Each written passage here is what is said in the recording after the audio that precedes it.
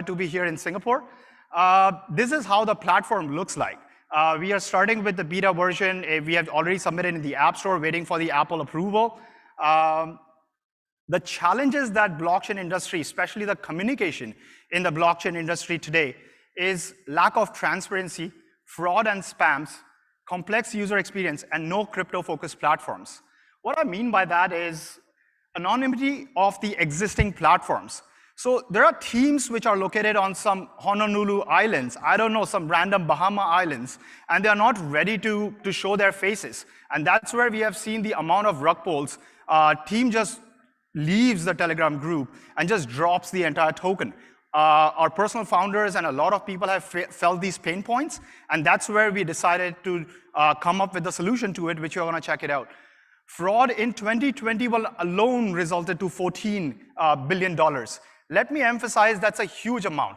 And that money belongs to all of us who are in crypto, who are crypto investors. So people who have not done enough research, they have ended up losing a lot of money, and the proof is right here. There's a lot of complex user experience. I'm going to go into detail once I move forward. And as I already mentioned, no existing platforms are crypto-focused or blockchain-focused. They were there, and that's how people just decided to start using it, but they were never crypto-focused. Let's see what we have done here. So our team has come up with some solutions. We have user verification programs. In terms of, we want to ensure that users are humans. We do not allow third-party bots. We do not allow spam accounts. We do not allow multiple accounts. So the idea here is to authenticate a user in the least rigorous manner and still make sure that you are who you say you are. Spam prevention, we have our own spam prevention mechanism. And user experience, I'm going to again talk about it, how we have simplified the entire platform where you can connect with real people. You can connect with real projects and benefit the most out of it. We are the first community building platform which is built for blockchain, by blockchain people. Just to give you a bit of comparison of what we are dealing with today. If you see on the right, that's Telegram. I'm not sure how clear the screen is, but in any given group, there are lots and lots of deleted accounts. What they are doing is they're just sitting there and adding to the numbers of the Telegram groups. And that number game is something that we want to change. We just don't want people to just join your group and just sit there. We want real people. You might not have 20,000 people in your account. You might have 200 people, but those 200 people are genuinely interested and want to back your project. On the other hand, Discord, there are so many channels. Sometimes I don't even know which channel am I supposed to speak in because there's so much confusion happening on Discord. So that's where Connect to Crypto steps in. We have simplified the whole process, centralized the data sharing option, and everything that you need in a project is available right on a single screen, with an option to have an API with Twitter and Reddit. Where is the opportunity for such a market? As per the Crypto.com's global report, we saw an immense hype or immense growth in crypto owners from 106 million to 295 million users just in 2021 alone. What does that look like? A global research showed that there are over 3 billion people using messaging apps. Active monthly users with Telegram and Discord are 550 million and 150 million respectively. This morning I received a message from Telegram that their user base has actually increased to 700 million. So if anyone is using Telegram, just check it out. However, they still don't have any resources in place to protect the end user. The goal is just a number game. It's not focused towards protection of end user or protection of the projects. People just come in the group, spread misinformation, FUD. There's so much crap going on, pardon my language, because there's no sort of moderation happening there. So let's see how the numbers look like. What Connect to Crypto has done here is we have brought a lot of thought in creating a platform the way users want to connect, the way users, or the things users might need, a crypto investor might need with a platform. We have a dedicated trending page where you can find the next best project, which is vetted by our team. We have user authentication. We have in-app rewards, an option to monetize ads. So that's where our revenue comes from. Premium channels, AI predictions, and there's a lot happening. Again, we have a booth right around the corner, booth 24. Please feel free to drop by. I'll be happy to sign you up. Our beta will be out real soon. Who this app is for. So if you're associated with crypto, whether you're a BaaS, which is BaaS, which is a blockchain as a service, or you're an investor, if you're an NFT artist, if you're a crypto project influencer, or you want to touch base on metaverse, all of this information will be available and is available, in fact, on Connect to Crypto. So where are we right now? We are here in Singapore. So we are Crypto Expo Asia in Singapore, and we will be heading to Dubai after this event. We just finished up the event in North America. That's where the organization is based out of. And right now we have Collision, which is one of the biggest North American conference for fintech. Lots of incredible things planned for Connect to Crypto. And that pretty much concludes my presentation. Again, if you guys have any questions, please feel free to drop by our booth, and I'll be more than happy to answer anything. Thank you guys, and wish you all the best for the day. Thank you very much. Ladies and gentlemen, one more time for Rahul Sharma. All right. Very cool. Now, coming up next, we have another speaker who's going to come up and share with us on the topic of stable coins, the bridge to digital value. Now, this is going to be done by James To. James To is a business development director over at CoinStore. CoinStore is on a mission to disrupt the crypto industry by bringing in fun to finance. So they are your financial arcade where people can see complexity, they can provide clarity. So James To, a little bit about James To. James To has a decorated banking career in the financial services industry for more than 10 years. And in the course of his career, he has covered both B2B and B2C sectors consisting of high net worth businesses with top commercial and private banking institutions, both overseas and in Singapore. Ladies and gentlemen, it brings me great joy to bring on stage Mr. James To.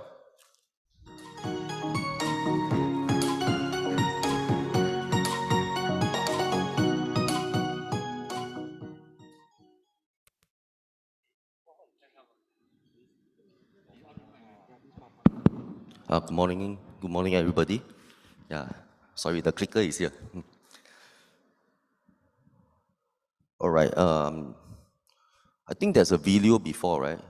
Okay. Sorry.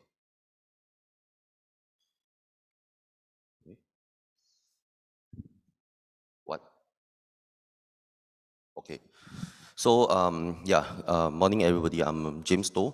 I'm the Global Business Development Director of CoinStore and Exchange. Okay, we are currently at a very violent and turbulent moments for crypto market. In fact, global. We have pandemic. We have high interest rate, inflation, property crash, and even like war. For the current situation, it's not really being helped by the recent 7 of, sorry, this one, not on. Give me a second. All right, wait for it. I think they are fixing the slides. Okay. All right. Okay, so there's a lot of people asking whether is this the right moment to invest if, let's say, they want to keep their crypto assets. Where should they be keeping in? Is stablecoin the solution? A good place for you to keep your crypto assets? Okay, I would like to actually bring this topic to you guys. In order to better understand the current situation, where to keep your crypto assets, it is best to understand more regarding stablecoin, and hence I want to bring this topic to you guys. Crypto assets has been actually built to act as a medium of exchange. All right. But however, initially the first crypto assets is Bitcoin, but due to the high price volatility and also the lack of price stability, it has not really been a very good kind of crypto assets for people to really keep their funds in. Like for example, BTC actually has a very big swing in the year of 2017 when it hit 20,000 and fall to 3,500 in December 2018. Okay. In order to understand cryptocurrency better and also to use it as better as a medium of exchange, the world has come out with stablecoin.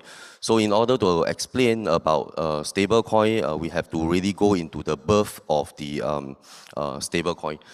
The first stablecoin was Big USD, launched in 2014, and later on it was replaced by USDT in July 2014. It was launched by Big Phoenix. Okay, subsequently, cryptocurrency actually, the stablecoin actually grow. There's mass adoption, grows steadily, and in fact, in October 2020 to October 2021, it has grown exponentially to 500%. In fact, this year in February, it has hit 180 billion mark. Okay, there are many users and use case of stablecoin. Firstly, of course, is to minimize volatility. Initially, when Bitcoin was used as a medium of exchange, like for example, many industry or many companies has been using this as a way of transaction. But however, because of the volatility, company like Steam, the gaming company, has removed away. Have stopped using BTC as a mode of exchange. Okay, so stablecoin actually provides a very will try to reduce the price volatility, and hence this is the use case of actually stablecoin. Of course, there's also a lot of staking functions and platform. The interest can be actually as high as 5% to 20% per year if you stake your stablecoin. And potential use for everyday currency. Actually, like for example, in 2021, Visa and MasterCard has launched payment cards that support USDT payment. And there's actually a very good channel for people to use stablecoin on the day-to-day transaction. Of course, there's more and more people using stablecoin as a form of transfer and for payment and to send to like family. I'm sure many of you here has used Western Union before. Western Union's price is about $10 per transaction. However, more commonly, Western Union is a mode of remittance for like domestic helper and also construction workers and maybe the lower income group people. And if let's say you want to make transfer to like a bigger amount, you can always use bank transfer like internet banking.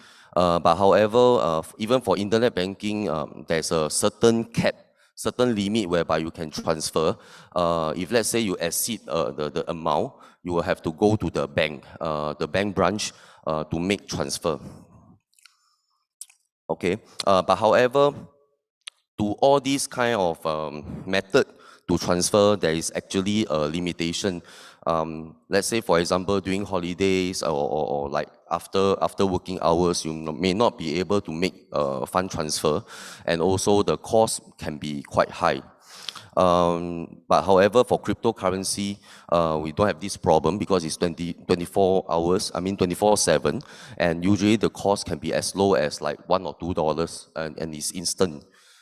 Okay, and also at the same time, like for example, in other countries like Nigeria, I got a colleague that informed me that over there, cryptocurrency is very important, like stablecoin, because their banking system in Nigeria can, for overseas transfer, it can take as long as like 10 days, 7 to 10 days. the fee can be as high as 10%. So that's why for a lot of other countries or other regions, stablecoin is, or rather cryptocurrency transfer is actually a matter of life and death. But of course, last but not least, there's I'm sure maybe some of you here are like businessmen that owns like business all around the world. So for cryptocurrency is a form of very convenient payment for monthly salary. Let's say, for example, if you are using the normal bank transfer method, you need to go to bank to set up a gyro or standing orders for payment on a monthly basis. The cost is quite high, and if let's say you want to track back to a previous record, banks typically will have like 5 years periods whereby they keep your records. But after 5 years, you may not be able to access to the records. But for cryptocurrency or rather stablecoin payment, you can actually set in your smart contract for recurring payment on the first of every month. You can do that, and the smart contract will automatically help you to make the payment on a monthly basis, so you can scale your business globally. So this is what some businesses are doing, and a very obvious benefit and advantage of stablecoin. Okay, so let's go through maybe a few categories of stablecoin. Firstly, the most common one is the fiat collateralized stablecoin. Is usually 1:1 ratio backed by reserve currency. Currently, the most common ones are USDT and USDC, which is dominating at 2/3 of the total stablecoin market shares. Other very common ones are like PEG dollar, Gemini dollar. Both are regulated by New York State Department of Financial Services. And also you have XSGD stablecoin, which is licensed by Expo, licensed by MAS. Okay, so these are the common ones, the first type of stablecoin. The second type, which is also on the market, is commodity collateralized stablecoin. So they are actually pegged to the value of other commodities. Example like gold and silver, precious metal, oil, real estates. One of the example for the gold peg stablecoin is DGX, and the gold is actually stored in the vault of Singapore. The other type of like commodity, common one is SRC, which is backed by a portfolio of Swiss real estate.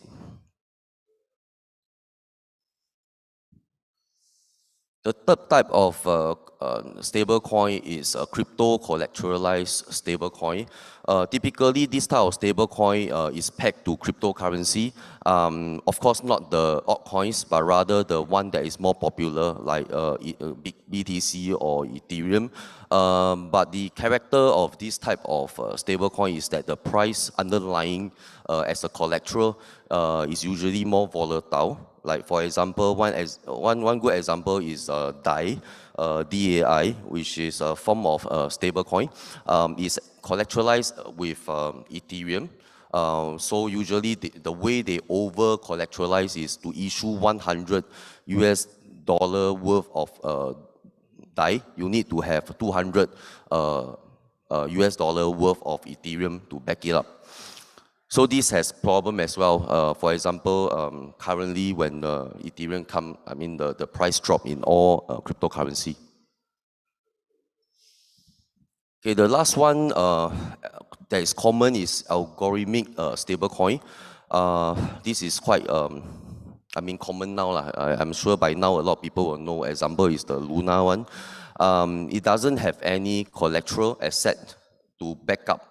But rather they are tied to algorithms. For example, if the prices of the stablecoin increase, the smart contract will just automatically release more coins to reduce the price. So it's basically regulated by market demand and supply.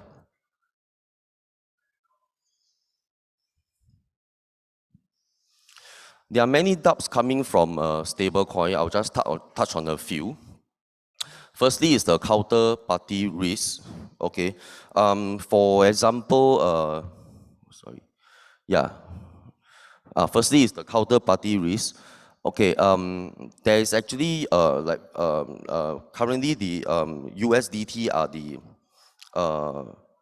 okay, there are, like for example, many of the currency that is pegged to fiat are not fully audited.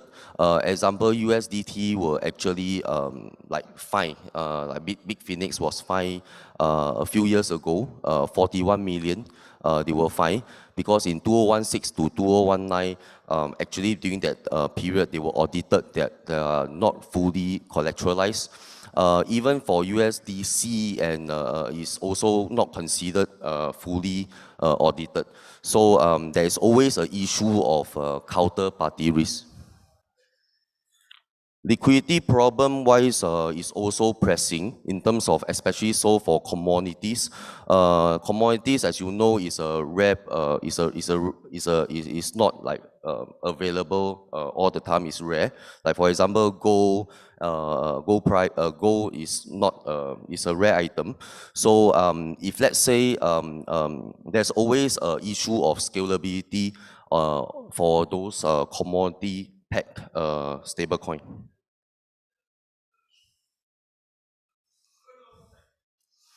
Of course, another issue that is limiting the mass adoption of stablecoin is the lack of awareness and understanding of tokens because many of them are complicated and hence there's a lot of people still sitting on the fence and not adopting like stablecoin. And government concerns, there's a lot of people that try to push for the mass adoption of stablecoin, but however, from the local governments, they are worried that this will affect the fiat currency, the use of fiat currency, and also cause it to depreciate. So there's always this struggle between local governments and like to be very mindful about the widely use of stablecoin. And recently, China actually launched digital yuan to combat the adoption of USDT because a lot of Chinese crypto traders, they tend to actually keep USDT and send out funds using USDT remittance. Because as you know, there's actually currency control. So China launched their first digital yuan, I think early this year, a pilot project by them. The purpose is to clamp down the use of USDT stablecoin, and there's worries that because the usage of USDT is so huge among the Chinese people, it may affect the cryptocurrency market if, let's say, there's lesser demand to USDT.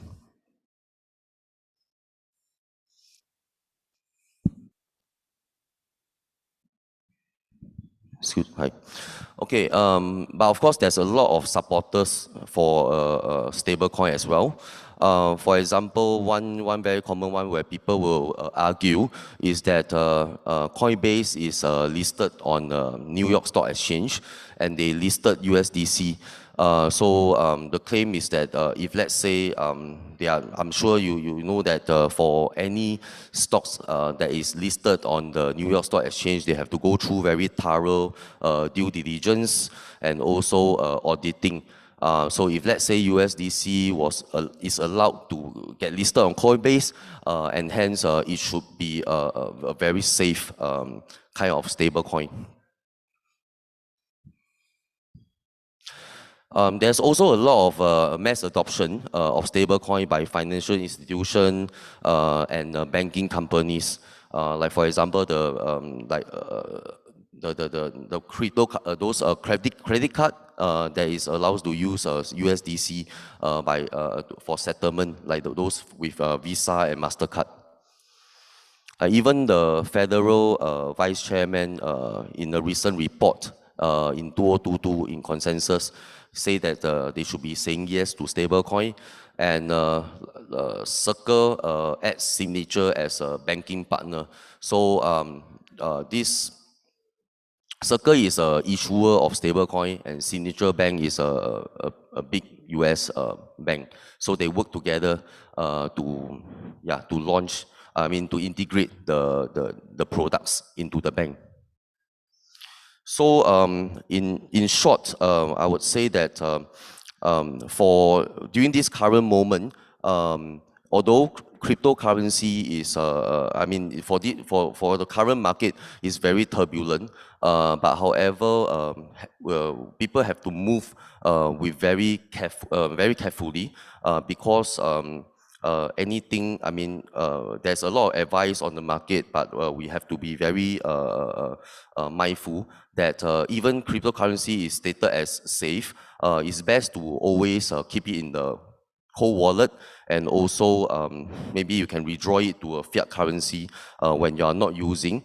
And also as CoinStore, we do not really invest customers or rather traders or projects money on other platform for staking or leverage. Okay, we will always keep it into a cold wallet. 99% of the funds are actually kept in a cold wallet on a daily basis, and we do not like speculates the investors' money for those that actually keep in our wallet. So we are more interested in the growth of projects to grow together. So if let's say there's any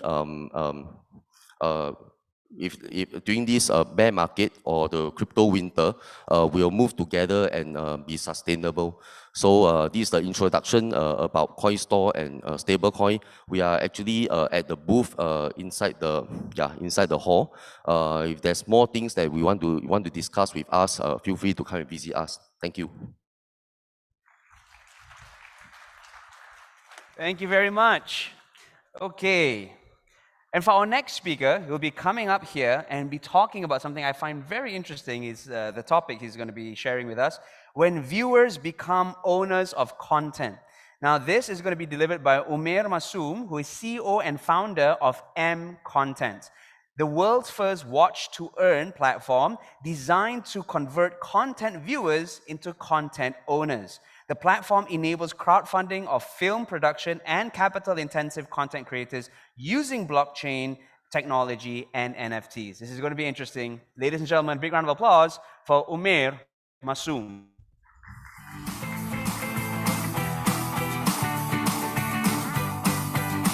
Hey everyone. It's kind of cold here, especially for someone who's coming from the heat of Dubai, right? So yes, as per the introduction, you guys already know my name. I'm Umair. The topic that I've chosen today is actually very interesting because it is about the viewers. And when it comes to the content industry, I think there's a misconception because people are unable to understand the real power center for the content industry. And I would like to just start by asking some of you, who do you think is the most powerful entity or individual within the content industry? And when I say content industry, I'm talking about digital content, I'm talking about film, TV.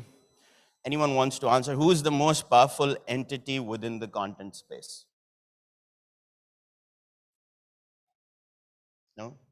Is it the producers, directors, the studios? Anyone wants to take a guess? Okay, it doesn't seem like anyone wants to. But okay, so I'll just tell you the most powerful entity is the viewer, right? Because if the viewer stops consuming content, regardless of whatever you're doing, how good your studio is, how good your director is, how good the writer is, and how prolific the stars or the actors and actresses is, if the viewer is not with you, people will not watch your content, right? Because at the end of the day, it's all about the eyeball, it's about the viewer. And every disruption that has happened within the content industry is driven by the viewer. The fact that the behavior and the requirements of the viewer have evolved over a period of time. People believe that technology is the disruptor. No, Technology is only the facilitator. The real disruptor is the behavior of the user, which is the viewer in this case. So if we look at how the content industry has evolved over the past 100 years, there used to be a time until the 1940s when people used to consume content primarily via newspapers and radio, and that was the core form of consuming content, right? And at that time, the viewers, they had a need, and that need was to consume content audio-visually. They couldn't consume content audio-visually, and that's when TV and cinema came in. That was the disruptor, and everything before that was irrelevant, right? However, here, now with TV and cinema, there was a problem. The problem for the viewer was that, yes, they could watch, but they could not choose what to watch at what time, at the time of their choice, right? And that is where video on demand came in 2010.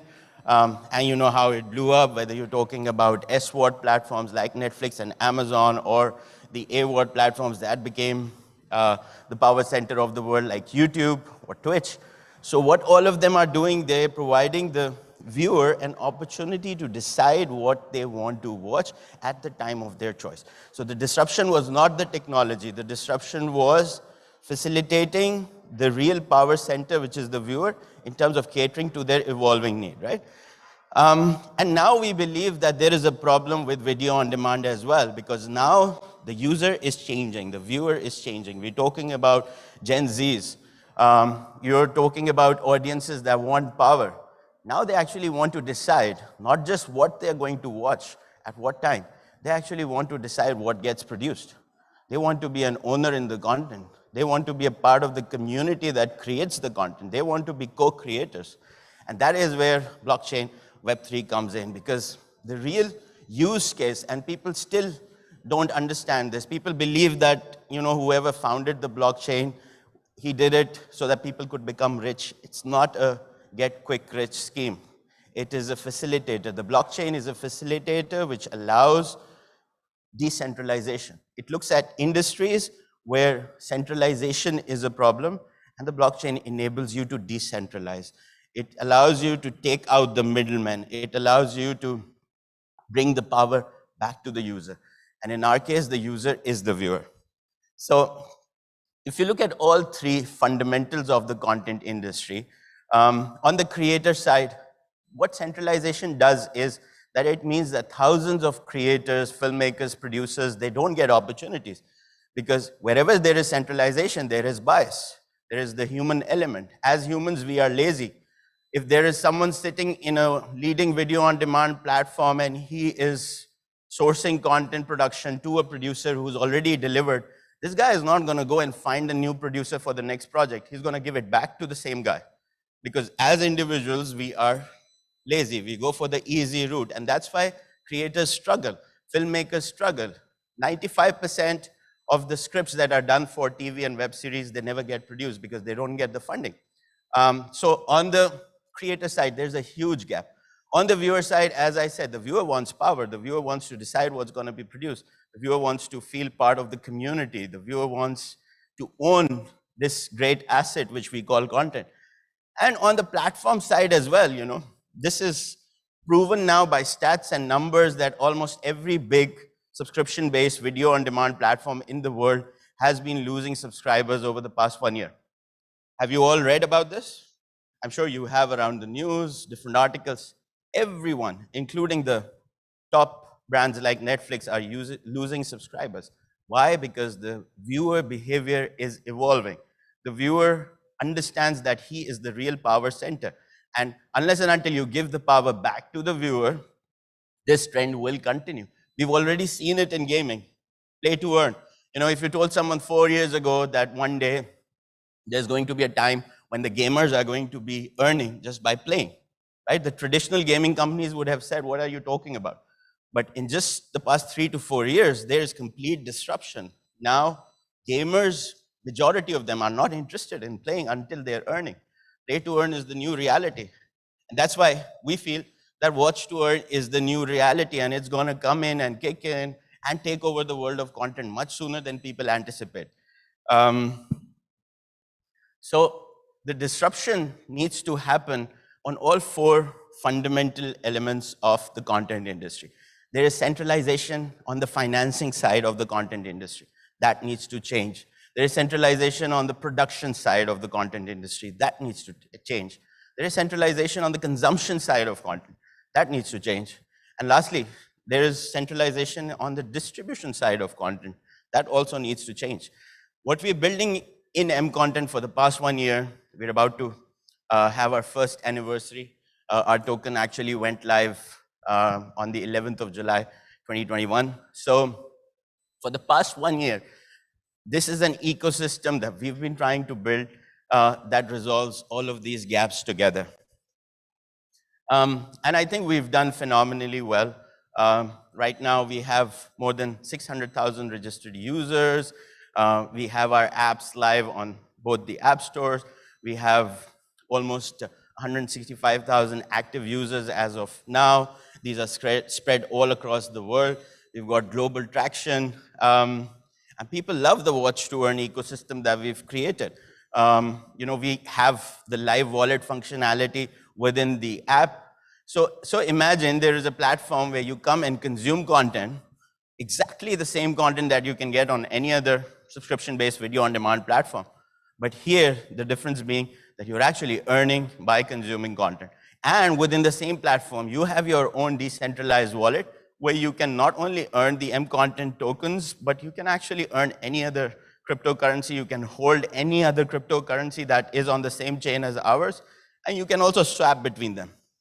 That is, the way I look at it, projects like these are the ones that need to be encouraged by the overall crypto and blockchain industry, because these are the ones that are going to bring in mass adoption. Because what you're doing, we have actually created a product whereby a daily consumption product, which is TV, film, cinema, we brought it to the blockchain industry in a way that it is going to create so much mass adoption in the time to come. And that's why I say these are the kind of projects that need to be supported by the entire industry. Our achievements are, again, in terms of how we've penetrated globally, in terms of how popular now we are across our social platforms. I'll just play this quick video with one of the most popular global creators.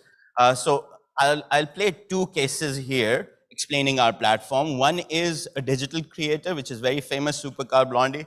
She tries to explain what our platform is. And then we'll do another video, which is a filmmaker, a very famous filmmaker who's got tons of awards under him from a market like India, which is big on film. And then he also tries to explain what M-Content is doing in his own way. So these two short videos I'm going to play. I hope you're going to enjoy them.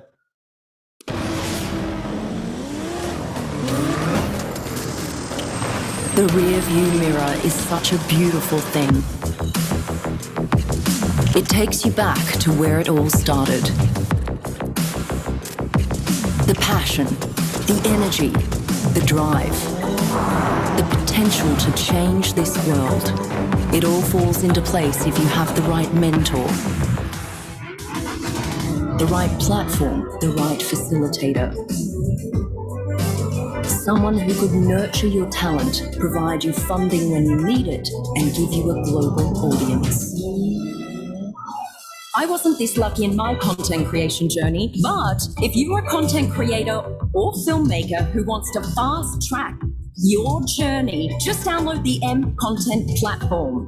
You can actually get funding for your dream project and get this, start earning from your very first view. You earn in M-Content digital currency, which has the potential to increase in value over time.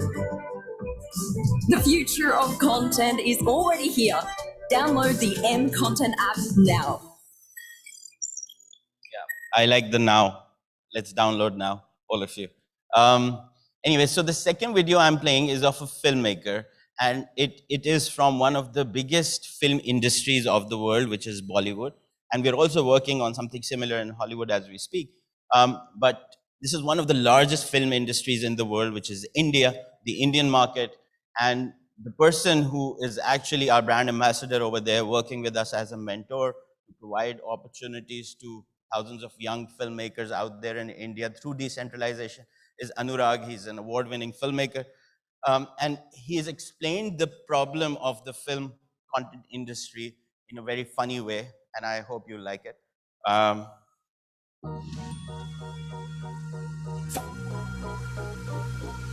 सलाम नमस्ते केम छो सत श्री अकाल क्या बताऊं भाई film मेकरों का हाल रहते हैं फिल्म बनाने को ये पैशनेट प्रोड्यूसर्स ने किया है बड़ा फ्रस्ट्रेट और फिर हीरो विलन का सारा सोना लेके शिप में जा रहा है विलन उसकी शिप पे मिसाइल की बारिश कर देता है डूबते हुए हीरो का ग्लोरियस स्लोमो ऑडियंस की आंखों में आंसू तभी स्क्रीन पे लिखा आता है WTF2 कमिंग सून पापा हीरो का रोल मैं करूंगा बट सर स्क्रिप्ट की डिमांड कैसे पूरी करूंगा जब तक इस देश में सिनेमा है ये फिल्म प्रोड्यूस नहीं करेगा ये निर्देशकों का लेखकों का फेट कहानी हाथ में लिए कर रहे हैं वेट कहानी में दम है लेकिन प्रॉफिट थोड़ा कम है सर एक बार फिल्म बन जाए सब हो जाएगा ना बेटा हमसे ना हो पाएगा सॉरी कॉम्बो अजीब है स्टोरी और सॉरी का स्क्रिप्ट को प्रमोटरों से कौन बचाएगा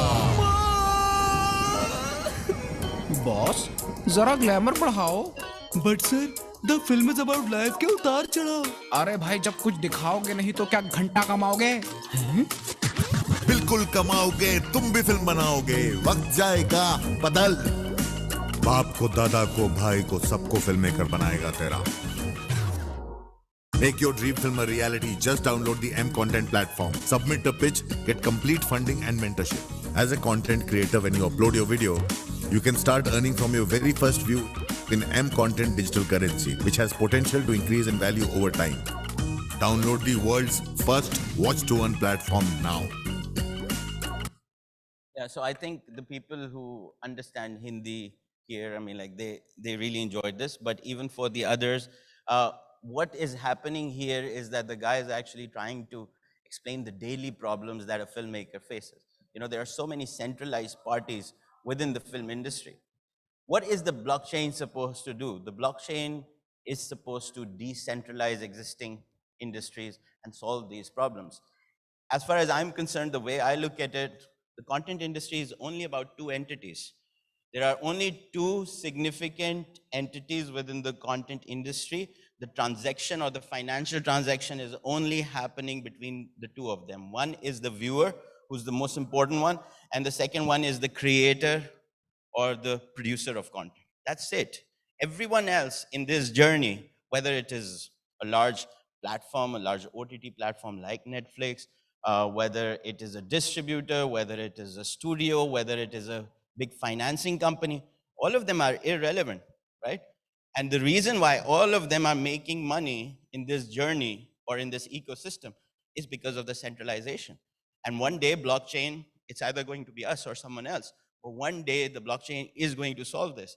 And the blockchain will make sure that there is a circular economy in which the entire financial transaction that is happening will stay between these two entities only. You know, on YouTube, is any one of you a YouTube content creator who makes content on YouTube, has a channel? No YouTubers here? Okay, so if you're, oh yeah, there you are. So do you get monetized on YouTube for the content that you produce? Do you see ads on your content or not yet? You do get some money, okay. Okay, so he's one of the lucky ones because I'll tell you that 98% of the YouTubers, they never make it to the level where they start getting monetized because you need to get to a certain level of subscribers, watch hours, they never get there. Secondly, the other problem is that what you don't know is that YouTube actually keeps 45% of the money that they earn on advertising. You only get 55, right? So with the blockchain, with decentralization, what we are trying to create is that even me as the founder of this ecosystem has nothing, has no power. That entire $100, if it's getting generated through advertising, is going to stay within this circular economy, which means that it is going to be redistributed between the creator and the viewer. Why should anyone else make money? There are only two entities that are important, right? And this was the disruption that Bitcoin did. People tend to forget why Bitcoin became successful. It's not because it went from $200 to $60,000. No, it's because they solved a basic centralization issue, which was P2P transactions. There was centralized parties that were controlling that transaction. The disruption that Bitcoin brought was that party A to party B, there's a direct transaction happening. No one can stop it. No one has control over it. It's only those two entities. And exactly the same thing we are doing with content. And you'll see how this industry is going to evolve and be affected by this disruption. So yes, we're doing a lot of content. It's not just digital creator content that we've produced. We've actually produced a lot of films. We've done some really popular documentary films, including the documentary film that we did on the Ripple versus SEC saga, which became extremely, extremely popular. We are producing the world's first animated cartoon series related to crypto. We're doing the world's first comedy show on crypto, which is like a Friends of crypto that is being produced right now in Dubai. We are working on our first Hollywood film. We are working on some short film projects in India, as I told you about.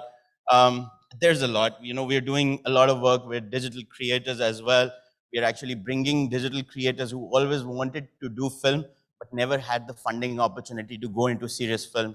And we are facilitating that transition as we speak. This is one of the most popular projects that M Content has done over the past 1 year. I'll just quickly play this.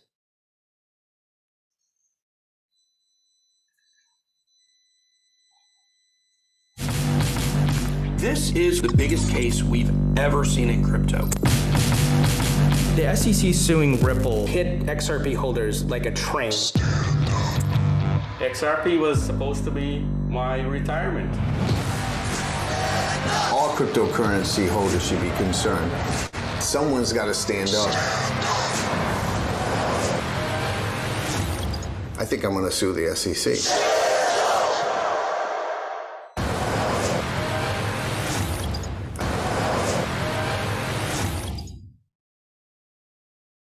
So yes, and there is a lot more, there's a lot related to Web3 because we feel the reason why we're producing a lot of content related to Web3 and crypto is because we feel there's a lot of mass awareness that still is required in the industry. We feel mass adoption is not going to come by people sitting on YouTube or Twitter and talking about Bitcoin charts going up and down. Mass adoption is going to come through genuine entertainment, genuine art. It's going to come through genuine content that we create around the crypto industry. It's going to come with film. So yeah, since I'm running short of time, so we have now almost 200 million plus subscribers in terms of all the creators who have moved on to our platform, who started creating their accounts and their profiles on the M content ecosystem. So it's growing really fast. Some huge partnerships in there. We've been talked about some of the largest publications globally over the past 1 year. I would just like to end with the Cineverse, because again, we feel that even the cinema industry needs a disruption. Why does cinema have to be consumed in a cinema? And we've done this experiment where we've created a Web3 cinema. We've taken it to places like a beach, schools, colleges, places where people with limited abilities or disabilities are actually studying, and we've provided that cinema experience to them. And the scalability of cinema on Web3 is huge. And just before I end, I would like to ask one of you to volunteer because we would like to showcase the Web3 cinema here. My colleague Frankie will just come up. So just one volunteer. If quickly, I just want you guys to see what we've created in terms of the tech. Okay, so we're running short of time, but you can come to our stall at any time, and all the guys are there to show you the Cineverse, and I think it's a very important part of what we're doing. Thank you so much. Thank you very much. One more time for Umair Masoom, ladies and gentlemen. Very fascinating topic of making people who watch content into people who can earn from their content. All right, coming up next, here to share with us on Terrarium Technologies, we have R.D. Price, the US Head of Marketing. And Terrarium is a centralized multifunctional Web3 exchange for desktop, iOS, and Android applications. Terrarium Exchange provides users with deep encryption, multi-layer security, and a transparent platform to trade, swap, buy, and sell crypto. Ladies and gentlemen, without further ado, Mr. R.D. Price.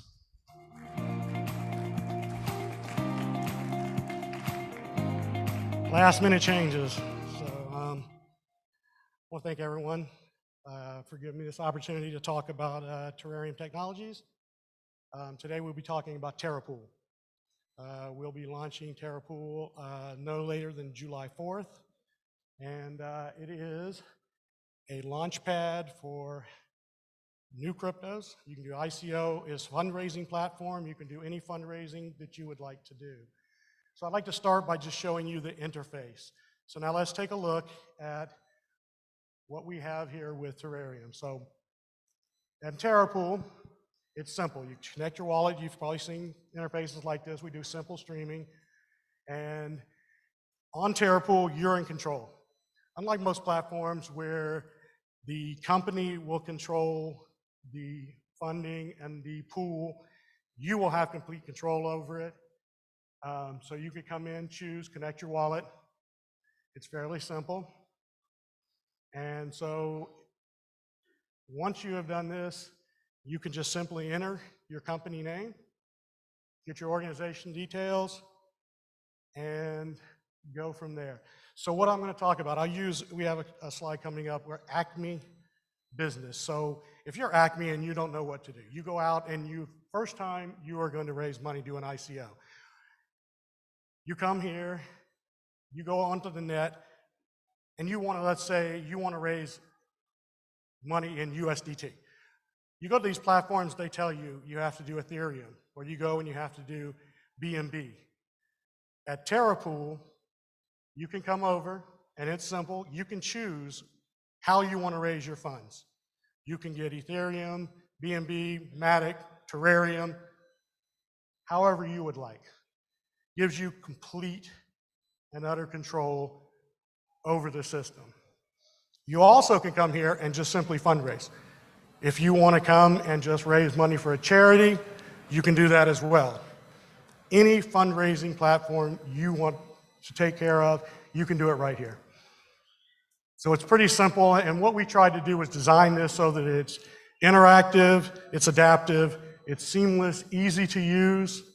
A lot of people can get confused. We wanted to make it a little bit familiar too, because new companies come in, they get confused when they go to sites. So we really wanted to make this as easy and simple as possible for the new user. So let's take Acme as well and say they know nothing about crypto, but they have an idea, a very innovative idea, and they want to come into the crypto space. You can come to TerraPool, and the team behind TerraPool will create your chain for you, create your token, your contract, set up your website, and give you everything as a turnkey process. As soon as it's done, put you into the pool, turn the keys right over to you. It's really that simple. And the other thing is, on the other side, as an investor, you want to come. We have a multi-layer KYC that has to be done so that you feel more comfortable and confident putting your funds into this pool. Because that's really what it's about, is security, and we want to make sure that everyone is there. And I want to also just remind you that we also, our primary business is as a centralized exchange. But as we came along, we found the need.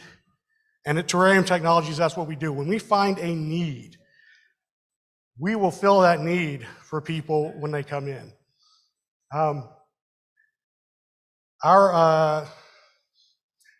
This keeps going, it's looping on me here. So the one important aspect here is to know that we want people to be able to have complete control over their money, not having it the other way around. Right now, if you go to a site and you want to raise money, they're in control of the money. And at the end, they will just turn the money over to you. You will have a soft cap. If you don't meet the soft cap, you don't make the ICO. That won't happen at TerraPool. And the big kicker here is, as a startup, we all know if you're starting a business, money's important. Crypto's important. All your funding is important. So the kicker here is that you can do all of this at TerraPool for about a 60 to 80% discount over the industry standard right now. And this is what I wanted to talk to you about today. I didn't have a lot because of the change. So I'm not sure if I have to fill up a little bit of time for you, but it looks like I do. So I'll be happy to take any questions if anybody has them. I don't mind doing interaction if anybody has a question about TerraPool. It's not looking like it. So I will go ahead and tell you a little bit about what will happen when you come in and raise your funds. The big things, I'll reiterate. You have complete control. It's simple and easy to use. It's adaptive, responsive. You can raise funds in any stable coin you want to raise. You're not limited. You are in control. You come here, you tell us what you want to do, we'll make it happen for you. If you are a new company and you haven't made your contract, built your website, you just have an idea, you have some good programmers, and you want to find someone to help you out with that, the Terrarium team will take care of that for you. Here at TerraPool, they'll take it, they'll build your contract, they'll build everything out, your website, everything you need, your logo, anything you need to start that business, we will take care of for you. And then as soon as we raise the money, as soon as everything, we'll just turn the keys over for you. It's simple, it's a turnkey process, and we can do that for you right away. Okay? So I want to thank you for letting me come and tell you a little bit about TerraPool. And I want to invite you to come and meet our founder and CEO, Milton John Matthew, at booth number 53, and our co-founder, Dr. Romana Garmacetti, and CFO. Again, we're at booth number 53. Please stop by, ask any questions you want to, and look forward to seeing you there. Thank you, guys. Thank you very much. Ladies and gentlemen, Artie Price, thank you. Very interesting on TerraPool and Terrarium technologies. And now coming up, we have a speaker from Malka Amit. Malka Amit is a very interesting platform because it keeps your digital assets safe with a global network of high security vaults, secure transport, and logistics. They are trusted by investment banks and digital asset custodians alike. Ladies and gentlemen, all the way from Malka Amit, can we please give a big round of applause for the Managing Director, Mr. Charles Turner.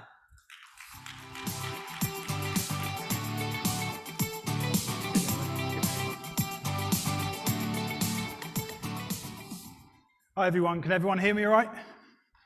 Take that as a yes. Very good. All right, so good morning everyone. Is it still morning? It is.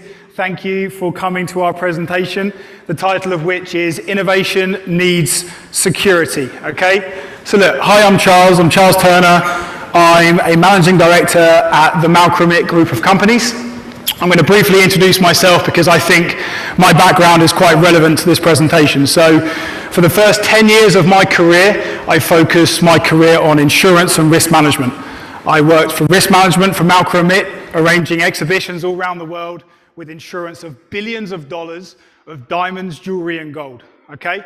I then moved to a company called Marsh, world's global largest insurance broker. Some of you might have heard of them, where I led the Specie team there, working with Lloyd's of London and the insurance market.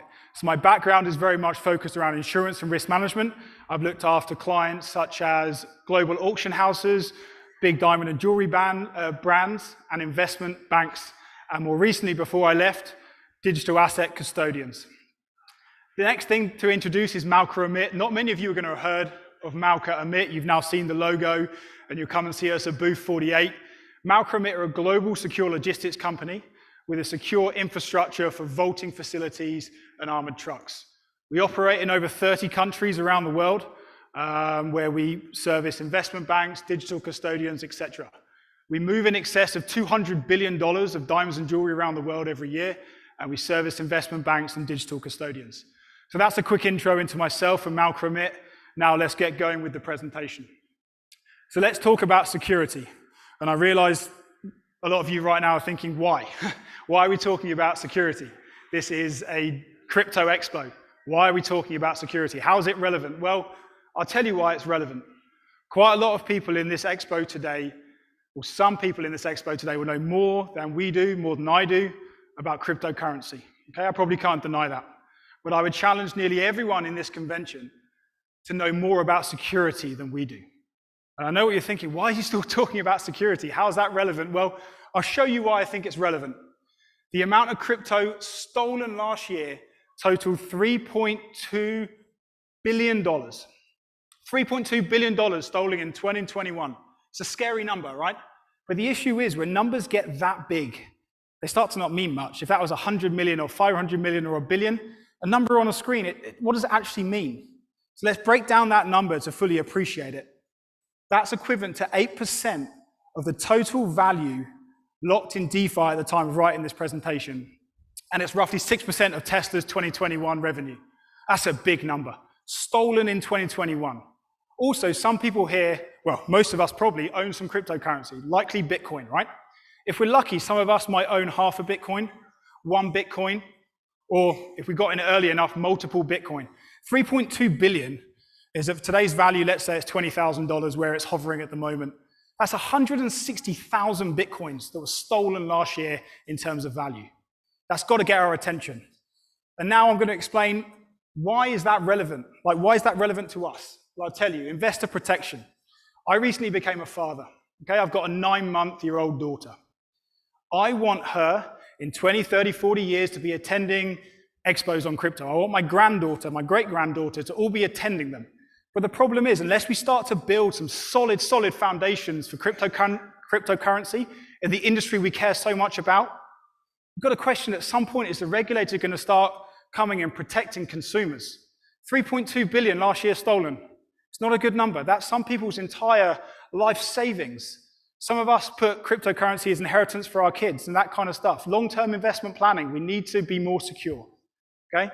So in our opinion, unless we work on security, which comes with insurance, I'll touch on it in a minute, unless we start to focus on that, we're going to limit the widespread adoption of cryptocurrency. In our opinion, innovation needs security. So how are assets being stolen? Quite a lot of you probably already know how, right? It's by people not properly securing private keys and seed phrases, leaving them exposed to hackers and thieves. Okay. In addition, a lot of people are still storing them on hot wallets. Now, I'm not saying hot wallets are bad. Hot wallets, they serve a good purpose, right? You want to trade cryptocurrency in half a second, fine. Have it in a hot wallet.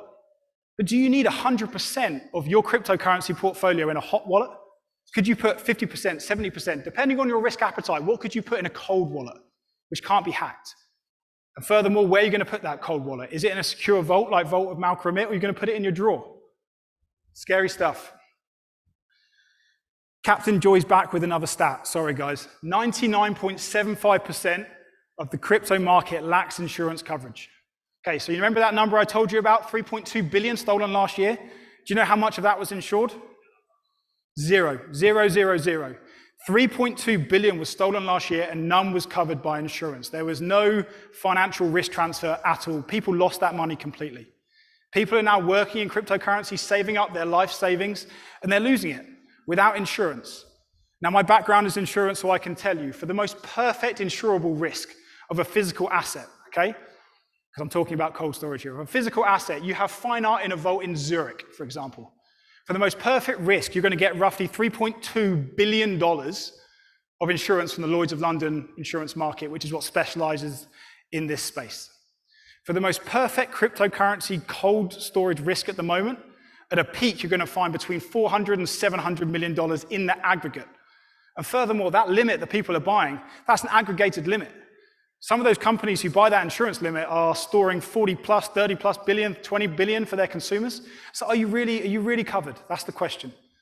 So we need to properly protect our assets and insure them.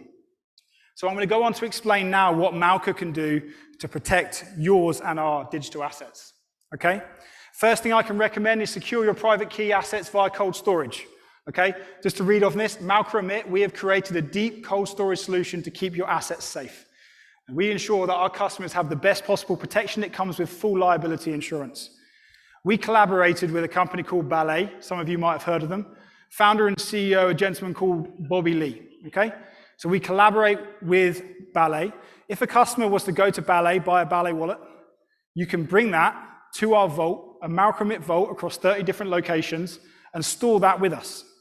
Okay, you can store that with us, but what's unique about that is it comes with full liability insurance. Right now, it's not unique to put a cold storage device somewhere and keep it secure. That's not unique. What's unique is the liability insurance. Okay, whether you want $1 million, $5 million, $10 million of insurance, that's what we can provide you as a full liability coverage. What's unique about this? We've all heard the phrase, not your key, not your coin, right? You want to put $5, $10 million on a device like this, you come to a Malcolm It vault, you put it in one of our global secure vaults to store billions in bullion for investment banks. You bring and you put this in one of our vaults, only you know where your private key is. You know, I can say, oh, my private key holding $5 million is in London. Great. You're the only person who can access it. Okay? And furthermore, you have full liability coverage. And the liability coverage is dollar for dollar. So what does that mean? It means that if I buy an insurance limit for 10 million, and someone comes and says, hey, how you doing? I've got 20 million of Bitcoin. I'll say, great, good for you, you're very rich. Let's go and buy you some proper coverage. Put that in our vault, I will go and buy an additional $20 million so you can store your item with the peace of mind that it's fully covered against physical loss or damage. Okay? So that's our first product. The second one, we're not here to compete with institutions. On the contrary, we're here to complement the industry. We'll work with anyone. Whatever it is, whatever you do, we have a solution for you. So if you're an institution, you're a custodian, you're an exchange, come and talk to us. We work with people already as our clients who secure you. I can't name names because of certain NDAs, but there is one article that was published by DigiVault. You can Google that. If not, check out an article done by The Block. You want to find, you're an institution, we can store in your vaults your shards and your sharding devices. We can store them to keep them safe in our vaults. We can geographically split them across Zurich, London, Hong Kong, you name it, we can spread it. Furthermore, in our vaults, we also offer key generation facilities. We have cubes where you can come and generate your keys. I don't know if many of us have seen Suits, the TV series, but the problem is if you've got someone like Michael Ross, when you're generating your private keys, he's going to remember and rob you in 3 years. Okay, so come and generate your private keys in a sterile environment, and at Malcolm It, we can offer them. Our first one just went live in London. Okay, so we've got a solution for you there. Our security checklist, okay, and this is just our opinion, but these are things we all need to consider. Secure your digital assets with a cold storage setup. No one out there is going to convince me or us that storing hot is more secure than storing cold. It might be more convenient, absolutely. If you want to trade 3 times a day, store it hot. But consider putting 80-90% of your portfolio in cold storage in a Malcolm It vault. I can tell you, for example, that there's someone from my background, I came across examples where someone had stored over $50 million of Bitcoin, okay, with a certain company, and he needed his seed phrase to recover it. Something had happened, it was a 2 of 3 setup, and they needed his. And they went to him and went, hi, yeah, you know that 50 million plus of Bitcoin you've stored with us? Yeah, I need your seed phrase, please. Why, what's happened? Doesn't matter, I need your seed phrase. Oh, okay, I don't know where my seed phrase is. What do you mean you don't know where it is? After a week of investigation, they found out that his seed phrase was on his iPhone, in his iPhone notes. And that's what unlocked $50 million. Madness. In addition, I can also tell you firsthand, without giving you names, that I know certain companies are storing millions of dollars of cryptocurrency on hardware devices they're carrying in their backpack. Now, let's consider it as cash.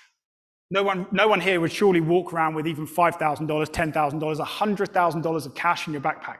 You wouldn't carry $1 million worth of jewelry in your backpack. Some of you might have a watch worth $50,000 if you're very lucky, great. But even if you have a watch collection of $1 million, you're not going to walk around with it in your backpack. It's madness. So why do we do it with cryptocurrency? Why are we carrying it around on our phones, on our wallets?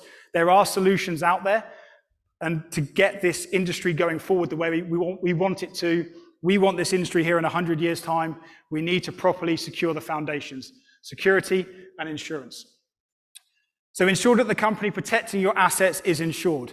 A lot of people say they're insured, but are they really? I can't say if they are or are not. I'm not their insurance broker, but I would ask them, are you insured, with who and for how much?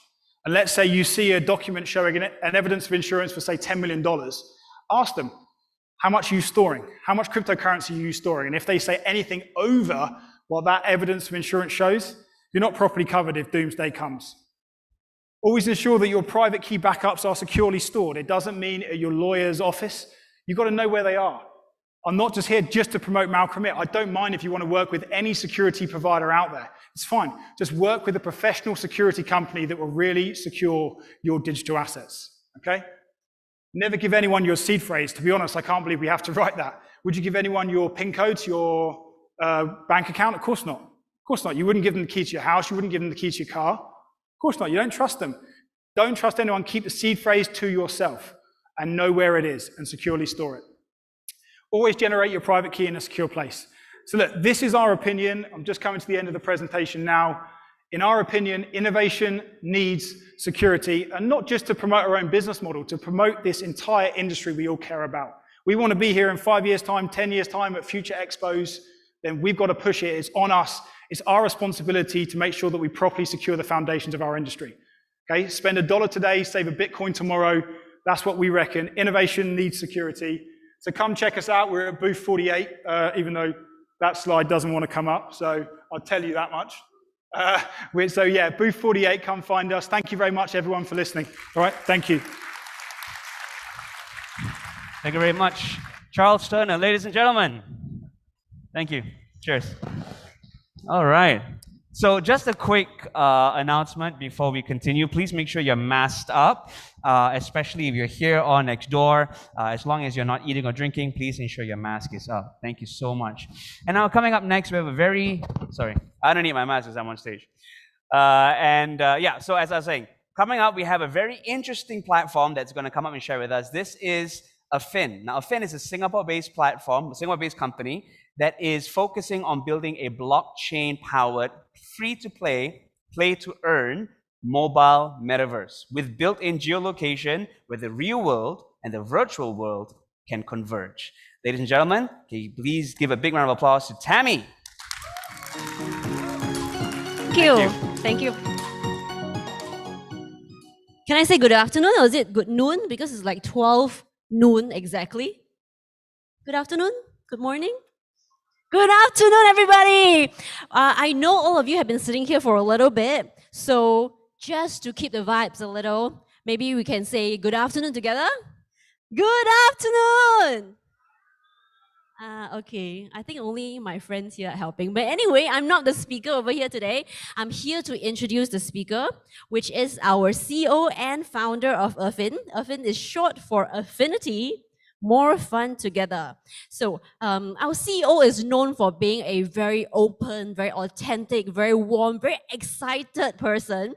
And he is just here very excited right now. And because he's a little bit stage shy, so maybe I can ask all of you to do us a favor and put your hands together to give a warm applause to Mr. Lucas Lee. Woo!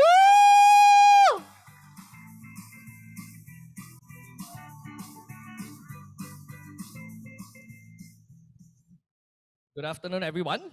So amazing to be here on this stage to meet everybody today, and welcome to Crypto Expo. So my name is Lucas. I'm a Singaporean, 34 years old this year. I'm the founder and CEO of Affin. And when it comes to crypto, right, my first foray into crypto was in 2016. How many of you exposed to it since 2016? Raise your hand. Anyone? Not much, all right? So in 2016, right, the reason why I came into crypto, right, was because everyone around me back then told me Bitcoin is a scam. They told me that Bitcoin is black money. It's used for money laundering, it's used for drug money, it's used for, all sorts of scammy stuff. So everybody around me told me that don't touch Bitcoin, it's backed by nothing, it's worth nothing. How many of you ever have friends telling you all this? Many of you, right? So when some people told me this, right, in my mind, I started thinking, that's opportunity. So even though I thought it didn't work, I didn't understand it, I still decided to buy it. Why? Because mine is buy now, think later. So for me, right, when I first came into crypto, I didn't understand it, and it was so difficult to actually buy Bitcoin. And we took an entire day just to figure out how to buy it. And we didn't buy Bitcoin because it was $400 per Bitcoin. We actually bought in this coin called Ethereum. How many of you know Ethereum? How many of you own Ethereum? right? So when I saw Ethereum, right, it was $10 per coin. And my mind is thinking, okay, with $400, I can only own one Bitcoin. But with $400, right, I can own 40 Ethereum. Better deal, isn't it? So I ended up buying Ethereum. And then I started discovering, there's another coin called Litecoin. It was $1 back then. I'm thinking I can now own more Litecoin. And then I started thinking, there's this coin called XRP, Ripple. Now I can own more Ripple. And the whole floodgate started when we discovered this exchange called Poloniex. Have you heard of this exchange called Poloniex? Back then, it was very popular. This guy know it. You know why? Because he bought with me. So when we discovered Poloniex, right, we discovered all kinds of different coins. Dogecoin, this coin, that coin, meme coin, shit coin, whatever coin. And our strategy was very simple. Buy now, think later. And what we did, right, was we bought every single coin in Poloniex. Can you imagine going to an exchange and buying every single coin there? And that was what we did. So we were very happy. We spent the whole entire day buying all the coins. And we had a bunch of coins with us, which does nothing. So we sit there, let it do, and we just forgot about it. In 2017 came the mega bull run. How many of you were here since 2017? Raise your hand. Some of you, right? 2017 was a great year. It was the epic bull run where Ethereum went from $10, to $400 in June, and it went to 1,000 plus at the end of the year, right? So for many of us, right, when we saw our portfolio, it went crazy. It was like to the moon, to the moon. So, of course, all these things were great and everything. But in 2018, right, it came the big crash and then the whole boring bear market. But for me, right, many people left the industry. They got bored of it. They lost interest. But I was obsessed with it because I saw the potential of this technology and what it can do and what it can become. And all these years, right, I was very active in the scene for the past 6 years, seeing the trends move from, your physical mining machine. How many of you got mining machine at home? Right, but back that was the old school one. Then it went to your platforms, your ICO, your digital wallet, your NFTs, your metaverse, your decentralized finance, and the trend keep on going. So there's a lot of technological advancement all these past 6 years. And there's so much innovative and creative ideas all these years. But the one thing that has not changed, in my opinion, right, is this 6 years is the fundamentals stayed the same. 6 years ago, people were buying crypto for what? Just to make money, right? For speculative purpose, for profit, for price go up, then you sell. 6 years today, how many people are buying crypto for the same purpose? It's the same thing, right? They buy it for making money, for profit, for speculation purpose. How many people are actually buying crypto for the purpose of using it? Not much, isn't it? So for me, right, in my opinion, all these years, I've always been looking for a company that could really change the industry, that can bring it into adoption.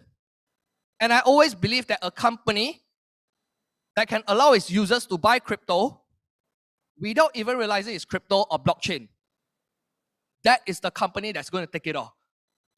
And that, in my opinion, that will become the Apple of blockchain. That will really lead the entire industry into adoption. So when I started Affin at time, that was 2020, mid-2020 during the COVID period. What I really wanted was to create something that could bring people together, to create fascinating experiences, to really have fun together. That's why the name is Affin. Affin is short for affinity.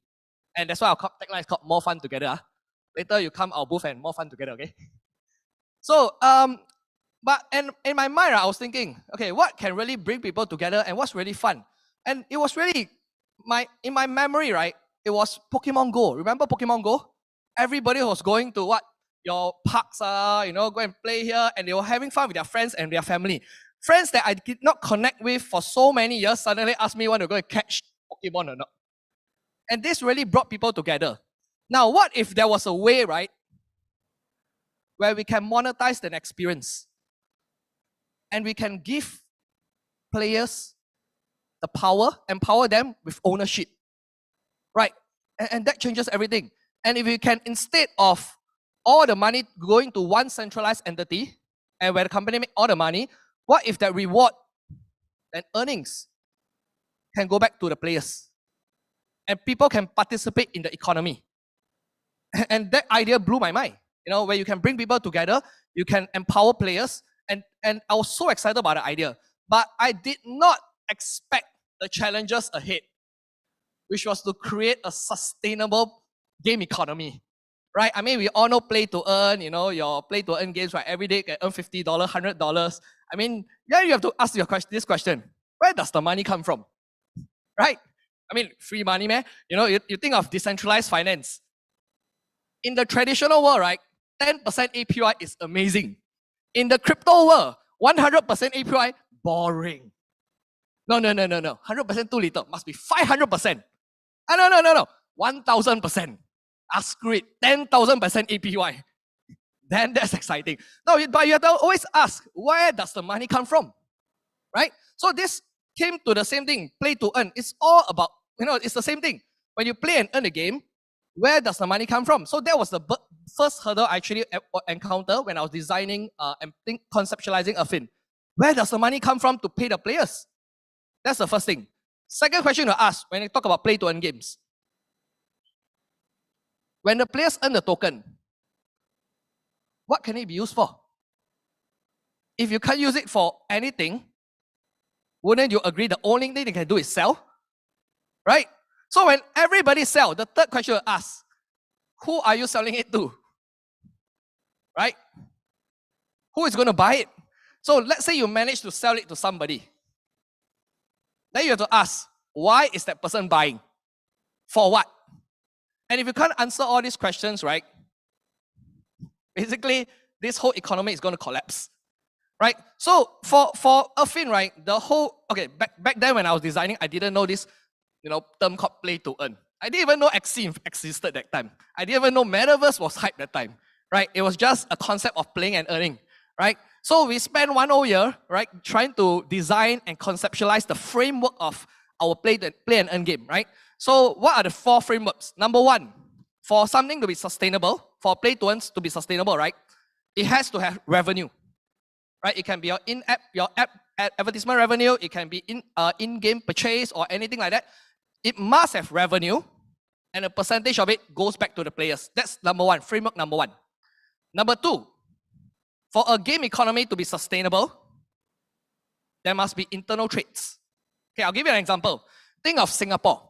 Imagine the government every day just print money, give the citizen, $50, $100, here you go, here you go, here you go. What does it even mean? Inflationary. It doesn't mean anything. It's just inflation. You're just printing money, right? So that is what most play-to-earn games they are doing today. Printing coin, give you coin. Printing coin, give you coin. What does it even mean, right? But what makes an economy thrive is the internal traits between citizens or players, right? And then, you know, if you spend in Singapore, got tax one, GST, right? So that is what also drives an economy. So for a play-to-earn game, it also must have internal traits. Internal transactions. The third framework is utility.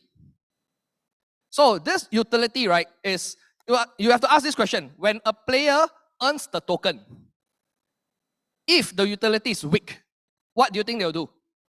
They sell, right? If they were to spend in the game, if it's weak, they'll sell.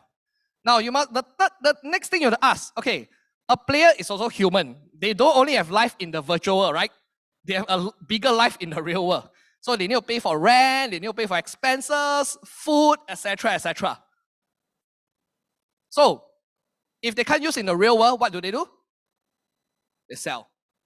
Now, so for us, right, in Earthfin, why we are creating something that integrates both worlds, the virtual world and the real world, is because when our players earn the rewards, we want to create utility strong enough that they also can spend in the real world. And not only just spending, it has to be more beneficial when they use our native token. Why? Because if I were to buy a plate of chicken rice in Singapore with fiat currency, $10, fiat currency, and if our token is also $10, the same thing, what's the point of the token? You might as well use cash, isn't it? Right?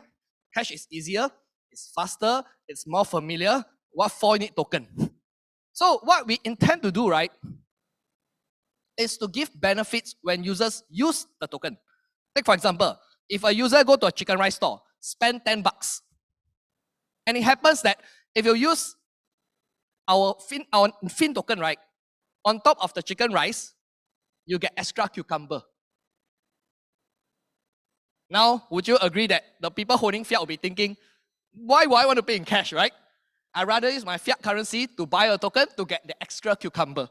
So things like that, extra benefit, this drives utility, and this drives actual real world demand of your token. And this is very powerful, okay?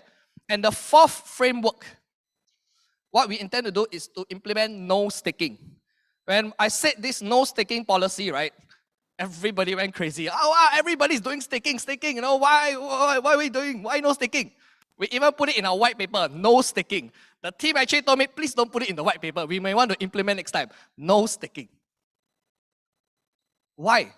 Because staking causes unnecessary inflationary bubble. And if you look at many play-to-earn games, right, not only are they rewarding the players with token and token and token, but they also give them staking opportunity. Taking a token to earn even more token. What the heck? So everything becomes inflationary. So all this, right, it becomes a short-term solution to trying to solve a never-ending problem, which is the bubble getting bigger and bigger, and it eventually collapses. So naturally, staking and all these rewards are very attractive in the short term. You can attract people in the short term, but eventually it will just collapse, right? And that is what we saw in the past few months, in the past few weeks. Am I right to say that? Right? So for Earthin, right, okay, our vision is big because we are not just building a play-to-earn game, right? Mobile geolocation, and where earnings earn in the virtual world, they can also utilize in the real world. And that, to me, it's really pretty exciting. Wouldn't you agree? Agree or not? Yes, right? So for us, right, we are excited of what's coming next. We are excited to launch our first ever NFT sale. And when we talk about our NFT sale, right, it will be on 6th of July. And this NFT is very unique and very special. In a world, right, you know Pokemon Go, right? You know Pokemon, right? So our characters are what we call buddies. Right? More fun together, right? When you catch them, they become your buddy. And this is your friend. And because it's an NFT, it follows you through all the games that we built, making it interoperable, making NFTs really NFTs. Right? If an NFT can only stay in one site, then you call it NFT for what? Right? So these buddies, right, the first set of NFTs we are launching are only 400 of them. And why it's unique? It's because it's the very first edition. It's what we call the Generation 0 edition. Okay, buddies, 400. And each of them have a Gen 0 symbol mark on them. Now, I'll give you an example why it'll be very valuable. You know Pokemon cards? Right? A Charizard foil card. Today, if you go and buy, it costs maybe $500-600. One card costs $500 to $600. One Charizard foil card. But there are Charizard foil cards, right, that has the stamp there that says first edition. And those first edition, just because of one difference in mark, that one card today costs $420,000. One Charizard card. All right? So for us, right, this is our very first set that we are going to launch, and it's going to be pretty exciting. Now, when we announced this buddies thing, the NFT sale, right, I myself also want to buy. Now, I was thinking maybe founder should have its own, benefit, right? And then after I was like, okay, very happy already. Then suddenly my father, right, tell me, hey, I'm your father, I should have one whitelist spot.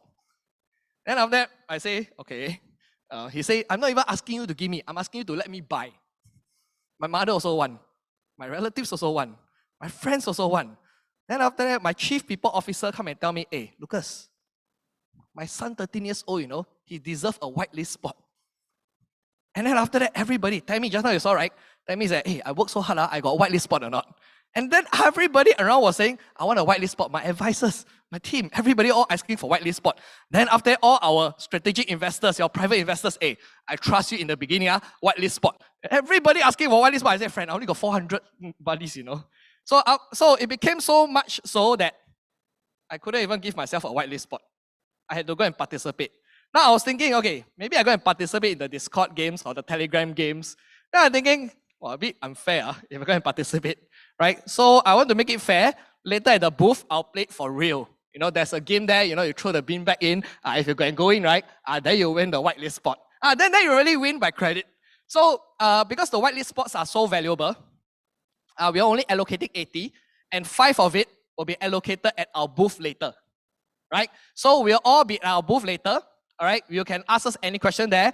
And if you are from the press, we are from the media, or if you're a journalist, we'll be at our booth, at booth 29. We'll be there, me and my team will be there to answer all your questions, okay? Now let me give you a glimpse of how our virtual world looks like, our metaverse Nexus world. Our metaverse name is called Nexus.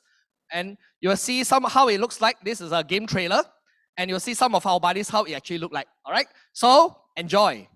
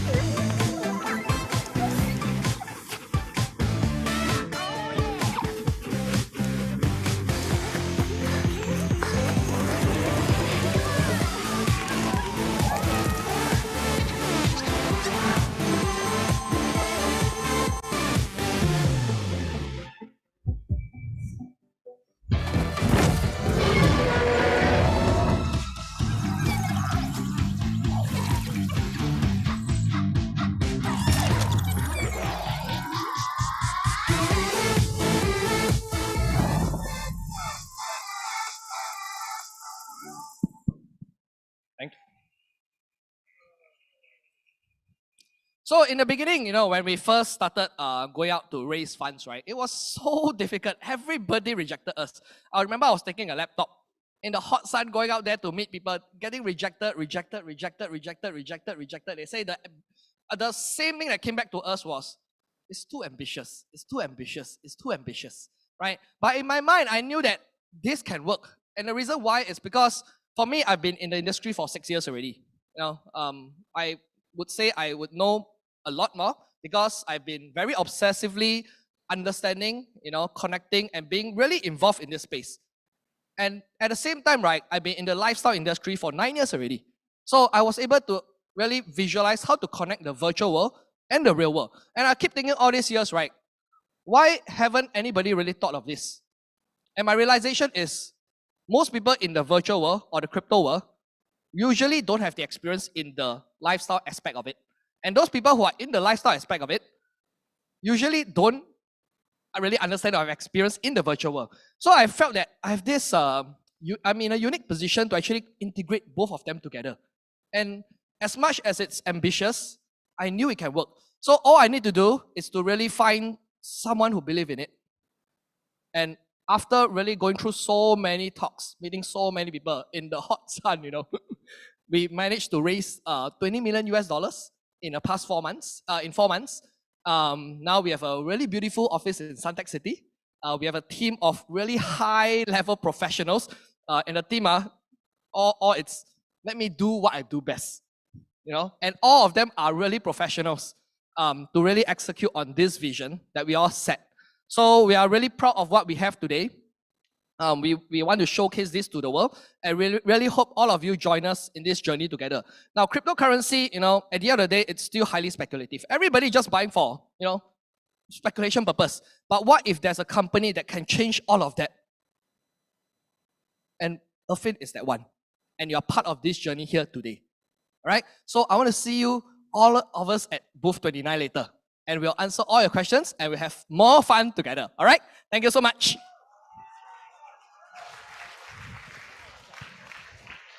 Thank you, Lucas. Like we mentioned, we are at booth 29. So basically, when you walk over, the first door next to this door, open the big booth, purple color, Affin. Okay, no longer here. So, for Affinians who are here, join us today. Thank you for joining this part of the section. We are having a photo session and goodie bags giving to all Affinians, and our Affin t-shirt also So for your friends who are here for Irvin, you can just go to the booth now and we can do our photo session and giving away the goodie bags. See you guys there, and thank you so much for your time, and let me hand the mic back to our lovely MC. Thank you very much, Tammy and Lucas. Big round of applause for Finn. Alrighty. Great start of the day so far. We are now midway through the program, and it gives me great joy to bring on stage a speaker from Advanced AI. Now, Advanced AI, they're going to come up here and they're going to share with us on the topic of community-led efforts in stopping crypto scams and shedding light on the travel rule. Please give a big round of applause to Advanced AI's Head of Solution Consulting, Mr. David Pan.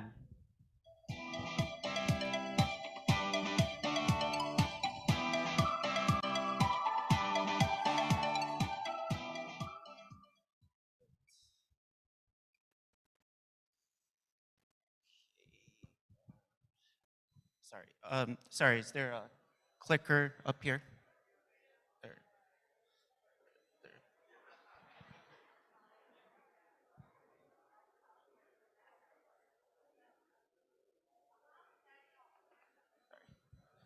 Sorry. Is this the green button? Okay. Sorry about that. Hello, everyone. My name is David. I'm from Advanced AI. Wanted to share with you a timely topic for today, and really that's on the crypto scams. You know, with recent volatility in the crypto space, I thought this is quite a timely topic. If you manage to stay around for the presentation, we have an NFT that you can claim at the end of the presentation today. Just a quick plug on the company and what it is that we do. We're really in the leading a way for a more digitally inclusive financial future through the use of artificial intelligence. We play in 3 spaces, from digital identity verification to anti-fraud solutions to our data intelligence. So within digital identity verification, we're looking at IDOCR, eKYC, so facial recognition, biometrics, liveness detection, really trying to understand who it is that you might be dealing with and onboarding remotely. Some of our customers, large financial services institutions, crypto exchanges, and we're also part of the Advanced Intelligence Group, and you would probably know us, you've seen Atomi, which is the now buy now, pay later company that's all over Singapore. So onto the topic of the day, crypto scams. So crypto scams has really been on the rise in the last couple of years. I think, you know, even with before the recent volatility in crypto, you know, the allure of stealing money anonymously is just too great for malicious actors. If you look at the most common type of fraud, that's actually investment-related fraud, because again, the allure of get rich quick is too good of an opportunity to pass up. If you think about it, according to U.S. Federal Trade Commission's report recently and published very recently, since 2021, $1 billion were lost and around 46,000 people fell victim to cryptocurrency scams. The median loss is around $2,600, and this is only the number that's been reported to the US FTC, so the actual number could be significantly higher, so this is an undercount. And what's really interesting about this is that the age group is from 20 to 49 years old. We're 3 times as likely to lose money. In fact, the people in their 30s are the hardest hit for crypto scams. And nearly half of people reported that the scam started as an ad or a post or a message on social media. And again, the allure is, you know, get rich quick. That's the theme. So then we have to ask ourselves, like, who is responsible to protecting us from crypto scams? Are they the community of users? Is it the exchanges? Could it be the technical solutions vendors that, you know, is at the forefront, cutting edge, and releasing solutions to help protect us? And honestly, the answer is, as you might have guessed from the title, it's all of us, right? All of us has a role to play in protecting ourselves from crypto scams. So as a community, as investors, as users of cryptocurrency, as gamers who want to get into GameFi, like the last presentation, what can we do to better protect ourselves? Because fundamentally, the primary responsibility is on us, right? And there are a few things, and I'll leave this presentation with you.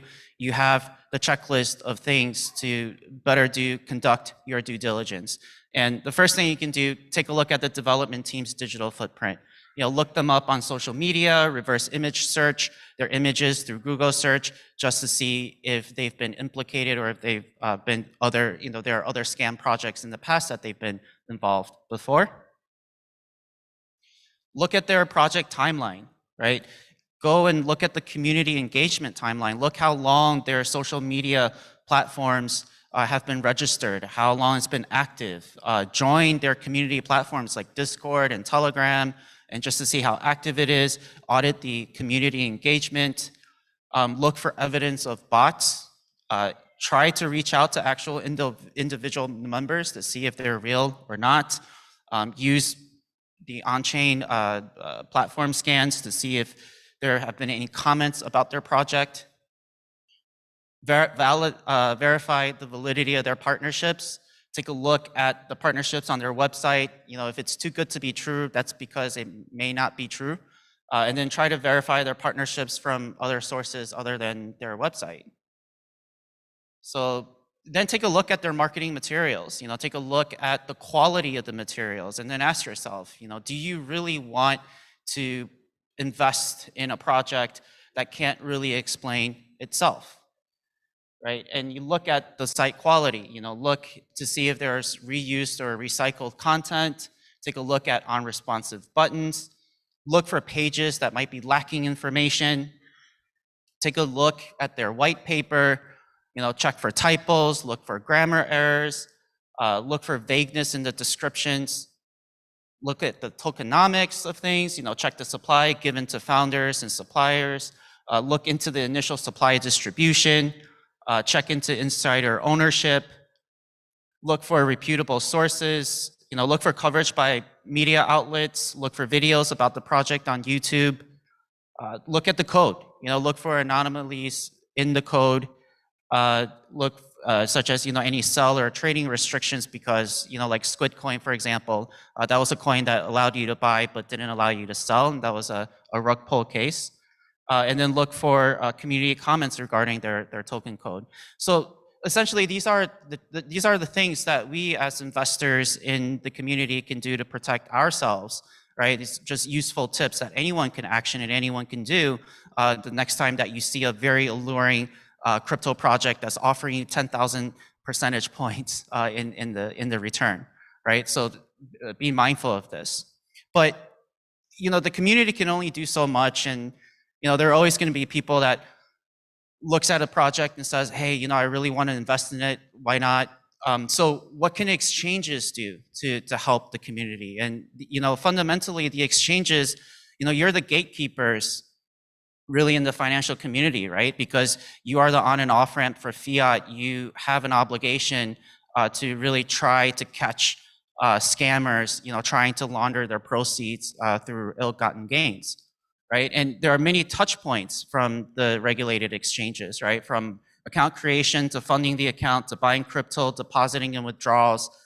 Each is a single touch point, and each time you really have to ask yourself, do you really know your customers? Do you know the wallet addresses that are interacting with your exchange?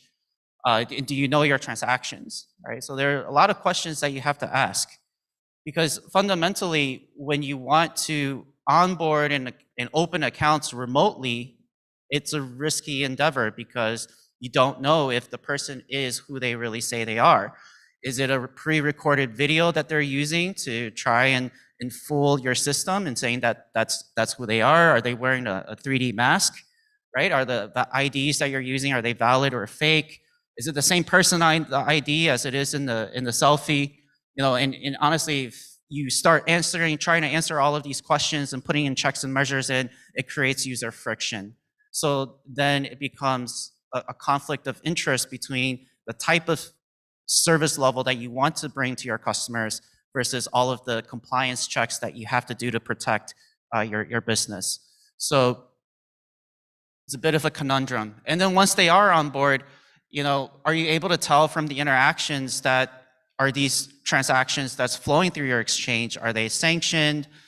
Are they at risk? Is it laundering proceeds from ill-gotten gains, for example? And honestly, you can't manually monitor all your transactions. Millions of transactions flow through every single day. $136 billion, $139 billion in crypto assets are traded daily, right? And there's millions of transactions on a daily basis. So how do you flag, all of the suspicious ones? Well, I mean, the answer is through technology, right? Through technology, you can track, trace, and monitor the interactions in really joining the fight to identify crypto scams, right? And trying to identify the scammers doing the ill-gotten gains. There are certain data points that you can pick up that's flowing through your exchange. For example, looking at the owner and address profiles, the destination of funds, the changes in risk, any significant changes in the balance of your customers. So there are a lot of things that through technology, the crypto exchanges can look to doing. And then of course, then the question to be asked is what can technical solutions vendors bring? But to recap for crypto exchanges, the checklist for community users is to do your own due diligence. And the checklist for regulated exchanges is to really know your customers, really get to do your KYC, know your institutional customers, get to know what their ultimate beneficial ownership is, look at AML screening, device fingerprinting, look at the email and telestatus checks to see if the email is active, can it be sent, the telephone number, is it active?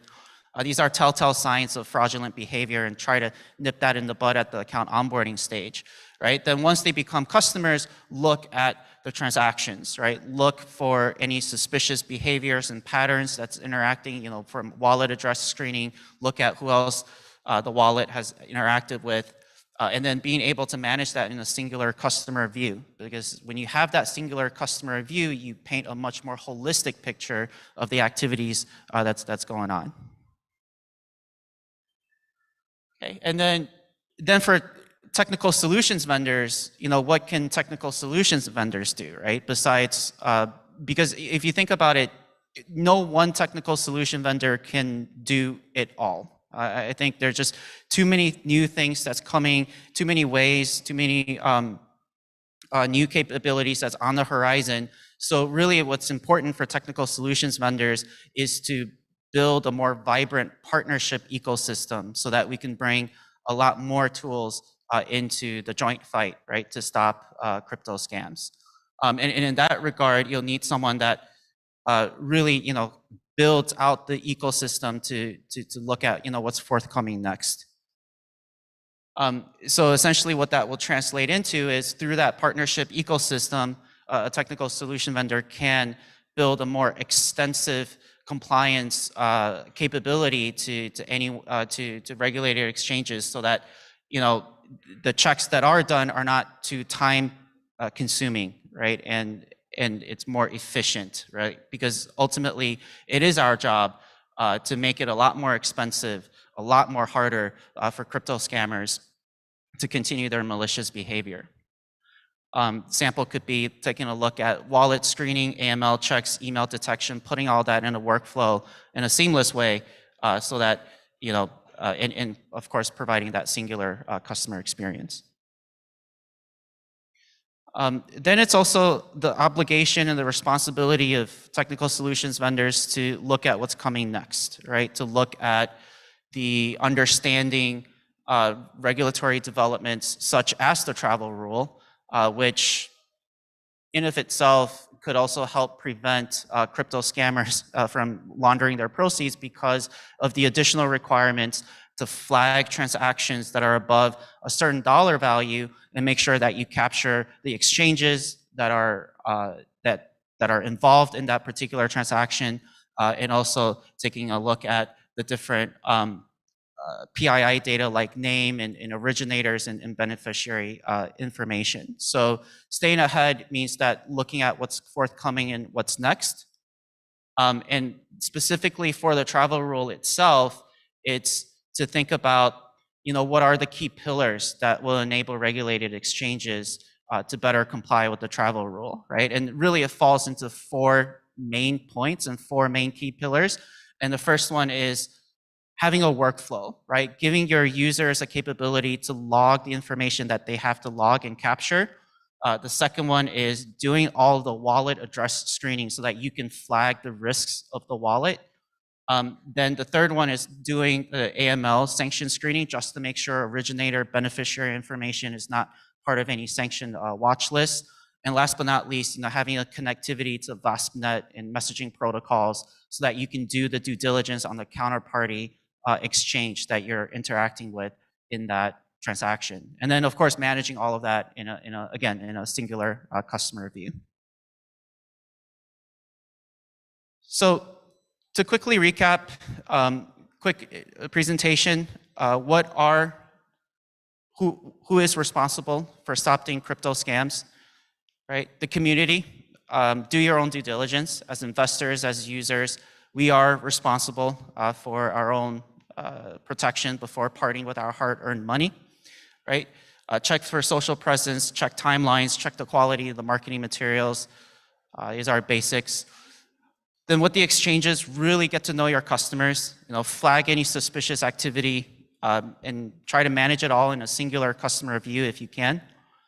And last, for technical solutions vendors, it's our responsibility to really stay ahead of changing regulatory requirements, work with regulators, become sort of that public-private partnership, and having the flexibility to bring together solutions from a vibrant partnership ecosystem, because again, no one vendor can do it all, and the world of crypto changes overnight. So we need to stay ahead of this, and we need to bring more tools to the fight, and doing it in a way that it's accurate, fast, and efficient in a really frictionless manner, because through all of this, what we can do is then, for the exchanges, bring them a very extensive end-to-end capability to provide a safe experience, safe and efficient experience for their community of investors, so that as the community, when you're investing and doing your on-ramp at the exchanges, you know that you're being protected and looked after. And really that kind of rounds out the community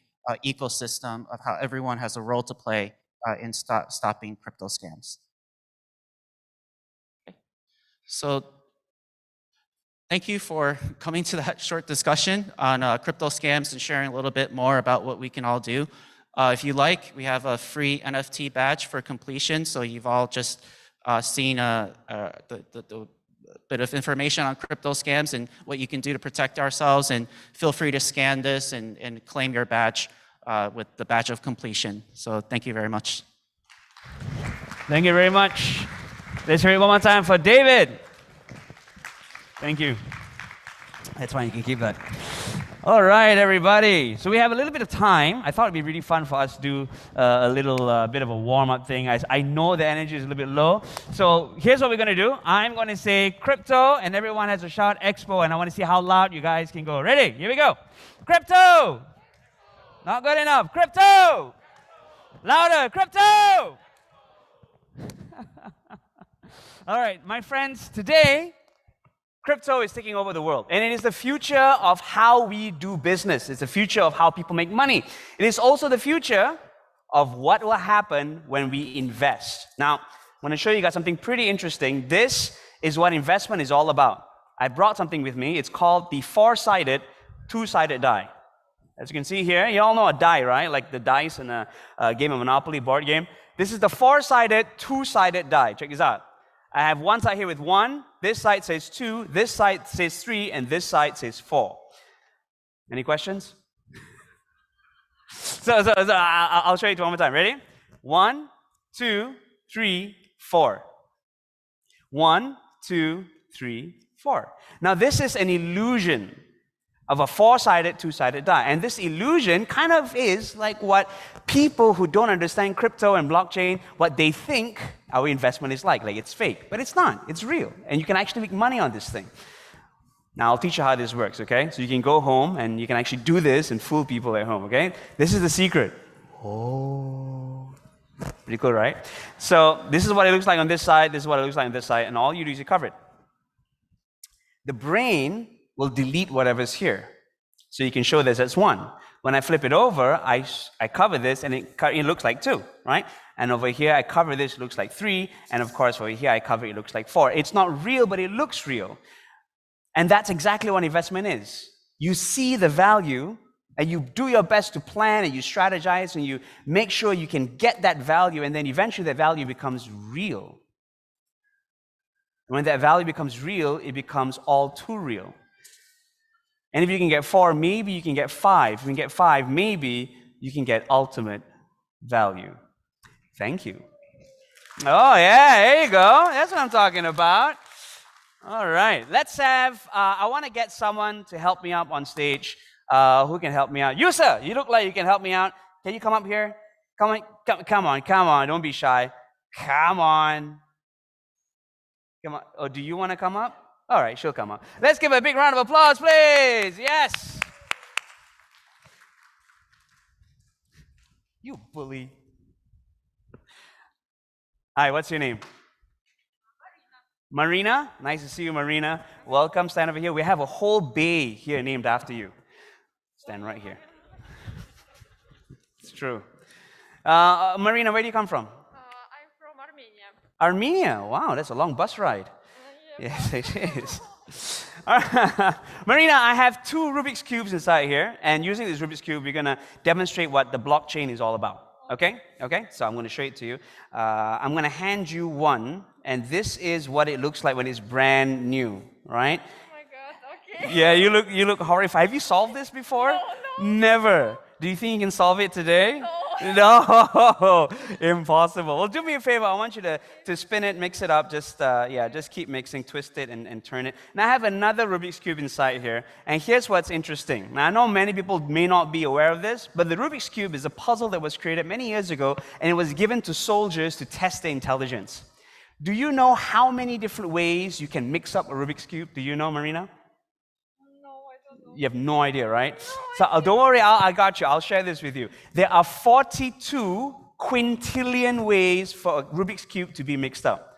42 quintillion. I Googled that. And before you Google what the heck a quintillion is, I'll tell you. A quintillion is any number with 19 zeros behind it. 19 zeros. So 42 and then 19 zeros, which means you can mix this up every single day for the rest of your life, multiple times a day, and before you pass away, you would still not have even reached halfway to the different ways you can have a Rubik's Cube. Now, Marina is mixing this up, and she's doing a fantastic job twisting it. Very, very good. Are you satisfied? You want to do one more twist? Are you happy? She's fine. Okay, I think she's sick of twisting. Marina, what are the odds? I have another Rubik's Cube inside here. This one is not brand new like yours is. This one is mixed. What are the odds that this one matches your cube? Just one side. No way, right? The odds of that happening are 43, 1 in 42 quintillion, right? It's impossible. And that's exactly what the blockchain is to a lot of people who don't understand it until they see the value. We have one side absolutely matching. Normally people clap at this point. Yeah. All the way from Armenia, guys. And here's the thing, one side is good, 2 sides is better. If you can get 2 sides, maybe 3 sides, maybe 4 sides, maybe 5, maybe all 6 sides. Let's give Marina a big round of applause. I thought you did very well. And that's a lot like what the blockchain is. It's very, very weird. No people don't understand it. They go, how is it? It's impossible. There's no way you can actually run finance transactions, trace financial transactions across the world and keep it secure. No way, impossible. Well, the blockchain makes everything possible. It makes what you and I believe to be impossible, very possible. Do you think you can solve this? No. No way. No way. And you've never solved this before. And that's what a lot of people think when they think of the blockchain. Impossible. What if I told you that you're going to solve this in front of everyone here on stage, and you're going to do it with your hands behind your back? Oh, really? You think that's possible? I already don't know what is possible. Do you believe? That's all I need is believe. Do you believe? All right, excellent. Take a step back. I'm going to show you. I'm going to ask you to twist this behind your back, but I don't want you to because I've done this before, hand on my heart, and someone dropped the cube, and then it was a huge mess. It was very interesting, but it didn't have the intended effect on the audience. So I'm going to show you how to twist this. Can you do it like this? Can you twist it like this? Can you do it exactly like that? Yeah, it's possible, right? Easy. Now you're gonna do this behind your back. You can do it forwards, you can twist it forwards, you can twist it left and right, up to you, all right? But up to you how you want to twist it, but just twist it like this. Got it? Okay, perfect. So I'm gonna stand. In fact, you can take off your mask. Go ahead, take off your mask since you're on stage and show everyone that this is Marina. Let's give a big round of applause one more time. Here you go. All right, and put your hands behind your back. Perfect. I'm gonna give you the cube. Feel that? Okay, start twisting it. Perfect. Keep going, keep going. Excellent. Now, as you twist the cube, I want you to imagine that all the sides are coming together, all the yellows coming to one side, all the greens coming to one side, all the white. Got it? Now, when you think you're done, stop. Okay? Are you done? No. Okay. Okay, now you're done. Do you think you solved the cube? Yeah. You think you solved it? Wow, I love her confidence. I love her belief. Ladies and gentlemen, I haven't been holding the cube. I've handed her the cube behind her back. On the count of 3, Marina, I want you to take the cube. I want you to hold it out in front of everyone and show everyone the impossibility of the blockchain. Ready? 1, 2, 3. Let's give a big round of applause for Marina. All right. Well done. Good job. You're shocked. I'm shocked. I think everyone's shocked. Ladies and gentlemen, let's give Marina a big round of applause. Thank you so much for helping out. Thank you. And we were having matching suits too. This is cool. This is cool. All right, ladies and gentlemen, we have our next speaker. Our next speaker is joining us here all the way from Bitmart Exchange. The Bitmart Exchange is a premier global digital asset trading platform ranking among the top 15 crypto exchanges on CoinGecko and CoinMarketCap. Coming up to share with us on the topic of crypto and financial inclusion, please welcome the director of Bitmart Exchange to share a little sunshine with us. Her name is Sunshine. Let's give a big round of applause for Sunshine.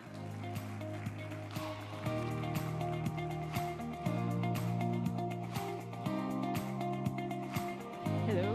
Hey, hi guys. Hi. So sorry. I literally just arrived maybe 5 minutes ago. I was on a train. Then I was planning, okay, let's make it here before 1 p.m.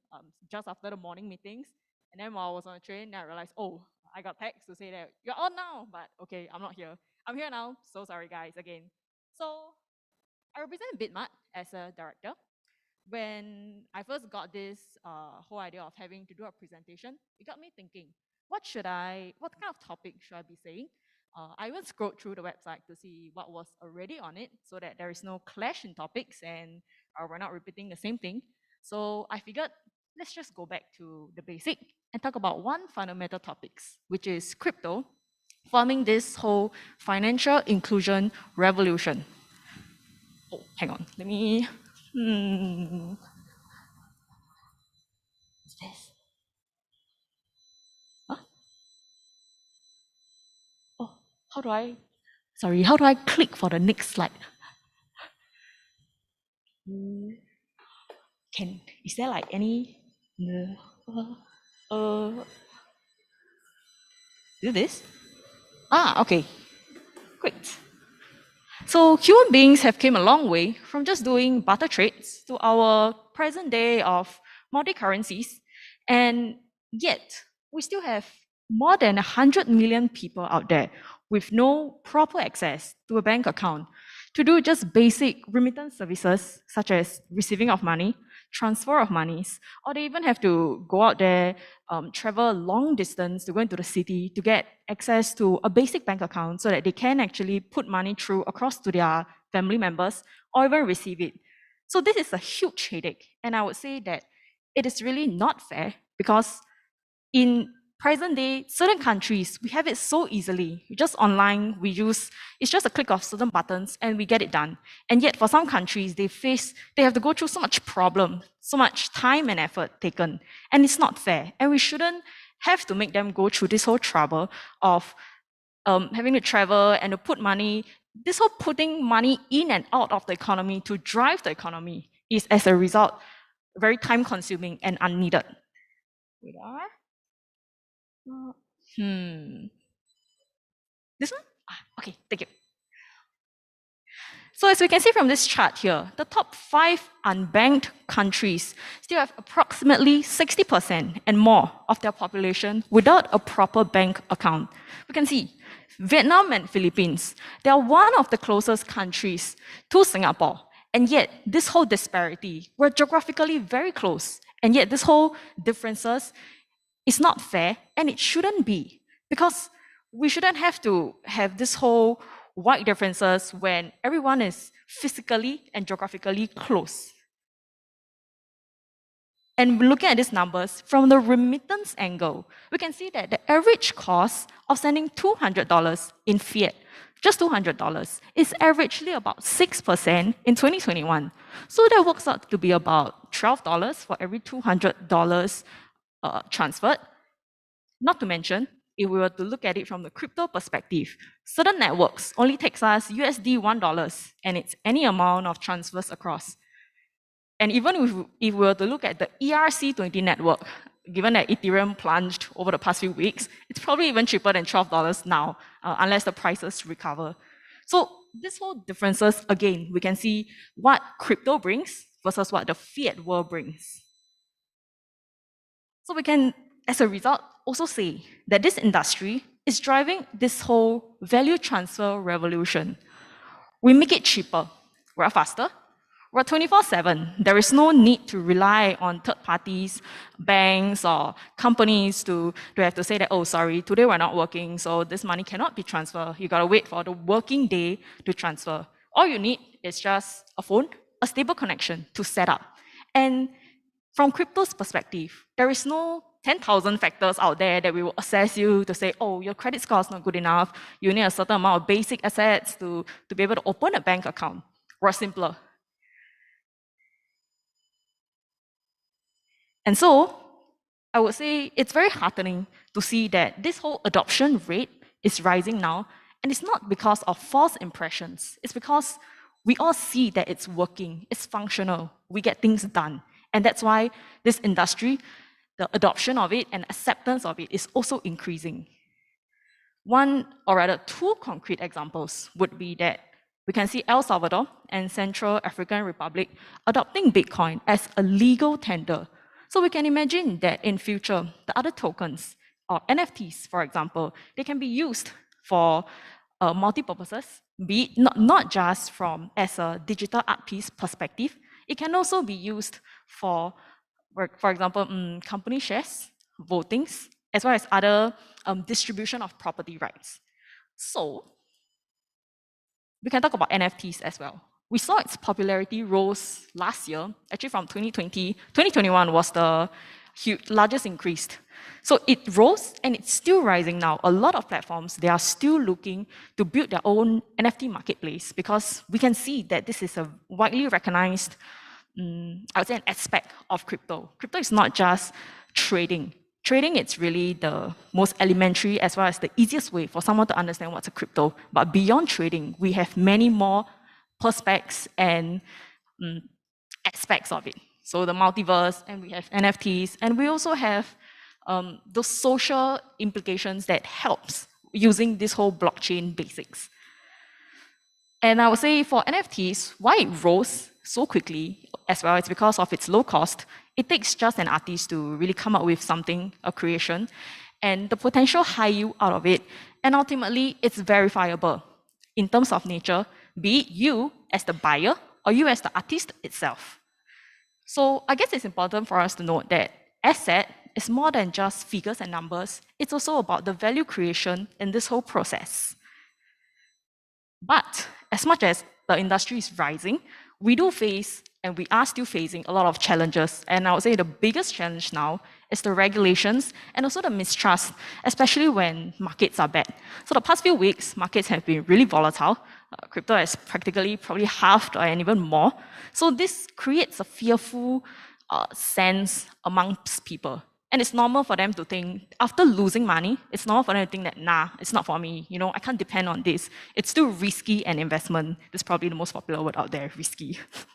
But even with all this risk, I would say what we really need is to have education and infrastructure so that when you know how to deal with a problem, when you know how to face what is new, you would know how to develop more out of it. And so despite all this education and infrastructure being needed in most countries with subpar monetary systems, we still face an uphill battle of absolute or implicit ban. So implicit ban is just governments not outrightly saying, oh yeah, sorry, you cannot operate here entirely. They just don't support it. You probably can't advertise too aggressively in it. So this hurts business development. As much as we try to want to develop perhaps the sport aspect or your futures aspect when you go into a country and then you realize, oh, it's a bit hard. The people there or the government there is not that supportive or not giving you a confirmed signals. So this is where things get stifled. It's not moving. So I would say the most important part is the countries and CX ourselves. We have to set sound standards to help those value transfer systems start running, and ultimately to evolve. And so as central exchanges, for example, like Bitmart and the rest, we are in this unique position to offer the unbanked and financially excluded a chance to have liquidity, value transfer, and also to be included this whole development. So one example would be Bitso. It's a Latin American exchange. So what they have done, just in 2022 itself, it's only half a year, they have facilitated in about $1 billion USD worth of crypto between Mexico and US. So it's just these two countries, and you can see this whole statistics. It's how helpful and how great it has been. So to sum it up, our industry has created this open and democratic financial system. As much as there are still skeptical people out there due to the circulated myths or misconceptions, it is on us to actually show them the way with sound systems. That'll be one. We need great user experiences on the app and on website so that people can know and understand. And lastly, we need impeccable customer service, because it is from there, when they have questions, when they are in doubt, we resolve it and we build trust out of it. And it's not about competition or outperformance against your traditional financial systems. We're here to give an alternative, and we are here to level the playing field for everyone. And that's all I have for today. Thank you.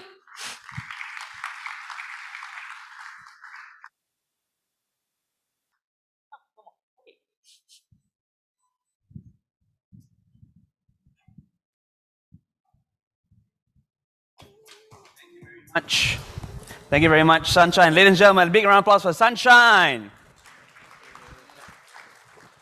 Okay, so we're going to run a little bit of a quiz now. We have a microphone that will be circulating to anyone who wants to answer. You just put your hand up. The microphone will come to you. Okay, so we're going to do a quick crypto quiz. If you know the answer, you put your hand up. We'll give you a mic. Okay? Okay, question number 1. What does P2P stand for? Your hands up if you got it.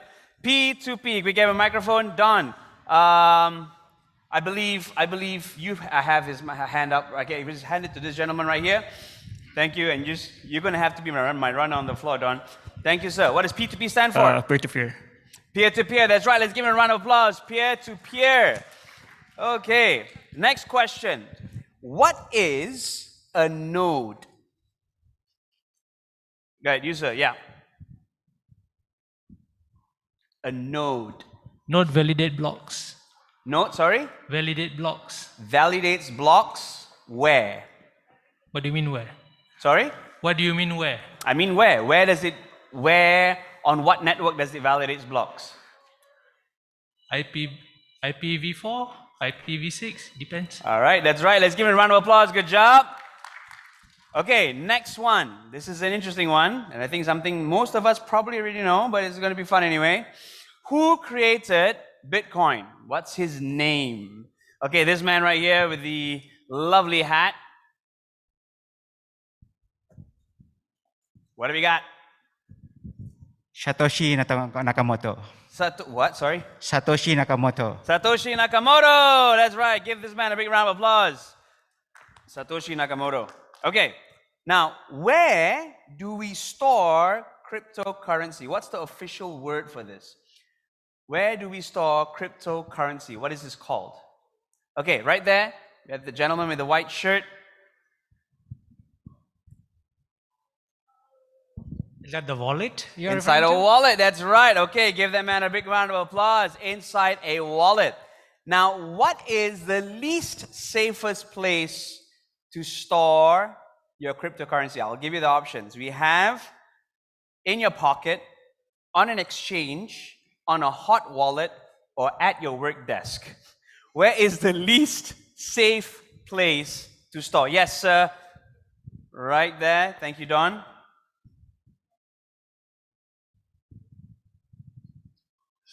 Say it again, please. No problem. I got you, buddy. I'm here for you, okay? The four options are in your pocket, on an exchange, on a hot wallet, or at your work desk. Which one is the least safe? An exchange. An exchange. That's right. Give him a big round of applause. That's right. Because you don't want to keep it on exchange for too long. It is open. What is a miner? In the context of blockchain, what is a miner? M-I-N-E-R. A miner. Anyone? Oh, yes, sir. He looks like he knows what he's talking about. Validator. That's right, a computer that validates and processes blockchain transactions. Big round of applause for that man. I didn't know what it was without looking at the answers. Okay, what are the different types of tokens? So I'll read it out, okay? We have platform, we have privacy, we have currency, or all of the above. What are the different types of tokens? Anyone? Platform, privacy, currency, or all of the above? Yes, sir. So with the gentleman with the black t-shirt right there. The last option, all of the above. All of the above. He is correct. Round of applause for that man right there. Good job. I wish we had prizes for this. We don't, unfortunately. But it's just some fun. Where can you buy cryptocurrency? A private transaction, an exchange, a Bitcoin ATM, or all of the above? Yes, we have a lovely lady in the baseball cap right there, Don. You're going to have to hop over the entire middle section or run around, whatever works for you. And the answer is? The last answer. All of the above. That's right. Round of applause for that lady right there. Good job. Okay, which is not a part of asymmetric encryption? This is a bit more technical, yeah? Which is not a part of asymmetric encryption? Mining, public key, passphrase, or private key? Which is not a part of asymmetric encryption? Yes, sir, right there. He looks like he's going to educate me right now. Which is not part of asymmetric encryption? Is that the mining? Data mining, that's right. Give a big round of applause for that man right there. I'm going to have to sit down with you, sir. You're going to have to teach me what you know. All right. What is a blockchain? What is a blockchain? We have a few options, okay?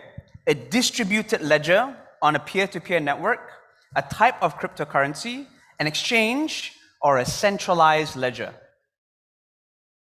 I say again, a decentralized ledger on a peer-to-peer network, a type of cryptocurrency, an exchange, or a centralized ledger. What is a blockchain? Anyone?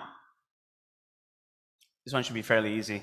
Don, my friend over there, with all the answers. If I had a prize, sir, I would give it to you. Okay. Oh, no, right there, yeah, okay. The decentralized ledger. A decentralized ledger, that's right. Give me a big round of applause for that man right there. Okay, what is a DApp? A DApp. Is it A, a type of cryptocurrency, B, a condiment? I'll have my DApp in my hot dog, please, thank you. C, a type of blockchain, or D, a decentralized application? What is a DApp? That man right there with the black shirt.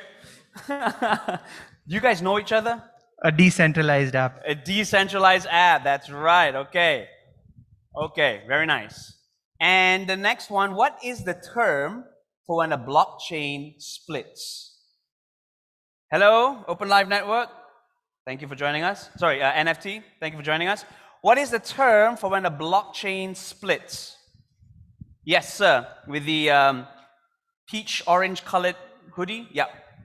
Hard fork. That's right, there's a fork. That's right. Good job. Okay. Next one. What is the purpose of what the heck is this? What is the purpose of a nonce? Sounds almost like a bad word, right? You nonce. What is a nonce? What is the purpose of a nonce? Anyone know?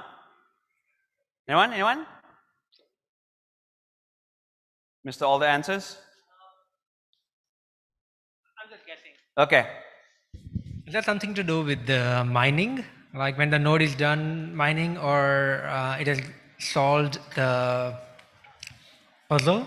Okay, I'll tell you the answers. You have to choose, okay?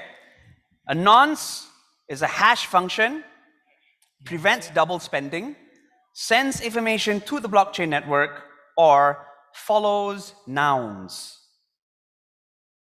Should be option 1.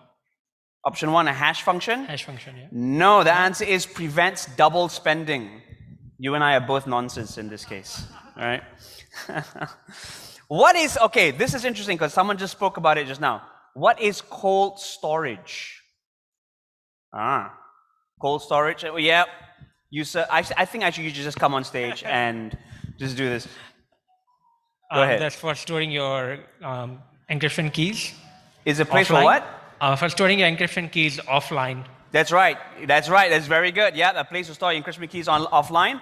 Okay, not connected to the internet. What incentivizes the miners to give correct validation of transactions? This one is part of the blockchain process, right? What incentivizes the miners to give correct validation of transactions? What do the miners get when they validate a transaction? Anyone? Yes, sir. A block reward. That's right, they got a block reward. Good job, wow. We have some really, really intelligent people in the crowd. Far more intelligent than me. What is a Genesis block? Anyone know? Is it A, the first block of a blockchain? B, a famous block that's hard-coded a hash of the book of Genesis onto the blockchain? That would be good. Holy blockchain. Or C, the first block after each block halving. Or D, the second transaction of a blockchain. What is a Genesis block? Yes, sir, the mustard hoodie. The first ever block. The first block of a blockchain. That is correct. Good job, sir. Alrighty. What is a private key? A private key. Yes, sir? My friend. What is your name, so at least I know? Vaibhav Patel. Your name, sir? Vaibhav. Vaibhav. All right, Vaibhav. What is a private key? It's typically held by an individual, which is not distributed to anyone, and public key is typically distributed. So for symmetric asymmetric encryption, you'd be using public and private keys. Are you in by any chance like? I'm a certified ethical hacker. You're a certified? Ethical hacker. Ethical hacker. Wow, ladies and gentlemen, Vaibhav, my friend Vaibhav, the ethical hacker. Let's give him a big round of applause, please. As he ethically hacks all our stuff. And with ethics, of course. What empowers the Ethereum virtual machine? Is it A, gas? Which will probably be very expensive. B, Ether. C, Bitcoin. Or D, block rewards. What powers the Ethereum virtual machine? Anyone? A, B, C, or D? Is it A, gas, B, Ether, C, Bitcoin, or D, block rewards? What powers the Ethereum virtual machine? Anyone? Take a guess? Yes. We have a guy at the back there. A. Did you say gas? Yes. Gas? Yes, gas fee. No, it's not gas. It is gas. Oh, yeah, it is gas. Wow, well done. I learned something today, sir. Well done. Okay, and we have this one. Asymmetric encryption uses what? Public keys only, private keys only, public and private keys, that's a lot of keys, or proof of stake. Stake as in S-T-A-K-E, not S-T-E-A-K. Well done. Asymmetric encryption uses what? Public keys only, private keys only, public and private keys, or proof of stake. Who's got this?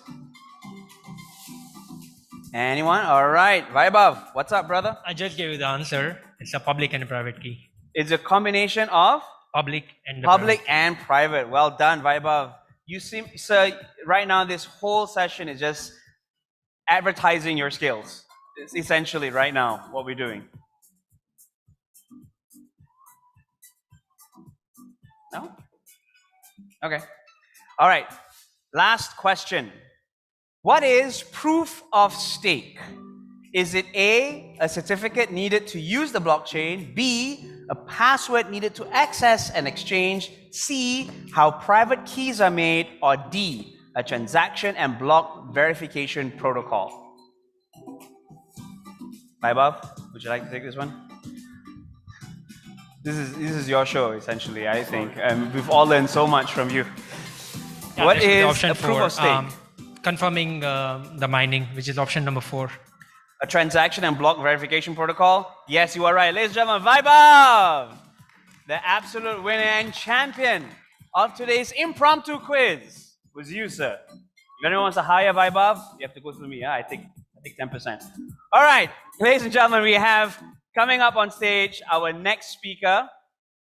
Just a little bit about our next speaker.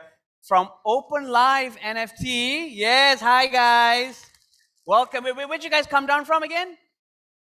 Vietnam. Welcome to Singapore. Is this your first time to Singapore? How many of you guys first time from Vietnam? First time? No? You've all been here before, right? Yeah? I want to know. How's the Vietnamese food in Singapore? Is it good or not good? Good? Is it as close to Vietnamese, the real Vietnamese food, or is it nice? It's okay. 20? Okay, great. That's not an answer I was looking out for. Okay. All right, so we are going to talk about a few things here with Open Live NFT. They're going to come up here and they're going to talk about the marketplace, the NFT marketplace, especially here in the Southeast Asian region. Okay? So it gives me great honor to bring on stage, not just yet, he is ready. He's not ready. He is ready. Yeah? Is he good? Yeah, he's good. Okay. Can we please give a big round of applause for Ken Tran?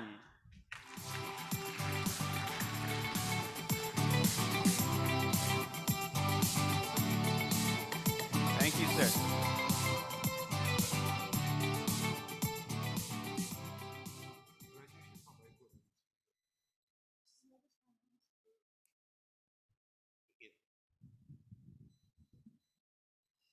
Hello, everyone. Have a good day. Yes. And also say thank you to the speaker just now, and give him a big hand, please. Okay. First of all, how you feel today? Good. All right. And I just introduce myself. My name is Ken Chan. I am the public relations officer of OpenLive NFT Marketplace. And today is very happy for me to be here in the first time in Singapore with the Expo Crypto. And also we are very honored to become the sponsor of the Crypto Expo in Asia. So before I will give the speech to all of you about the marketplace and how OpenLive become the NFT marketplace in Southeast Asia. I would like you to see and to watch a video clip, a short clip, mention about OpenLive NFT Marketplace. Please, Lip.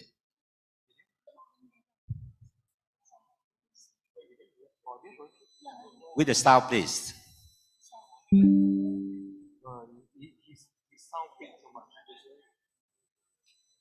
So that's the first time of the Vietnam project in crypto Asia. So can you please give me a big hand?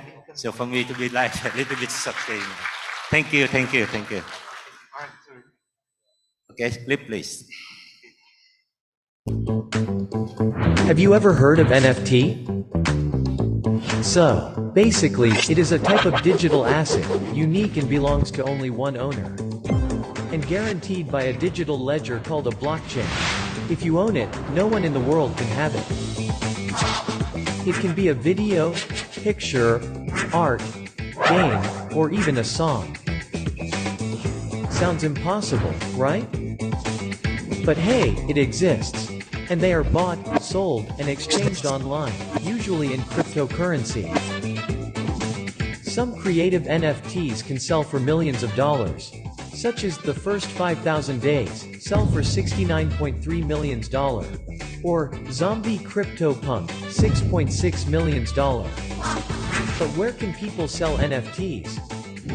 The answer is Open Live NFT Marketplace, the first decentralized trading platform of Vietnam and Asia, where you can make money with your NFT and more. Open Live NFT is really about creator creativities, maybe the craziest creative stuff.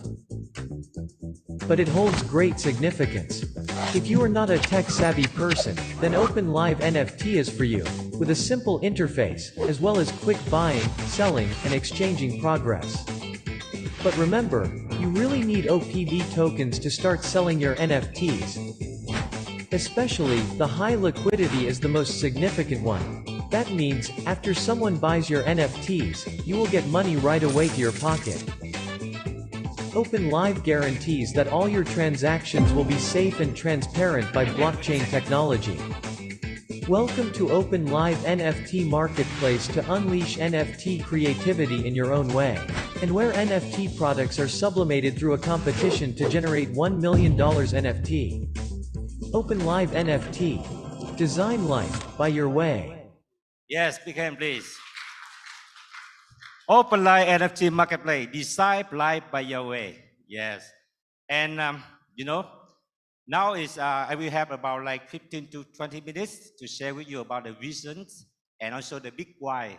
Why Open Live is choosing NFT marketplace to develop, especially in Vietnam and also in Southeast Asia in general. Okay, the first is we mentioned about the vision. So what we see now is you see in the NFT in the market and also in the world now is developed very strong. And a lot of the singer, the actress, they are moving to the NFT now. So that is the really potential market, right? And also in the world now we have what? We have NFT, we have GameFi, and we have a lot of NFT about the sports, the arts, the music, and also like even the digital real estate, right? And also, because we see that this is the big market, the really potential. And in Vietnam, and also in Southeast Asia, we don't have any marketplace. This is the place, the decentralized platform where the people can create, can selling, can trading the NFT. In the world now we have what? OpenSea, right? Rarible Foundations. So why the world they have there? And in Southeast Asia, we don't have any yet. So that's why OpenLive, we see this vision. And OpenLive decide to get, we will be the pioneer NFT marketplace in Southeast Asia. And that is the big vision from our founders. And also, today is very, very honored to me because our founders of NFT marketplace, Maria Fang and Mr. Hunter also here. Give a big hand. So that is the vision from the founder. The next one is what? We see now, nowadays, a lot of like in the artists, like, you know, the famous singer, right? And the famous artist. The people can be the painting, can do the art, can do the singer. They really want, and they really to become the very famous. That's why they create NFT. You see the one Indonesian guy with the selfie NFT, you know, and selling what? over $1.7 billion. Wow, this is very impressive, right? And then that's also the NFT giving to the sport as well, not only in the for the artists, the sport as well. So in the sport, what we can see, many because Open Life aimed to become the pioneer and also the pioneer NFT marketplace in Vietnam in particular, and also in Southeast Asia, also in Asia in general. So what we will do? We will, we will have the ecosystem. And our ecosystem, we are developed in art and in music and also in sport. Because now OpenLife is holding one of the very famous musicians and also music producer in Vietnam. Is CCO of OpenLife now, is Mr. Nguyen Hoàng Duy. And he's now is become collect all the famous song, because he have his own collection become NFT in our marketplace. And our marketplace already launching in 25th of April this year. So big hand for this, because we have our own product. And the next is what? We are meant to become the pioneer one. So what we will do? Sport. How many of you do know one of the youngest Vietnamese? The youngest Vietnamese climbed to the top of Everest mountain. How many of you know? Give hand. Yes, thank you for this. So Mr. Phan Thanh Nguyen is one of our famous sport. The guy climbed to the mountain Everest and bring Vietnam flag to the top roof of the world. And also he also bringing the OpenLife NFT flag, yes, to the top of Everest. And this is what the core value is. We are so proud to become sharing the heritage, sharing cultural value of Vietnam to the world. Yes. And the third vision, the third one is what? Now GameFi, NFT, they have many, like we have here in the Expo Crypto, right? Have many GameFi, like move to earn, like play to earn. But they need to open their internal marketplace, correct? To what? To do trading, to making money. But internal one is cannot be connected because they make metaverse game. Yes, it's good. But the thing is, they need to be the place where they can trade, they can sell their NFT.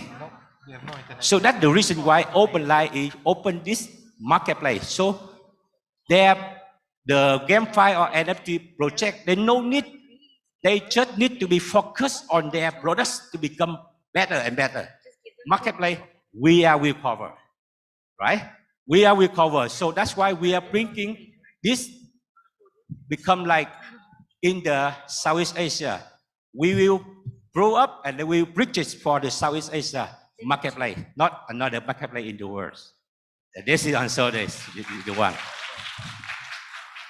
And the fourth thing is what? We will preventing all the project that we step together, because this GameFi also they have a marketplace. Another GameFi also marketplace. Another the NFT also they have marketplace. So we will try to minimize the cost, because open the one marketplace is huge. This is costing a lot of money, a lot of the power, and also So that's why we just collect only one marketplace, one-stop marketplace. That is the slogan of OpenLife NFT Marketplace. Thank you.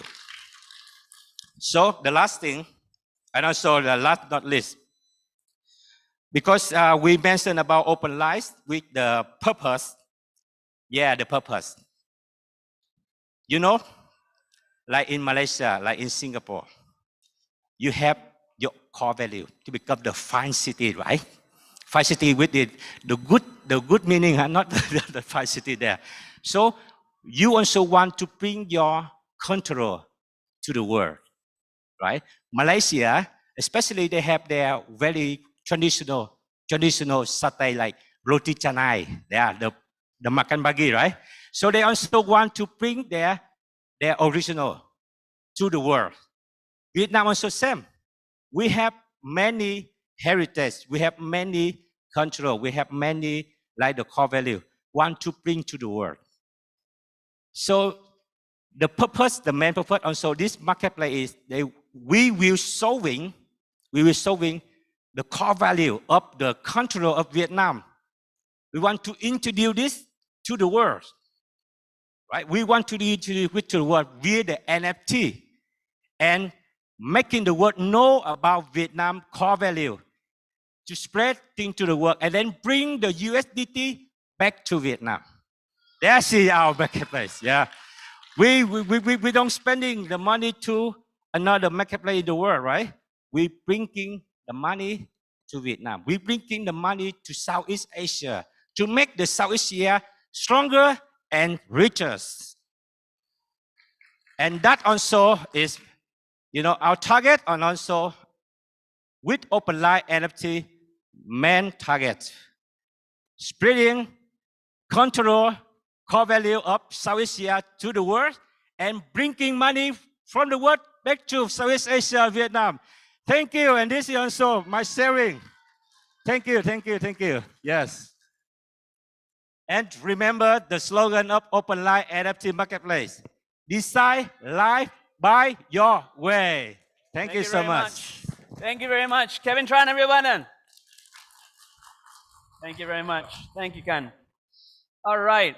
Ladies and gentlemen, coming up next, we have a talk titled How to Capitalize on Mass Decarbonization. This is going to be delivered from Marina Chain. Marina Chain accelerates decarbonization in the maritime space through two core products, Marina Net and Marina X. So coming on stage to share with us on how to decapitalize on mass decarbonization, we have the Vision Officer of Marina Chain, Ms. Dawn Kim. Let's give a big round of applause, please.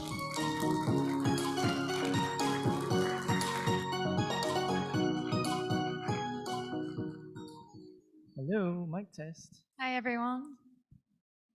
Hi guys, thanks for coming. You guys look tired. Can I encourage you guys, wiggle your toes, wiggle your hands and everything. This is going to be a pretty exciting conversation. We're going to teach you about the maritime industry, about carbon credits. If you care about the world, this will be an interesting talk for you. Okay, so I'll take over. So hi guys, my name is Dawn Kim. I'm the co-founder of Marina Chain. And let me check how the clicker works.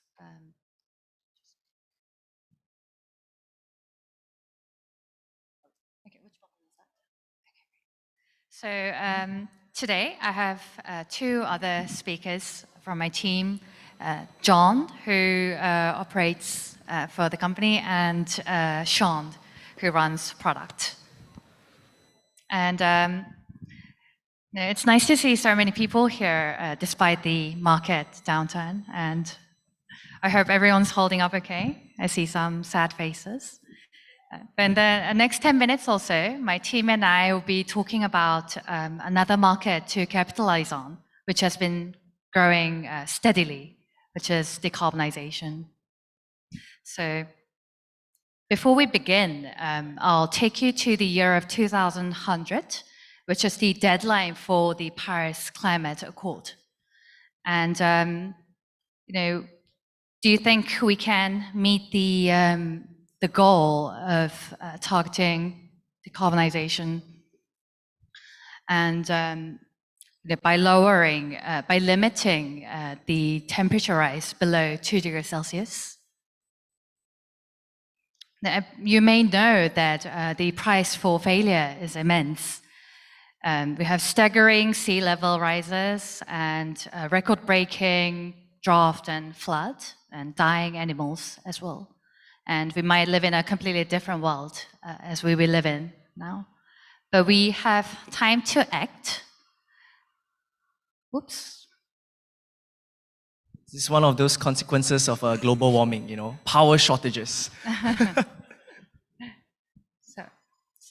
Whoops. I hope someone comes and fixes. Yep. But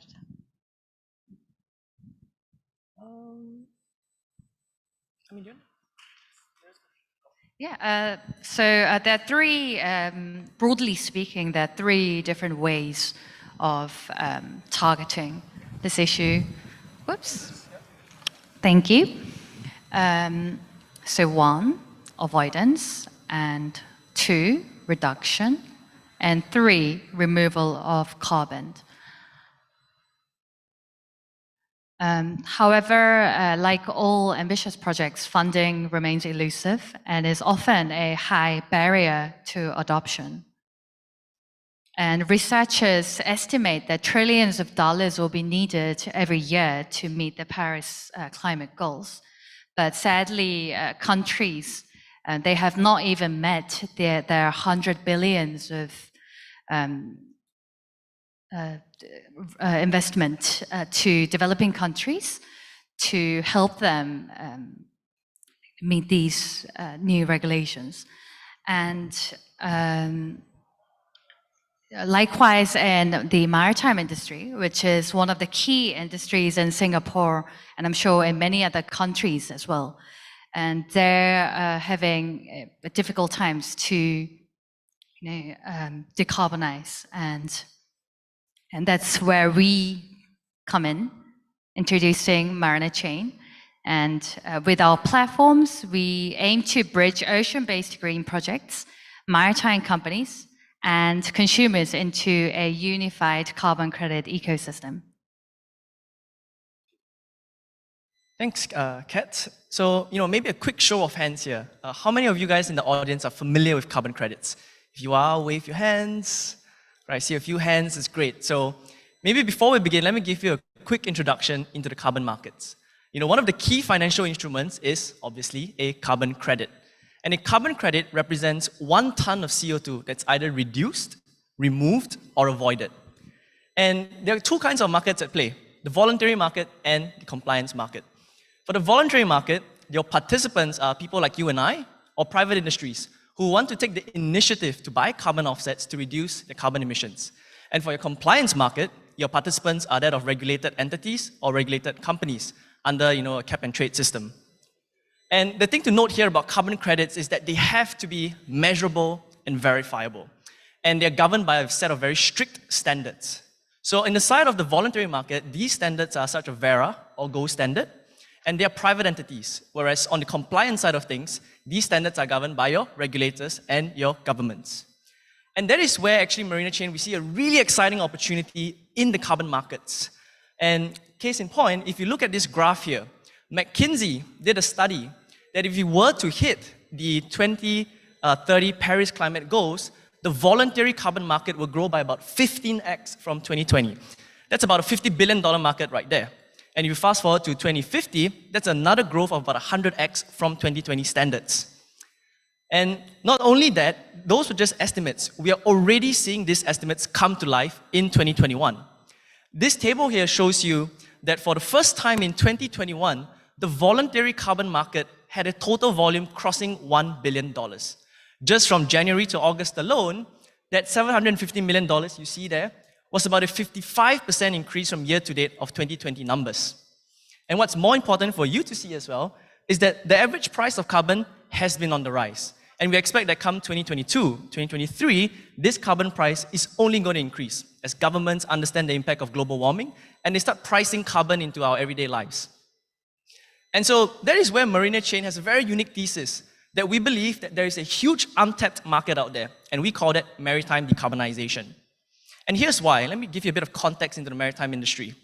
Did you know that the maritime industry alone accounts for 3% of all greenhouse gas emissions in 2020? In 2021, that number increased to 4%. And the IMO expects that this number is only going to increase as time goes on. And that is why for the first time ever in 2023, the IMO is going to introduce carbon regulations. These are only going to get more stringent as time goes on.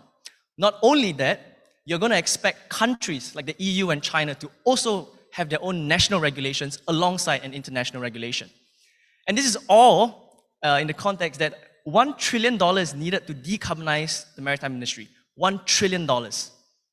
And so that is why at Marina Chain, we actually believe that the next big untapped market is that of maritime carbon credits. And it will be about a $10 billion market a year. And the maritime is an industry that has traditionally been slow to move. It's an industry that has not used a lot of carbon credits. If you've ever taken a plane and you tick that little checkbox to buy a voluntary carbon offset, that's not available in the maritime industry. And lastly, the maritime industry needs maritime-based carbon credits. Forests are not going to funnel the right $1 trillion worth of investments into what the maritime industry needs: ship upgrades, biofuels. And so I'll now pass on the time to my partner, John. All right, thank you, Sean.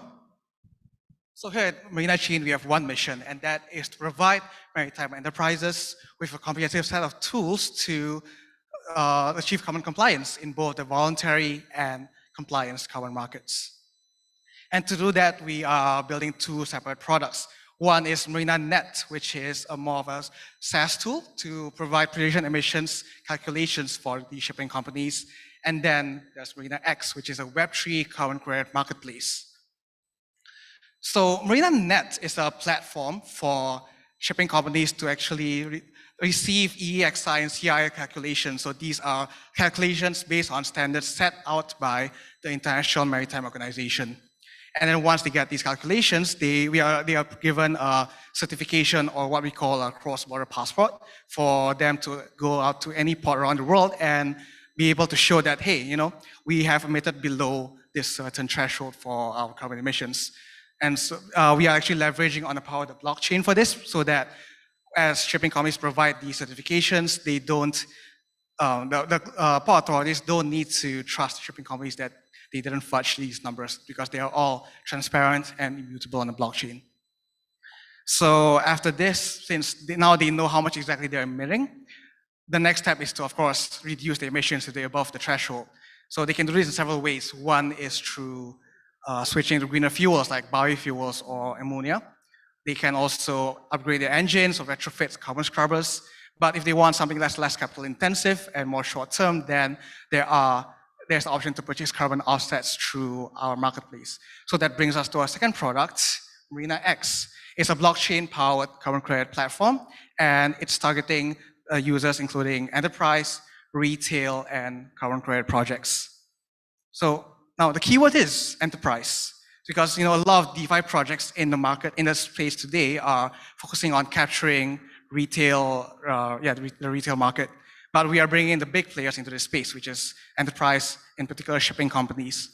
These are companies that are here to buy millions and millions of tons of carbon credits, and they're doing this not out of goodwill, they're not doing this out of price speculation, but it's because they need to buy these credits due to financial and regulatory pressures, and then burn them, take them off the market.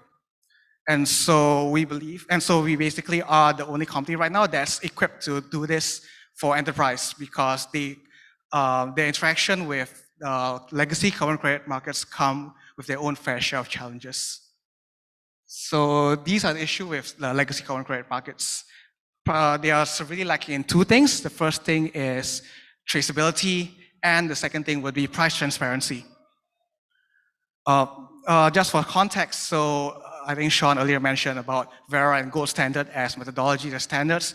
They also operate centralized off-chain registries to actually show where the credits came from and who retired the credits in the end. But because the public can't really verify who actually passed, how many hands the credits passed through before it reached the end user, you have issues like this, where on the left there's an issue of fraudulent projects and greenwashing, where enterprises can't exactly find out and can't exactly know where the projects came from, and then basically the money goes into companies that are doing this just for profits and not actually renewing the environment. And then on the right, you see an example of price gouging, where the price opacity of the carbon credit market actually leads to carbon brokers buying these credits really cheap off the other countries and then selling them at 5 to 7 times the price on to big companies. And so this leads to one undesirable outcome, in which is that the capital that's intended to fund high quality carbon credit projects that actually remove carbon from the environment isn't getting there. It's going to other malicious parties. And so, we are crypto natives. I believe you guys are too. So we know of a technology that's inherently trustless, transparent, and that's why we actually moved the carbon markets onto the blockchain. So this is Marina X. It's a Web3-based carbon credit platform for shipping companies to be able to buy high-quality carbon credits without any worry. So we provide traceability, price transparency, and discoverability for any shipping companies who wish to buy this. So why traceability is important, as I mentioned, was because then they know exactly which projects they're buying from, that they are buying from reputable projects who are actually removing carbon from the environment. And so they can use this for their CSR, as opposed to the PR disasters that may happen when they buy credits from, sham projects in some third world countries. And then price transparency is another key benefit of putting this on the blockchains, because now you know exactly where the credits came from, and every time it changes hands on the secondary market, you know the price which it was bought at. So enterprise users have the transparency to know where, like how much of their money they're putting into this credits they're buying goes back into the environment. So that brings us to the final summary of this. In the past 10 minutes, we have shared with you about the differences and the significance of the voluntary and compliance carbon markets, and also the huge opportunity ahead of us, because again, carbon credits are set to grow as a market 15x in the next 8 years. And finally, we shared more about Marina Chain's role in how we're decarbonizing the maritime space, which is a big market that's going to enter this, a big source of demand is going to enter these markets in the time to come. So finally, we would like to share with you more on how you can capitalize on this opportunity. So there are two ways actually if you want to do it through Marina Chain. The first is to actually take ownership of our protocol via the MRN token. And the second is through the trading and the buying of carbon credits on our market once it's launched on the mainnet. So if you're interested in the purchase of the token, or you're interested to find out more about how we can benefit holders, feel free to swing by our booth at booth 28 after this talk. Then we can speak more with you and share more about our long-term projects and long-term prospects. But if you're more of a trader yourself and you're interested in mainly the NFTs and the carbon credit project, carbon credit trading, then you can stay tuned. You can follow us at our Twitter handle at Marina Chain, and we will be constantly pumping out new updates on our projects in the time to come. So thank you for just listening on this presentation and sharing us, and should be able to share more about how we are decarbonizing maritime. So once again, this has been brought to you by Marina Chain, who is powered by the world's #1 shipcoin. Thank you very much, ladies and gentlemen. Marina Chain. Sorry, just want to open up the floor for a bit for some Q&A. Is that okay? Okay, one more minute. Sure. So just curious, are there any questions on the floor? Yeah. Why Polygon? That's a great question. Any Polygon members from the audience here? Hopefully the first answer is because they give us the grant money. But okay, jokes aside, Polygon is a very green chain, right? They're actually supporting a lot of the sustainability projects out there, not just us. In terms of the capabilities of Polygon, we like what we're seeing, especially in terms of supernets. If you understood our presentation, we are an enterprise chain. So if you're an enterprise company like Maersk, would you want to put your data on a public blockchain where everyone can see? We suspect the answer is no, and our partners have told us the answer is no. So there's that. On the other side of things, I think Polygon and we believe in a multi-chain future. We like what the team is doing in terms of multi-chain future. A lot of the liquidity is still held on the Ethereum side of things, and so Polygon being EVM compatible gives us that balance to tap into the Ethereum space and the liquidity there. So I hope that answers your question. Any other questions? No? Oh, sorry. Was there a guy there? Yeah. Cool, you want to find out about our traction. Thanks. So we've been really privileged. We started about early this year, and as you understood, we're enterprise focused. So we have about MOUs covering about 200 ships. We're already starting to get their data to run the EXI calculator, which is the Web2 side of MarinaNet, where we help enterprise quantify their emissions. And so we're also talking to regulators in the IMO space, to understand about how regulations are going to look like, how do you want to transfer the data around. And so it's a lot of work to be done, but I hope that answers the question. It's really privileged to be in this space. And anyone else? Oh, yeah. The lady in front, yeah. Oh. How do you just come up this idea first? How you make it realize? I mean, what is the beginning of you think of this project? How would this come up? Yeah. What is pushed that you to go forward of this project? Just Right. curious. Yes. So I come from a family of maritime people, and we have strong connections to the industry itself. And blockchain, it shouldn't just remain as a technology, but we should really bring it into our lives.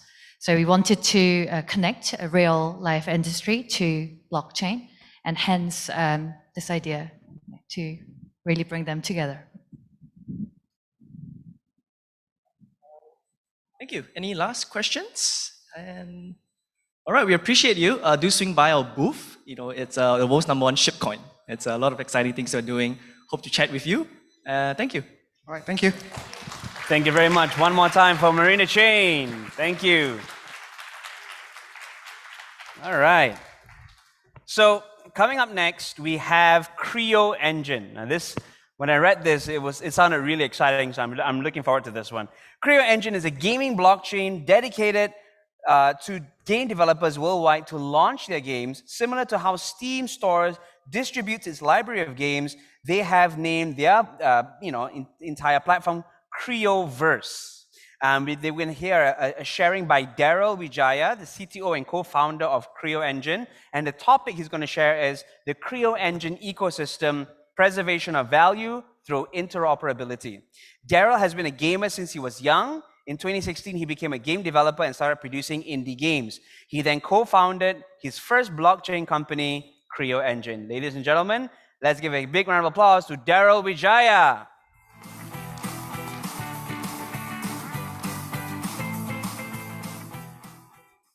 Testing, is this on? Oh yeah, it's on. Wow. Before me right now stands a large room of speculators, enthusiasts, and basically people that are interested in the industry, and we have our financial investors are just scouting us through, so it's quite intimidating, but I'm very glad to be here, to be part of this event, and I think it's a great time to share about what I think, could be a pretty interesting thing in the GameFi industry. Let me just find the remote right here. Oh, it's actually right over here. Okay. So my name is Daryl. I'm the co-founder and CTO of the Creo Engine ecosystem. I'm in charge of development, and I also create products for this venture. And essentially, what I'm trying to talk about is how we could add more value to basically, hold on. Oh, there it is. Through NFTs, through interoperability. Now, basically, what is interoperability? Is this idea that a developer of a game could essentially send one asset from one game into another game entirely for various uses. Now, I gave this analogy to a lot of people that came by the booth, but let's say you have a pet game, a cat, a digital cat that apparently is an NFT. Well, guess what? You could actually send that cat into another game entirely for various uses. And we believe that in doing so, the implications of this is quite, lucrative. Now that particular cat could have various uses across different games below the platform. And that's essentially what we're trying to really emulate as a company and as a venture. So, imagine a world where you could use one NFT across several dozen games below the Creo Play platform. Now, there you go. That's utility right there. And that presents a lot of valuable propositions for developers that want to join our platform. So of course, moving on, we also have what we call interoperability types, where essentially an asset doesn't have to be visible in a game to be valuable. So with our Creo Play platform, essentially players are able to equip NFTs on their profiles, and those NFTs could actually give boosts across many different games below the platform.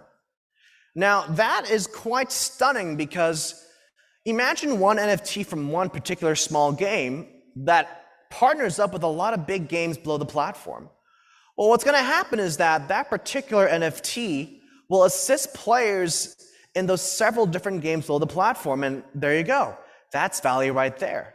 So your NFT is not just an image or a GIF. It's now giving you utilities and benefits across many different games. And that is what we're trying to sell as a project.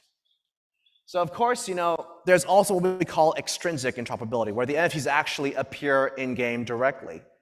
And what this does is that NFTs could actually be used in-game to fight monsters, increase party or character attributes, etc. Now, we're trying to facilitate this with our SDK development tools. Now, developers can communicate to other developers to actually, link to each other and create propositions with each other to essentially create this, rhetoric or this narrative where developers could create their own little metaverses with other developers below our platform, where their NFTs could be used across many different games, across many different communities. And that is what Creo Engine strives to create. Of course, moving on, let's talk about monetization.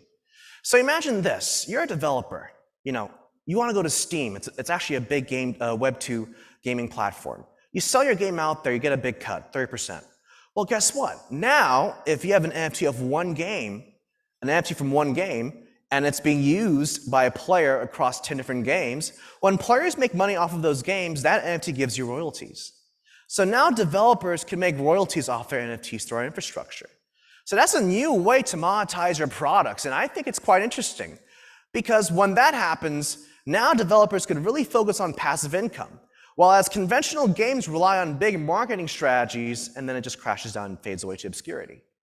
But now we'll have players with these rare commodity NFTs from games from all over the globe, benefiting multiple hundreds of games across the platform. Well, guess what?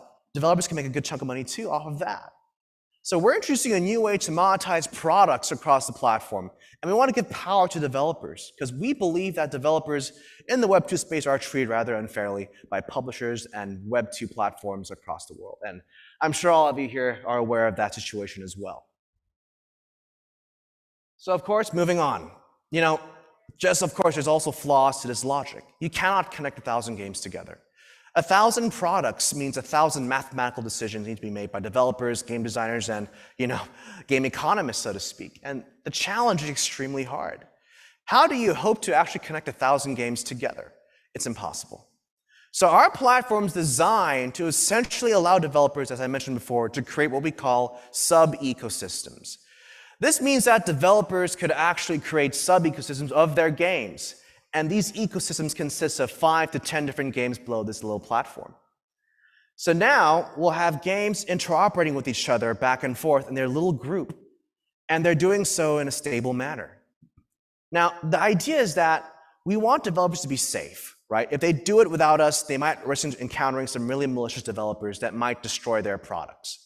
So with our platform, our main goal is to ensure that we protect developers and their interests. And we want them to grow with other developers who wish for the same. So of course, moving on.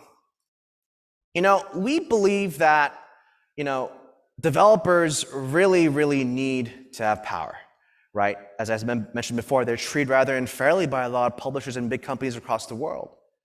So we want developers to really connect with their users. And their users could really mix in with, many communities across that these developers have actually fostered across time. And moving on, of course, we want people in this whole platform, essentially. If they hold Creo and they're the users, we want users to be connected to the developers in a close manner where they could actually vote on what happens to these games below the platform, what features get implemented, and what actually happens when patches get pushed out and products get pushed out. Users have the right to make the choices with developers. And when that happens, we create this very intimate dynamic between users and the developers, which means that people who use our platform have voices. Because right now, if you look at traditional gaming societies or systems, users do not necessarily have any voices or they don't have any opinions to their developers, and they spend money on their game, so you're wasting money on a game and that you have no right to change. And you have to gather a lot of people to make that change, and it's not easy. We want developers to listen to their users, and with our tokens, we can make that happen below our platform. Now, of course, moving on. Now, we're Indonesian-based, right? And I think that there is a massive market for young people on their mobile phones playing games back and forth. Now, they're spending a lot of time and money, but they're not getting anything back. They're losing a lot of market, or should I say, opportunities. Now, we want people to use our platform on their mobile devices to have access to this entire library of Web3 games And we want to give the tools to people to actually find out what games are good, what games aren't, and how these games could benefit them as users. And the best part is, if users have assets from one particular game, they could use it across many different games, meaning that users can create their own NFT portfolios of interchangeable assets in between games. That means users will have a net worth of valuable commodity NFT assets across different games below the CreoPlay platform. And we want young people, the youth of Indonesia, who use their mobile phones all day, to practically, find opportunities to make money off of these games they're playing. Better yet, we're actually partnering with a lot of governing bodies and big companies that deal with vouchers and that work with big companies like retail studios, conventional studios like 7-Eleven, Alphamart, Indomart, for example. Now you can essentially exchange your game assets for real-life commodities like food, snacks, and maybe mobile data. So that's what we're trying to give, not just income to users, but also access where they could actually have real-life benefits. And then this creates this whole narrative where now children who play games all day can make more money than their parents will ever will because of these high-value commodity assets. And now children could actually earn food and mobile data because they're playing these games below our platform. We'll have a youth or a society of gamers benefiting their families and their friends. And that is what we're trying to aim for. Not just to become a gaming platform, but essentially a welfare system for the people of Indonesia and maybe the Asian Peninsula. And that's basically our goal. And if we can provide wealth for the people across the world, then why not? I think blockchain in itself exists for that, to give power to the people and to give people a chance to provide for their families and their loved ones. And we want to be a part of it. We want to be a part of that society and that movement today and in the future. Of course, I do believe there's a great transition happening as we speak.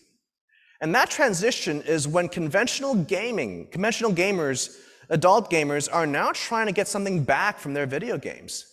We have high AAA games just siphoning money out of your wallets. You get nothing in return. And now there are companies and there are societies where people are just playing games just to get something back. And that transition is just starting. It's very brand new. And goodness, it's going to revolutionize the industry, where now conventional gamers will be creating portfolios solely comprised of video games. And now video games will be like stocks, where they'll perform and they'll, do well or do bad, and people can make bets on video games.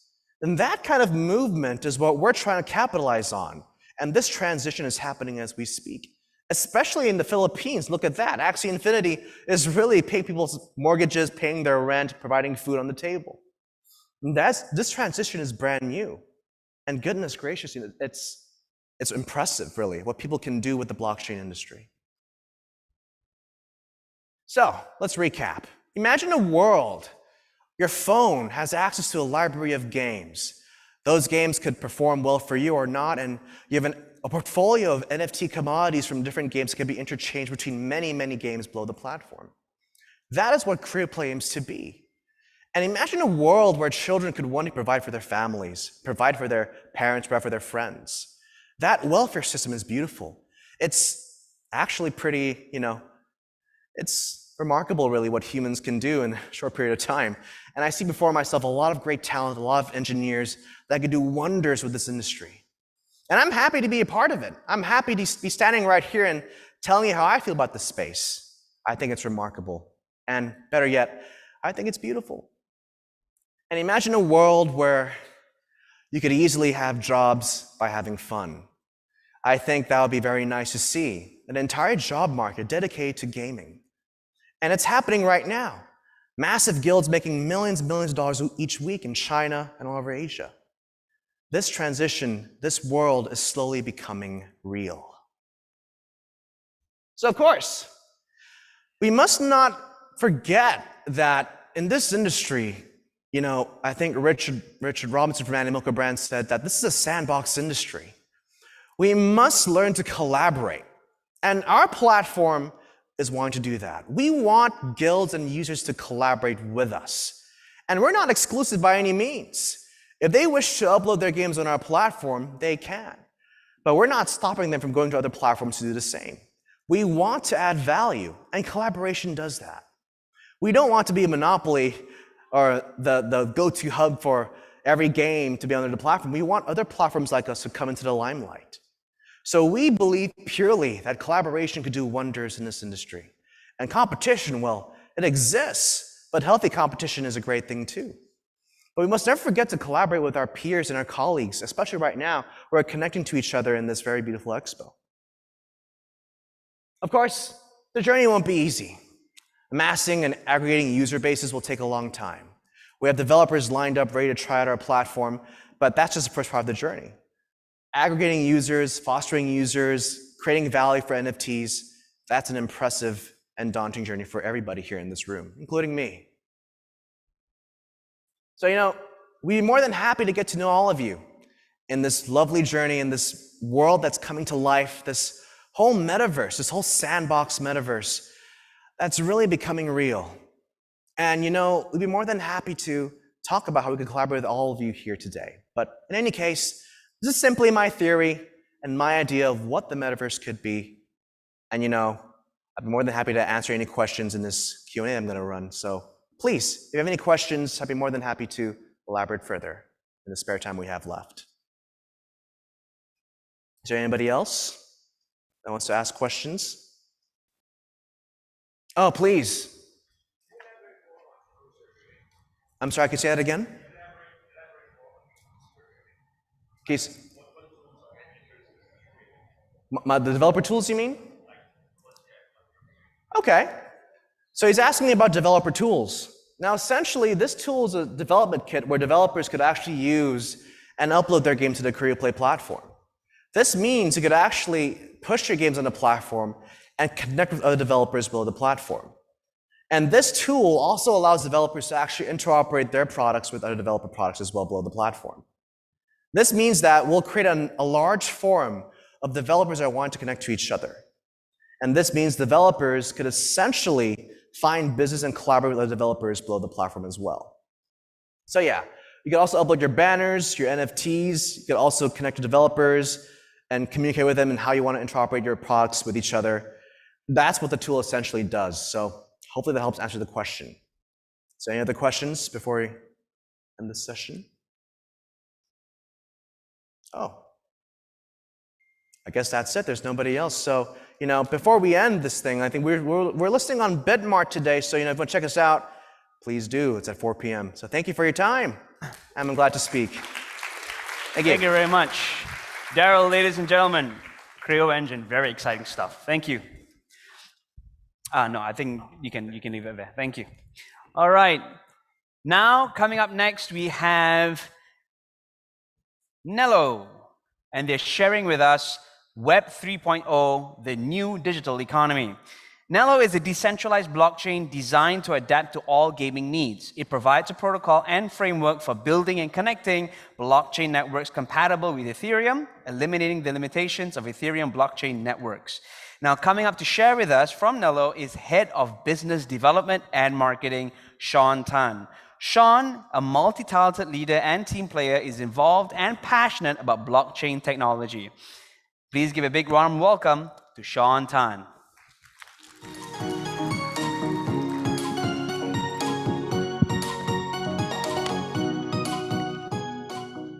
Hi.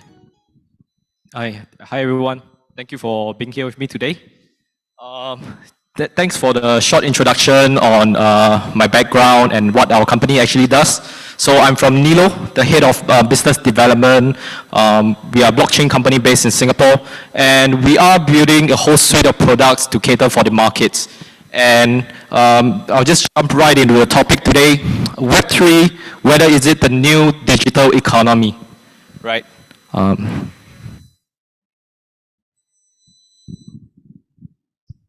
Next.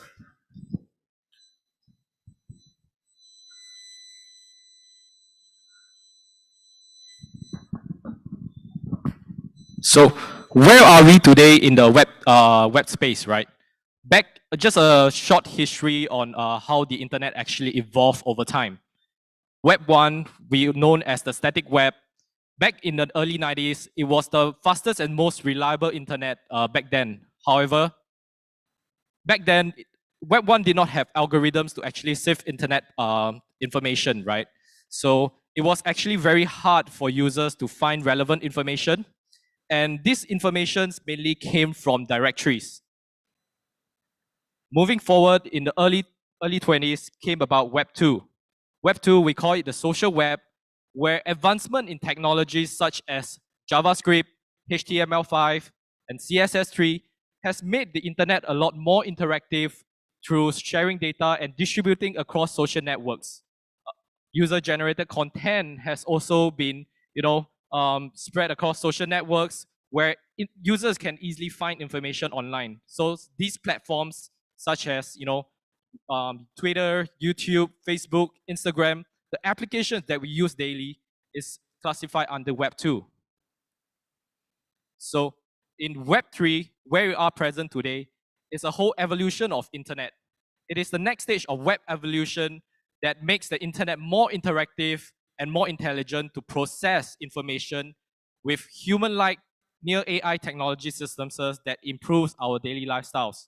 So developers and users can use Web3 technology such as blockchain, cryptocurrency, and NFTs to integrate into their applications.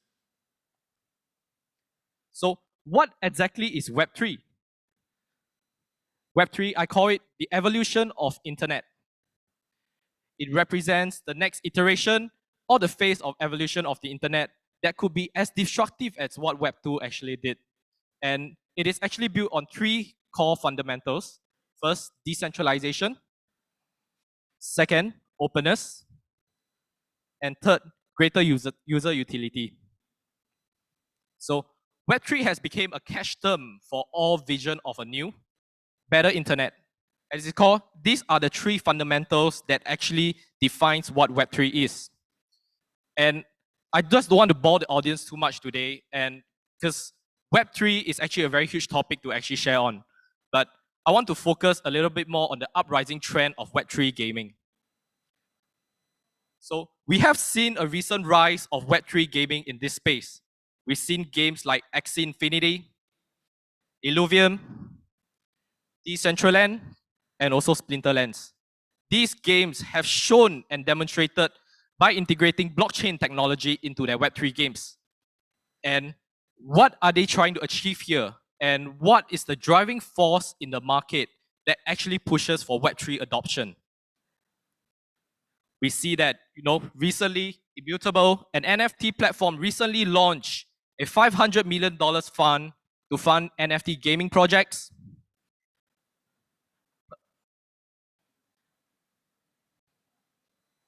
A16Z recently launched a $600 million commitment to work with game studios, apps, and infrastructure to bring about Web3 gaming adoption. Polygon has launched a $100 million game funding and is led by the former head of YouTube Gaming. FTX has a platform that incubates games and publishes games for creators. And Avalanche, they recently have been, adopting users and developers to actually use their subnet technology to bring about Web3 gaming.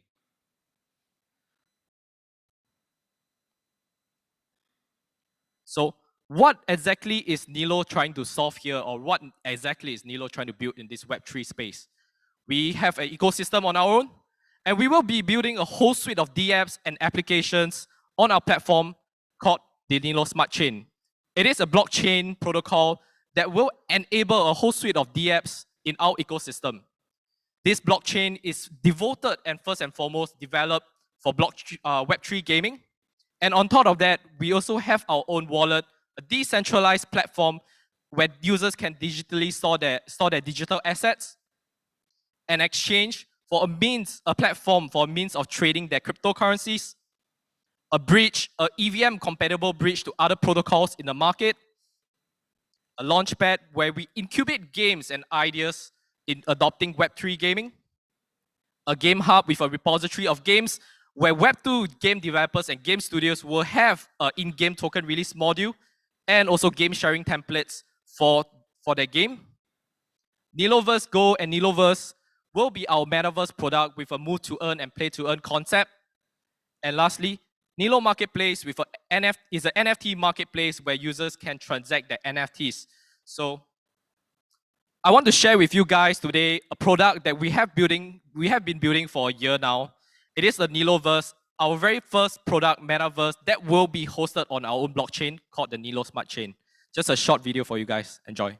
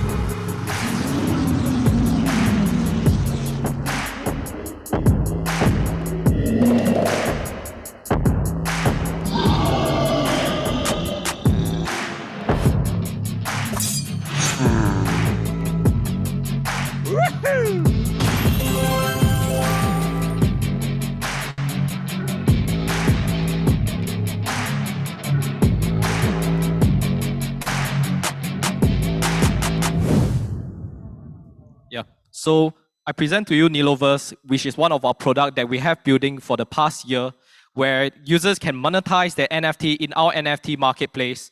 It is a free-to-play open world for creators, artists, game developers to utilize our game modules available in the game. Thank you for everyone being here to be me today. This is the end of my presentation.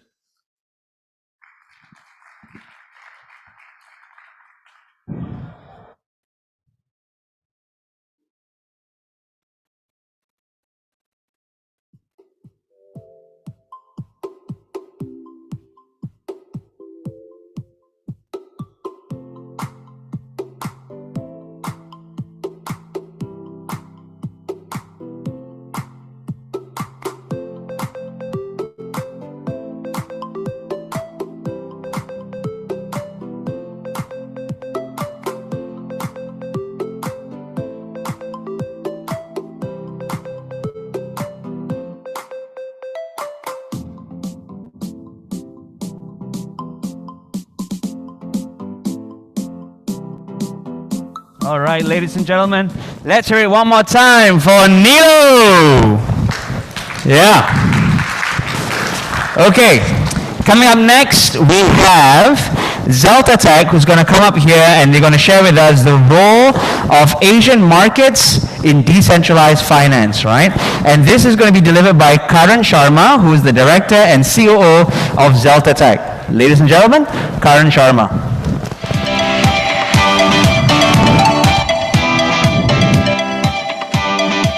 Yo, what's up, Singapore?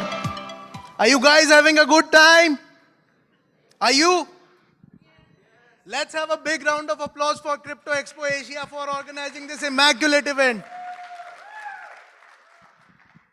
So, I am Karan Sharma, the Chief Operating Officer at Zelta Tech. We are a Web3 development and consulting company based out of Jaipur, India. I've heard this saying, times change. And boy, they've changed dramatically.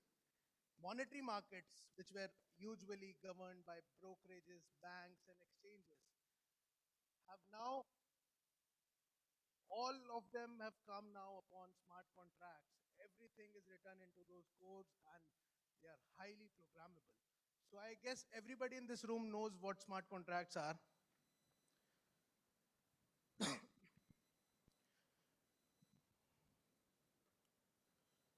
So if we talk about the role of Asia into these markets, let's have a look at the global DeFi landscape.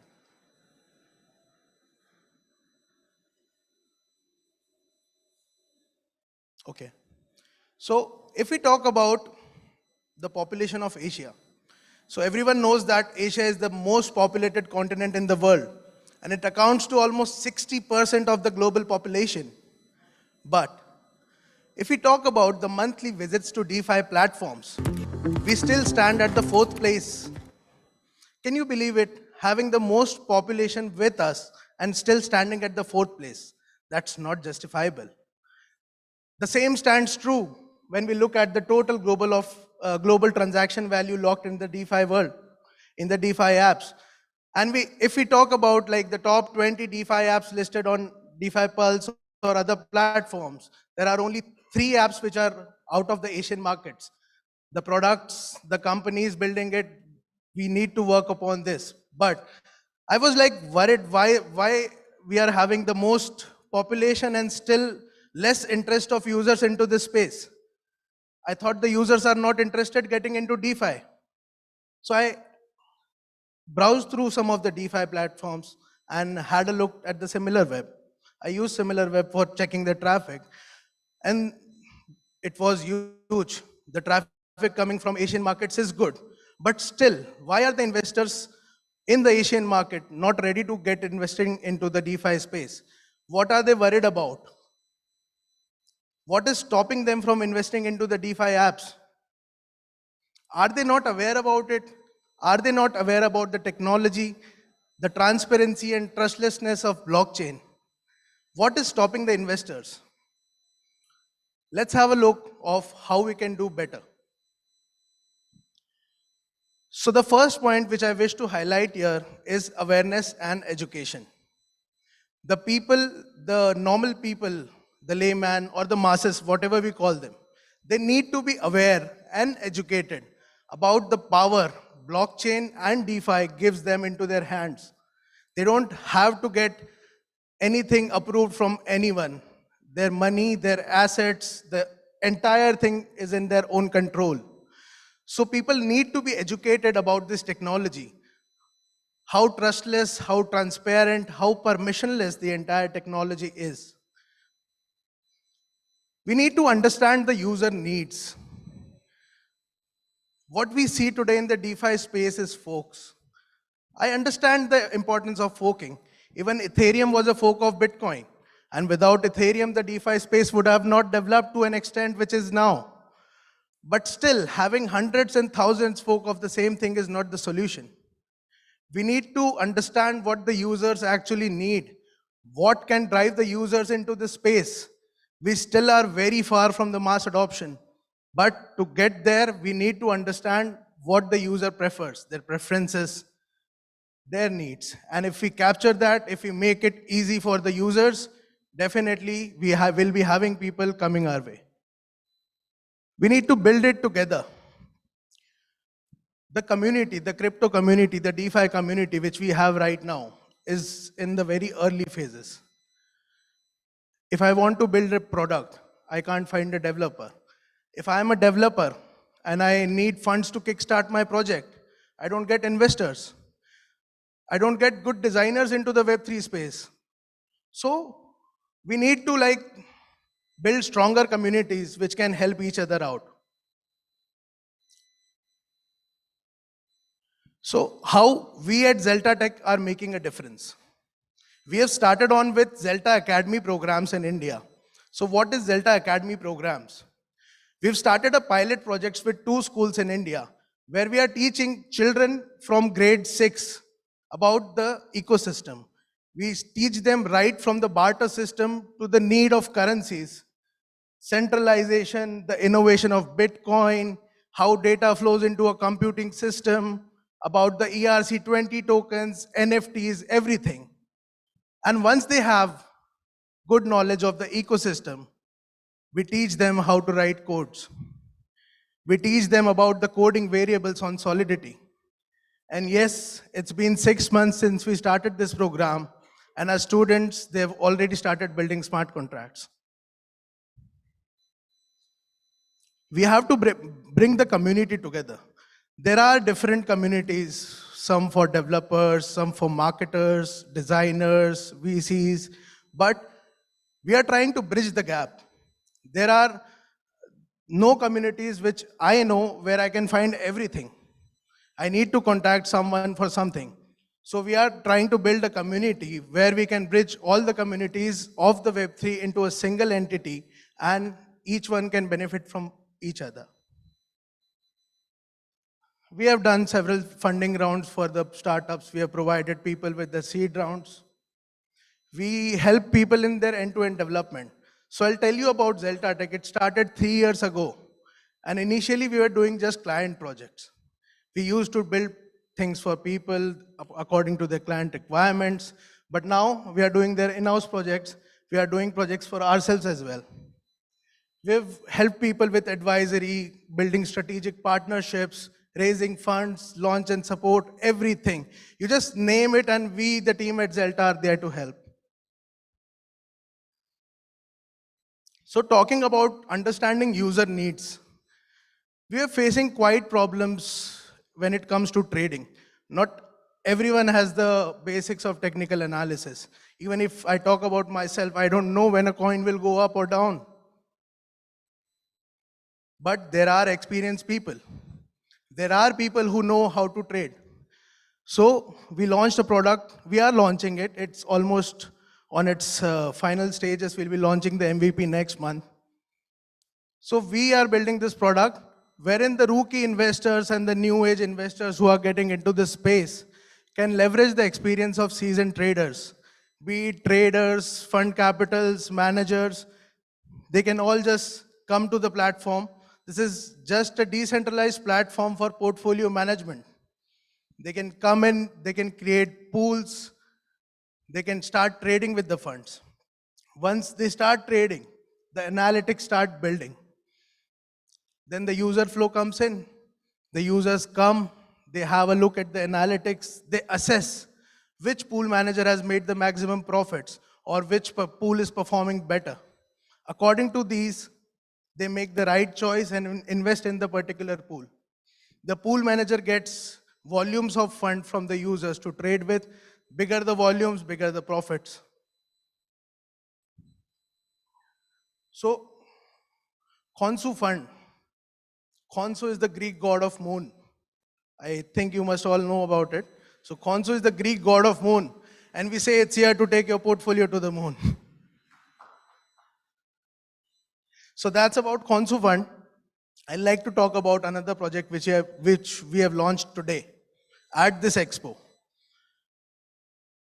This is a gaming project wherein users can bet crypto in a one versus one environment. We have made several games. We have started with 2 games, that is Age of Stacks and 2048. These are competitive one versus one games where users can bet crypto and the winner takes the pot. So we are planning to do weekly tournaments. We have started a tournament today. It is a free tournament and there are several cash prizes and we are giving away NFTs as well. So Gaming Arcade is not just a platform where we launch our games. We are trying to bridge the gap between Web 2 and Web 3. We are making it available for the Web 2 gaming studios as well. If you have a game with you, you can just push the game to our platform and share profits with us.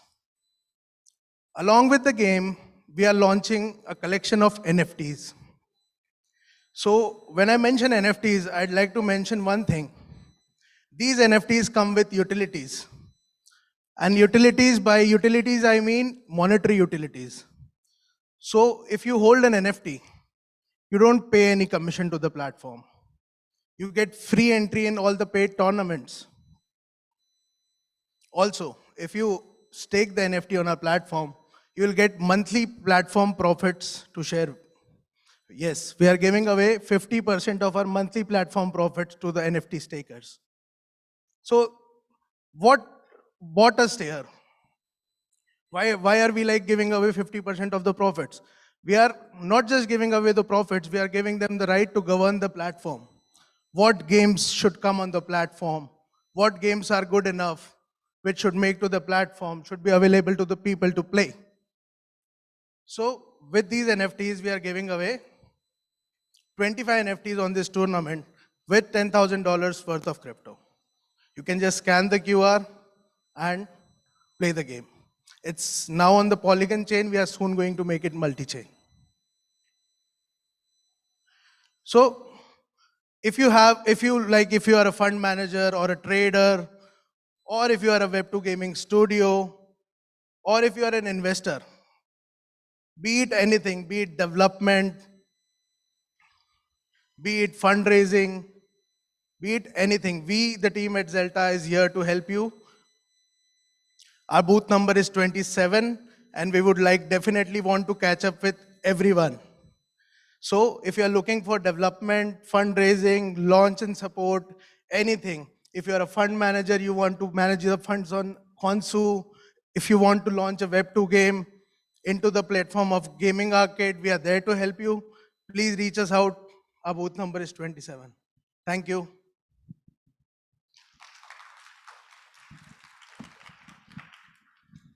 Much. Ladies and gentlemen, Karan Sharma. Thank you, sir. All right.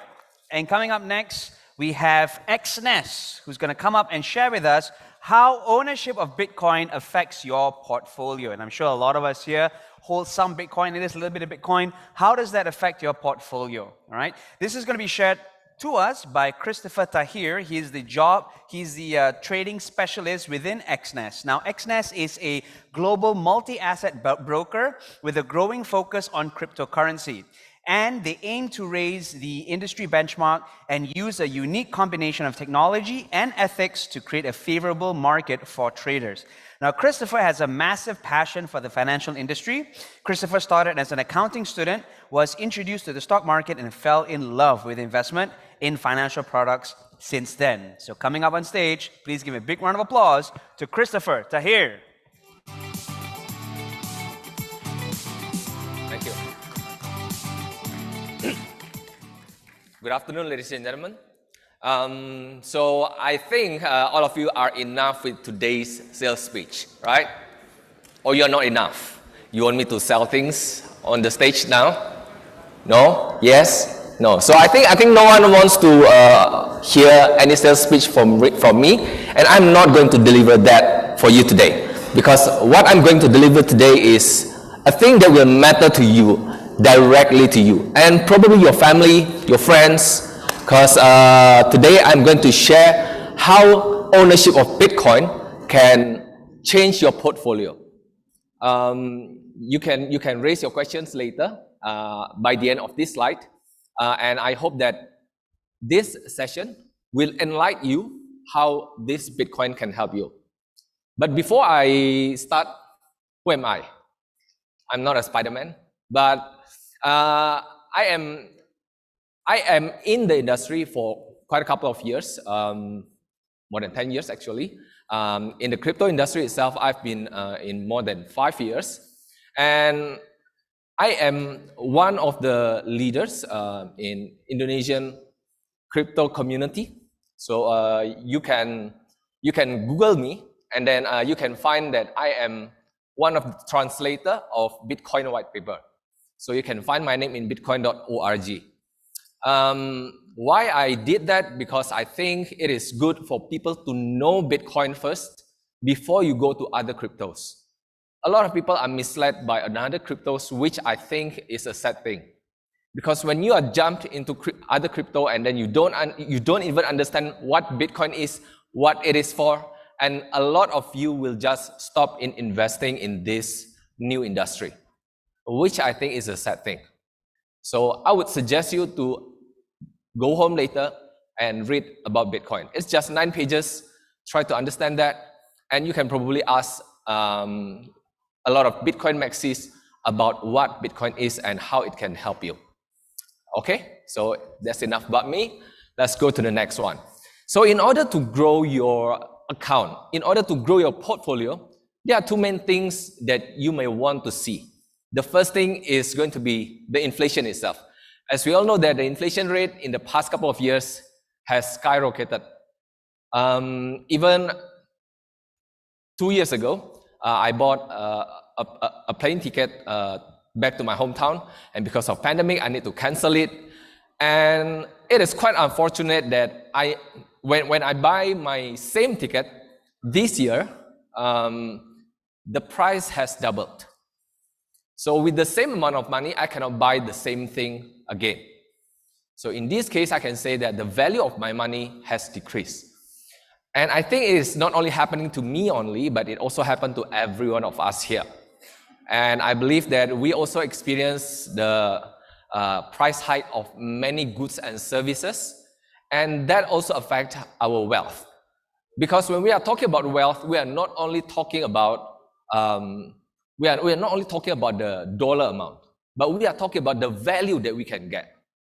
How many things, how many goods and services that you can get with each dollar that you have. That is the essence of your wealth. It is different of owning $1 million today and $1 million in the next 30 years. Does anyone disagree about this? I think everyone is agree with this. And the next thing that is also very important is a lot of people try to grow their money, grow their portfolio, and they think that I have a lot of knowledge about this, and then I will invest by myself. But a lot of us have held our ego for too high. And then we think that by managing my own portfolio, I can beat the index. I can outperform these instruments. But in fact, a lot of people who try to manage their own money, they fail. They fail to outperform many existing instruments, which I will show you later, right after this. Yep. So in order to outperform the market, in order to beat the inflation, the easiest way is, of course, to find what is the fastest horse. Or even the faster horse. Faster or fastest? Yeah, it all depends on how you want to allocate your money. But this is the bottom line of everything. If you want to outperform things, if you want to outperform index, if you want to outperform certain benchmark, then you need to find this. And a lot of people probably are still doubtful, especially those people with more senior age, like my parents. They might be doubtful. If it wasn't me, they might not buy any Bitcoin, but luckily they have bought some because I pushed them. Yeah, I pushed them because I think it is good for them to own certain amount, which I will show you the impact later. How big the impact will be to your account, to your portfolio. And I am here today. I'm not selling you anything. I'm just sharing you how good or how much that it can impact your portfolio. It may not be huge, like very huge, but for developed country, this number can be very huge. So these are the growth rate. As you can see, it is the growth rate per year, or the compounded annual growth return of these instruments that have been recorded. The first one would be the inflation rate. So the inflation rate itself, in the past 5 years, it was running at 4.24% on average. And by the way, this number is taken from the US inflation. So if you are from developing country, like me, from Indonesia, we have a lot higher number. Although we know that the government is recording very low number, but one thing that we need to also understand that inflation rate that is given out by the government is not the inflation rate that can reflect the inflation that we feel. Why I say so? Because everyone do not have the same goods and services that we consume. Maybe some of you are eating a product from a certain company, but maybe your friends are not consuming those products. So different people will have different rate of inflation. And in order to know your real inflation is only by recording your transactions. So if you jot down your own transactions, then you know your real inflation. But let's just simplify things. Let's just use the inflation rate that was released by the government. So in this case, we are using the US one. And in the past 10 years in the US itself, the inflation rate is at 2.84%. It may seem very small. Yes, it may seem very small. But when you compound this number, then here comes the problem. 2.84% per year is quite small, not much. But when you do it for 10 years, then the number can be kind of huge. And again, if you are coming from developing countries, then the number will be like substantially huge. The second thing is one of the most popular instrument, especially for my parents and for the senior people. They would like to save in gold.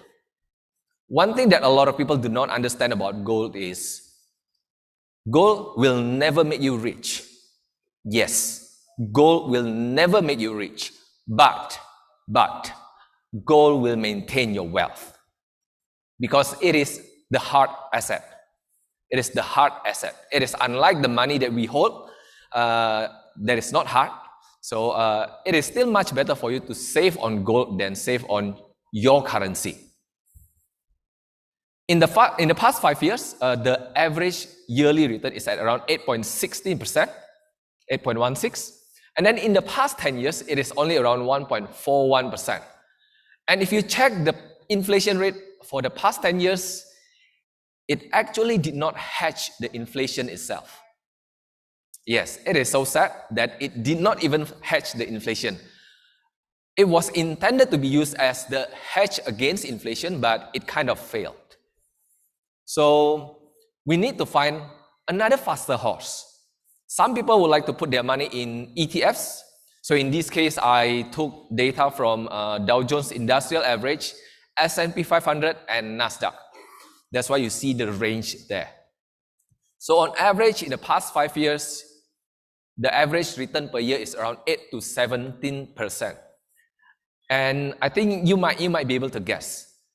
The one that has 17% would be NASDAQ 100, the tech companies. Yeah, the cyclical stocks, if you want to say that. And in the past 10 years, the return of these three is ranging at 10 to 17%. At least it is faster than the rest. At least it is better. It can hedge your inflation, and also it may outperform other instruments. But what is even more interesting is, despite the price of Bitcoin that has plunged by 70%, yes, 70%, you did not hear it wrongly. But in the past 10 years, the performance of Bitcoin is at 55 to 66%. It depends on when you enter the market and when you exit the market. It can go up to like 100% plus. Like what happened in the past 10 years, it was 124 to 133% per year. Per year. Again, this number is based on the data. I'm not making this number up. You can do the calculation by yourself at home. And this is based on the price of Bitcoin at 22,000 when I made this slide. Okay. Currently, the price of Bitcoin is at around $20,000 to $21,000. So this number will not change too much since it is for 5 to 10 years. But again, as we can see according to this data, Bitcoin is still the faster horse, if not the fastest one. But there might be some people asking me this: should we all into Bitcoin? Does anyone here do all into Bitcoin? Anyone? All into Bitcoin? Or does anyone all into other cryptos? No? Or just shy? Not a big deal. For me, I think it is okay, especially when you are still young and free, to be more risky. But I personally will not suggest everyone to just go all in. It may not make sense for everyone to all in, especially when you cannot sit on the risk.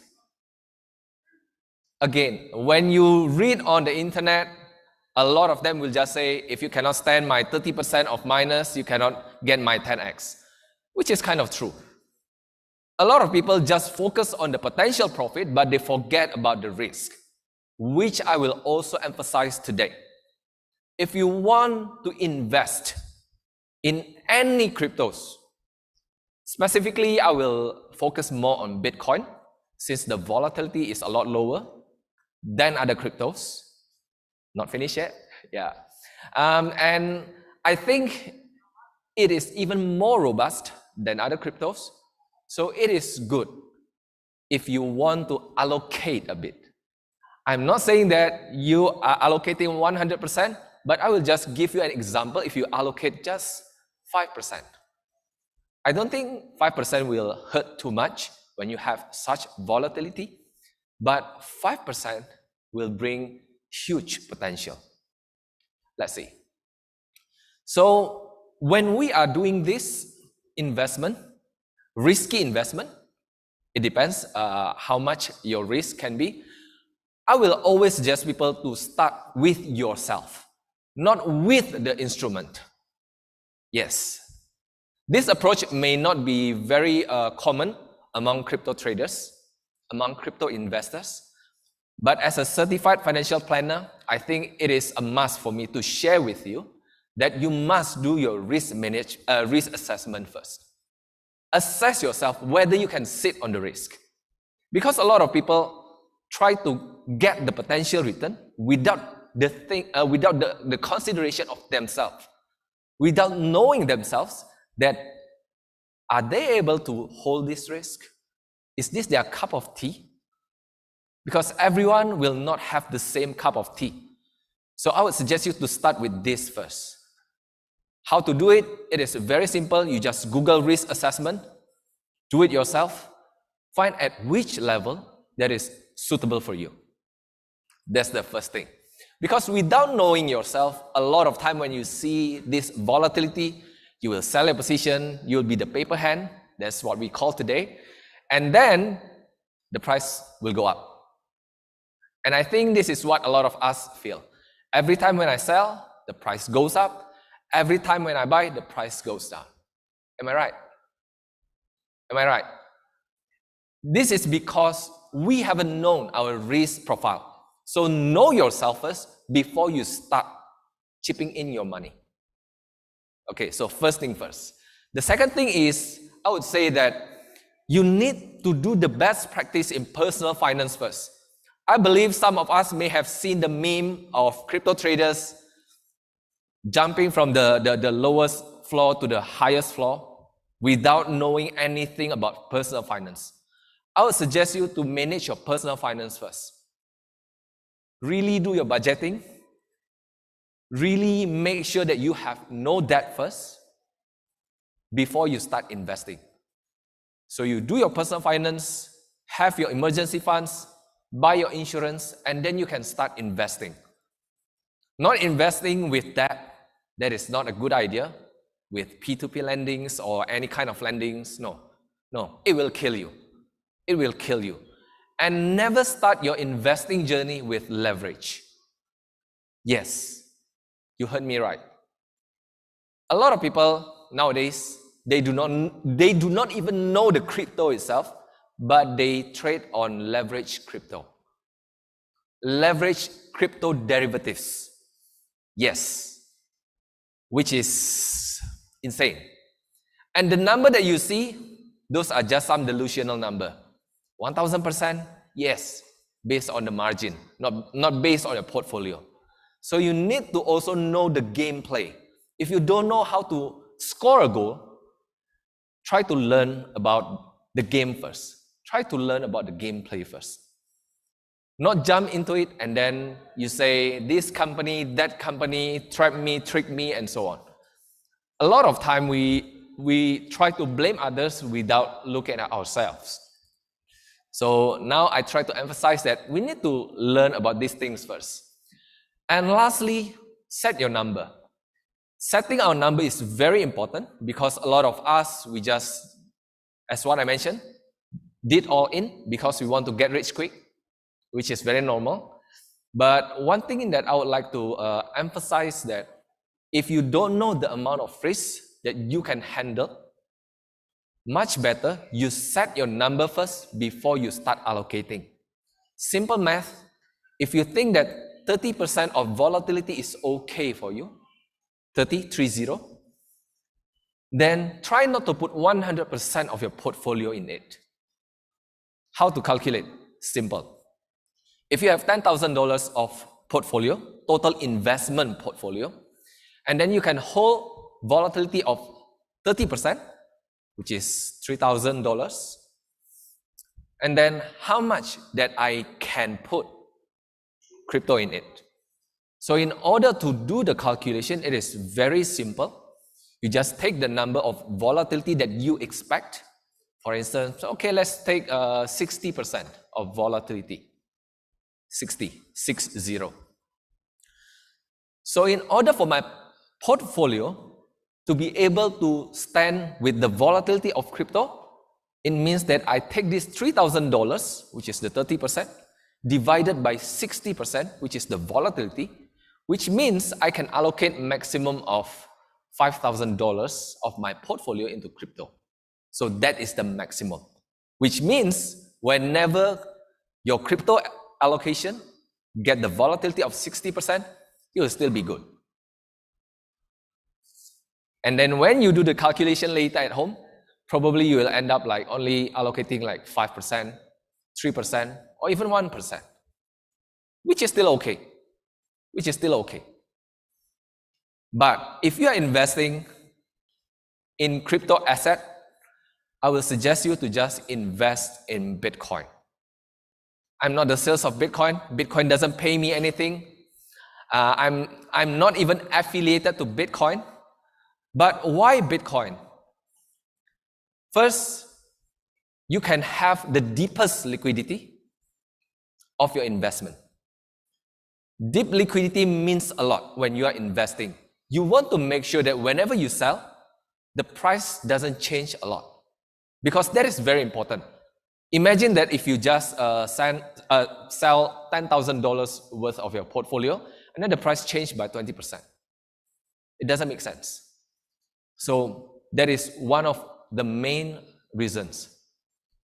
The second one would be, it is the only fully decentralized crypto asset. Yes, it is the only one. So it is much better for you to put your money into a decentralized one, not into a centralized one.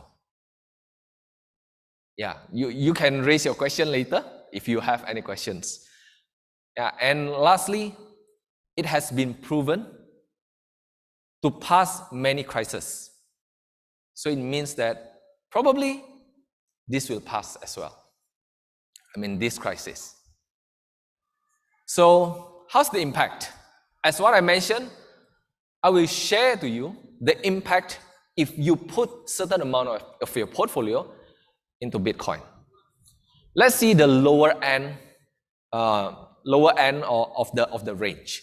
If you put your portfolio just to the shares or ETF, then let's say your return is at 17%. In this case, I'm taking the higher end of the range, assuming that you are putting your money in Nasdaq 100 index. But if you allocate just 5% of your portfolio into Bitcoin, you can see the return is at 18.65%. It gives you a little bit bump. Around 1.65% of extra may not be huge, especially for us from developing countries. But for people in developed countries like Singapore, it is a lot. But if we take the higher end of the return, then it is at 21.15%. It gives you 4.15% of extra, which I believe in developed countries, if you want to retire, you use the rule of 4%, which means this extra 4% can give you your retirement. So whether you want to start now, later, at least I have shared this idea so you can do your own consideration, do your own homework, do your personal risk management and risk assessment, and of course, manage your own personal finance. And this is the result if you start your 10 years plan. I'm not selling you anything, just to show you numbers. So if you have initial investment of $10,000, and then on monthly basis, you do $1,000 of deposit, with that kind of return, if you only put in shares or ETF, then you will get $365K by the end of the 10th year. But if you just allocate extra 5%, you'll get 408K or 486K. Yes, you see the difference there. So whether this number is enough for you, it is back to yourself, whether it is enough. If it is not enough, then you must do something. Whether you allocate more, do some risk, then probably it can reach your goal.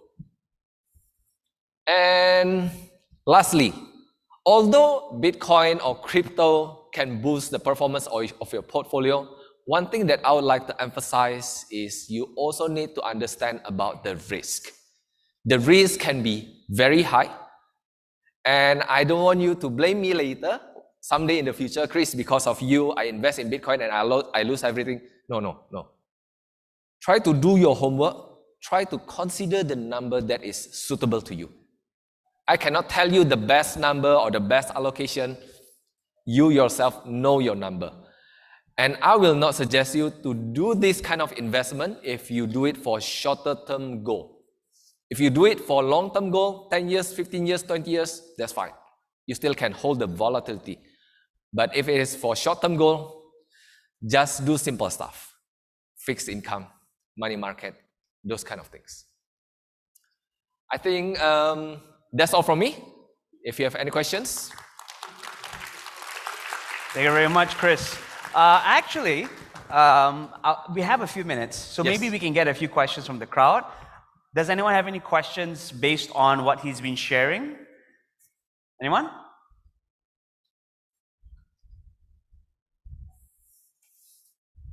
Anyone at all?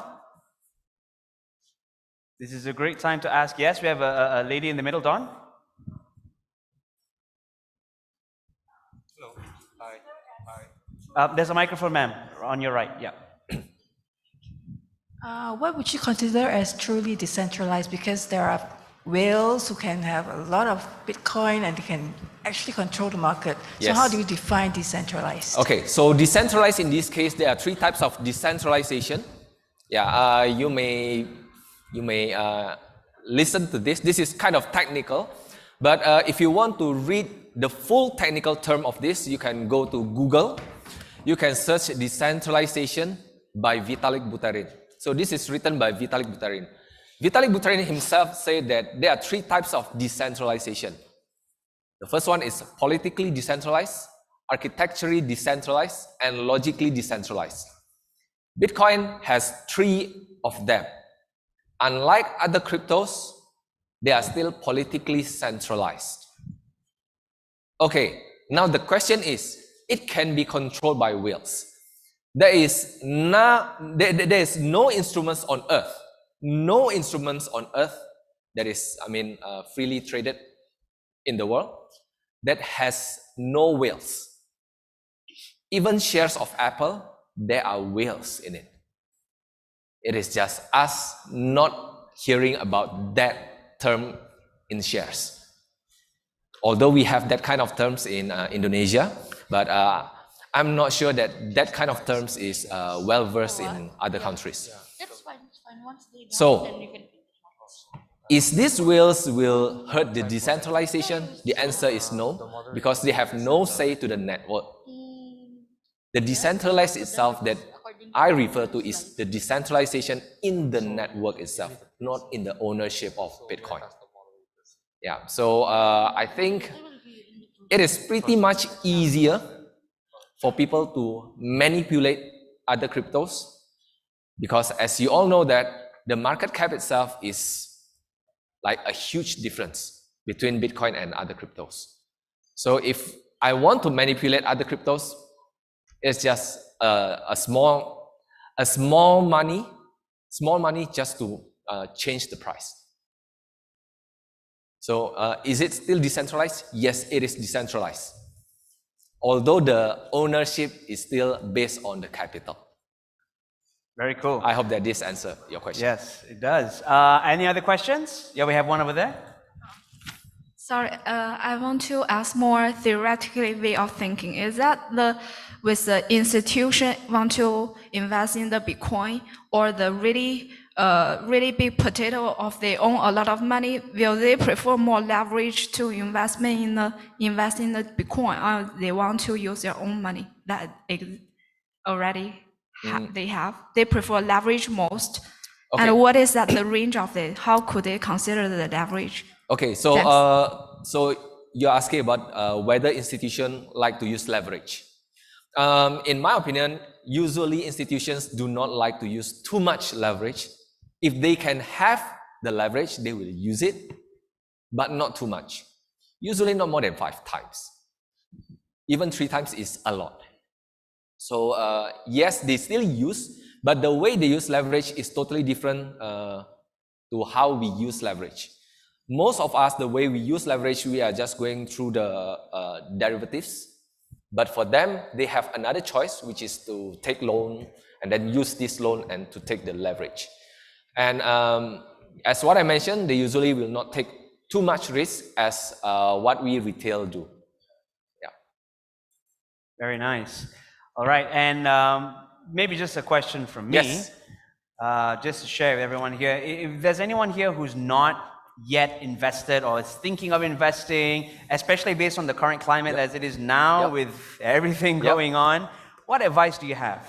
Okay, so if you haven't invested, in my opinion, this is probably one of the best time to buy Bitcoin. Yes, you heard me right. The main reason is the cost of production of Bitcoin currently is running at $17,000 to $20,000. How could I know this number? You need to know how to do the calculation, then you can get the number. Although there are some countries or some miners that can mine a lot cheaper, especially those who are using renewable energies, solar energies, wind energies, those cheap energies, but still, majority of the miners are still mining at 17 to 20,000 per Bitcoin. So if you are buying at the current price, I can say that you are buying at the production cost price. And that made some of the miners need to turn off their mining rig because they are running at loss. Although we may see more and more efficient mining rig in the near future. So is this a good time to buy? I would say that it is a good time for you to start dollar cost average. I will not suggest you to be all in, sell your house and buy Bitcoin. No, that would be a very risky approach. Just do dollar cost average. Just spare some of your salary or some of your income, monthly, weekly, up to you. But according to what I researched, the weekly one will usually give you a little bit bump of return. So this may be a good time for you to start if you haven't started yet. If you have started, probably this may be a good time for you to start accumulating. So that's it. Thank you very much. One more time for Christopher. Thank you. Thank you very much, sir. Thank you. All right, now as you probably noticed, on stage we have here a couple of chairs, and that's because we're going to move on to our panel discussion. Now, the panel discussion will be discussing this topic, the role of crypto exchanges in today's landscape. And I'm sure that's going to be very interesting for all of us to discover the role of crypto exchanges in today's landscape, especially given the economy that we have right now. So coming on stage in just a few short moments, we have the panelists, Andy Lian, the chairman from Big One Exchange, Feroz Medora from Gemini, Travis Teo from Tokenized Exchange, and Louis Mahlanga from Jim Network. And to moderate all of this, we have the Bitcoin man himself, Mr. Herbert Sim. Can we give our panelists and moderator a huge round of applause?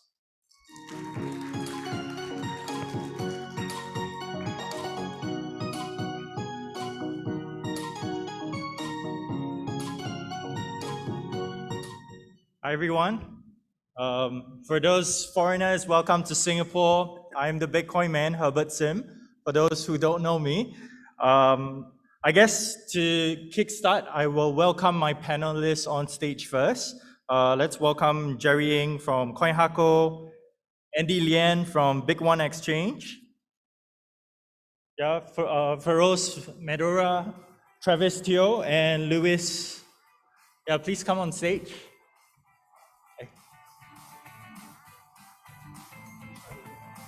No, I might be here. Yeah.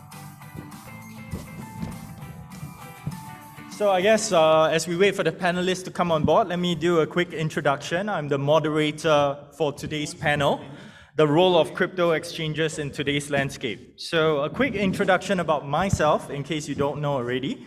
I'm known as the BitcoinMan.com. You can check me out. It's a UK venture capital with trademark of Bitcoin Man.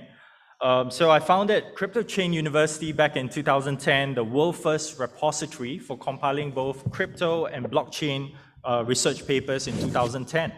And subsequently, I was Global Operations Director at Huobi, which was the biggest exchange in the world from 2013 to 17.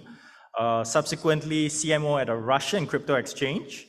So without further ado, I guess this panel is going to be the most exciting one for the whole day, for the matter, because crypto exchanges, as you know, is the epicenter of crypto industry itself. It's the platform where everybody buy and sell your favorite cryptocurrencies. Yeah. So as we know, crypto exchanges came about in 2010, 11.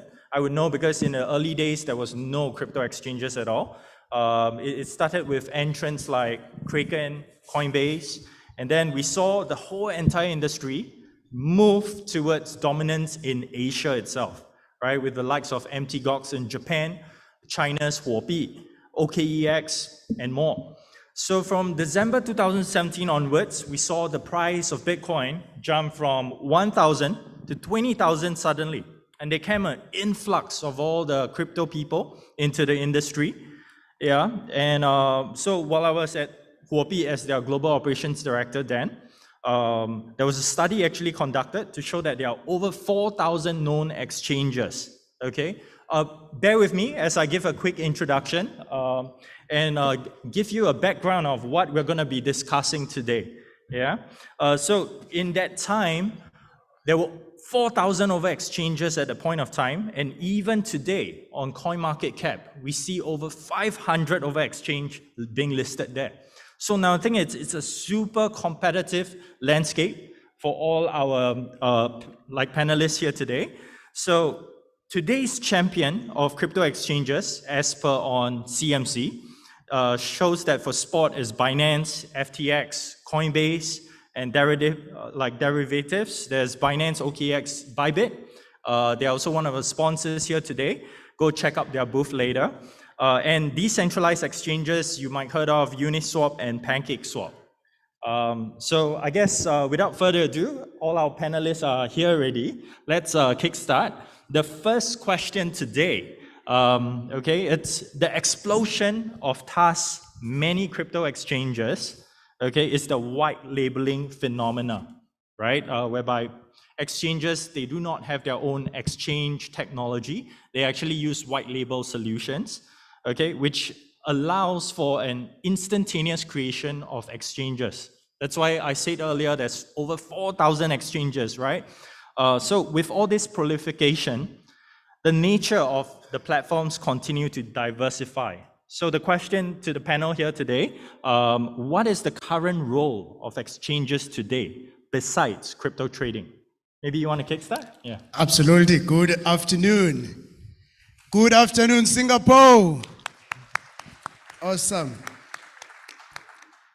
Basically, if we look at cryptocurrency, the adoption is the main issue currently. Everyone is skeptical and so forth. So exchanges, I believe that they are enabling the industry to be easily accessible. For example, when I got started with cryptocurrency, when everyone was saying Bitcoin is a decentralized currency, I have to give you money and then you send me Bitcoin. So I was skeptical. I don't know about you, but I was skeptical then. Then with exchanges, it made my life much more easier. I had confidence to buy Bitcoin via a centralized exchange, and it was so much more easier because it was more familiar to the bank account that I use. So the point is it enables easy accessibility to the masses. And then secondly, the adoption and the confidence to each and everyone in the world, it becomes much more easier because we are used to our online banking and our online bank apps. And then basically that's it. It enables even to educate the masses about cryptocurrency, not only trading, but we know exchanges are the best vehicles that have been used to reach out to people in educating them about cryptocurrencies.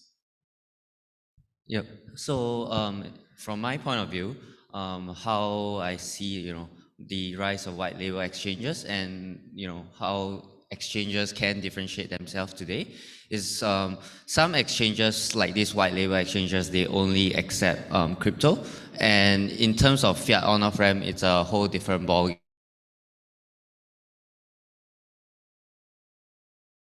Having the right payment partners in order to have this fiat on and off ramp, which all these new white label exchanges, they only accept crypto and they do more crypto to crypto pairings, right? So that is one of the key differences that I kind of see between white label exchanges and other exchanges which are more compliant in the jurisdiction that they operate in. Yeah. I think going back to Bitcoin Man's question, I do believe that the existence of exchanges is a form of innovation and is a form of how we can transfer money globally, and yet in a more organized and regulated manner, right? So this is what we are all trying to do. But then, alluding to the fact of this pretext of what the whole discussion, talking about white labor, a lot of new exchanges came out. I don't see that as a very big problem, In fact, whether you are using a shift or you are using chain up, for example, it doesn't really make too much of a diff. Because as long as you have the right kind of regulations and the right kind of compliance and governance mindset, whether it is going to be white labor or whether you are going to do it on your own, I don't see that as a big difference. In fact, if you are new, you don't have the tech, using white labor would help you to move to the market faster. Instead of buying something off the, buying something off the shelf and then trying to edit it, there are a lot of security issues, and the risk management portion is also very much being compromised in many ways, right? So whether it's going to be a fiat on-ramp or not, if you are using a good white labor company for exchanges, it will make a big difference. So this is how I look at it from an industry standpoint. Good afternoon, Herbert. Thank you for having us. Pleasure to be here. I think when it comes to white labeling... Let's begin to Sorry? Okay. Thank you. When it comes to white labeling, that's one major component of how an exchange operates. There are many other areas beyond the technology that powers the exchange. It's your fiat on and off ramps. It's going to be how good is the quality of service that the exchange provides. You could have the best tech, but if you have no customer support, users might struggle to get any help.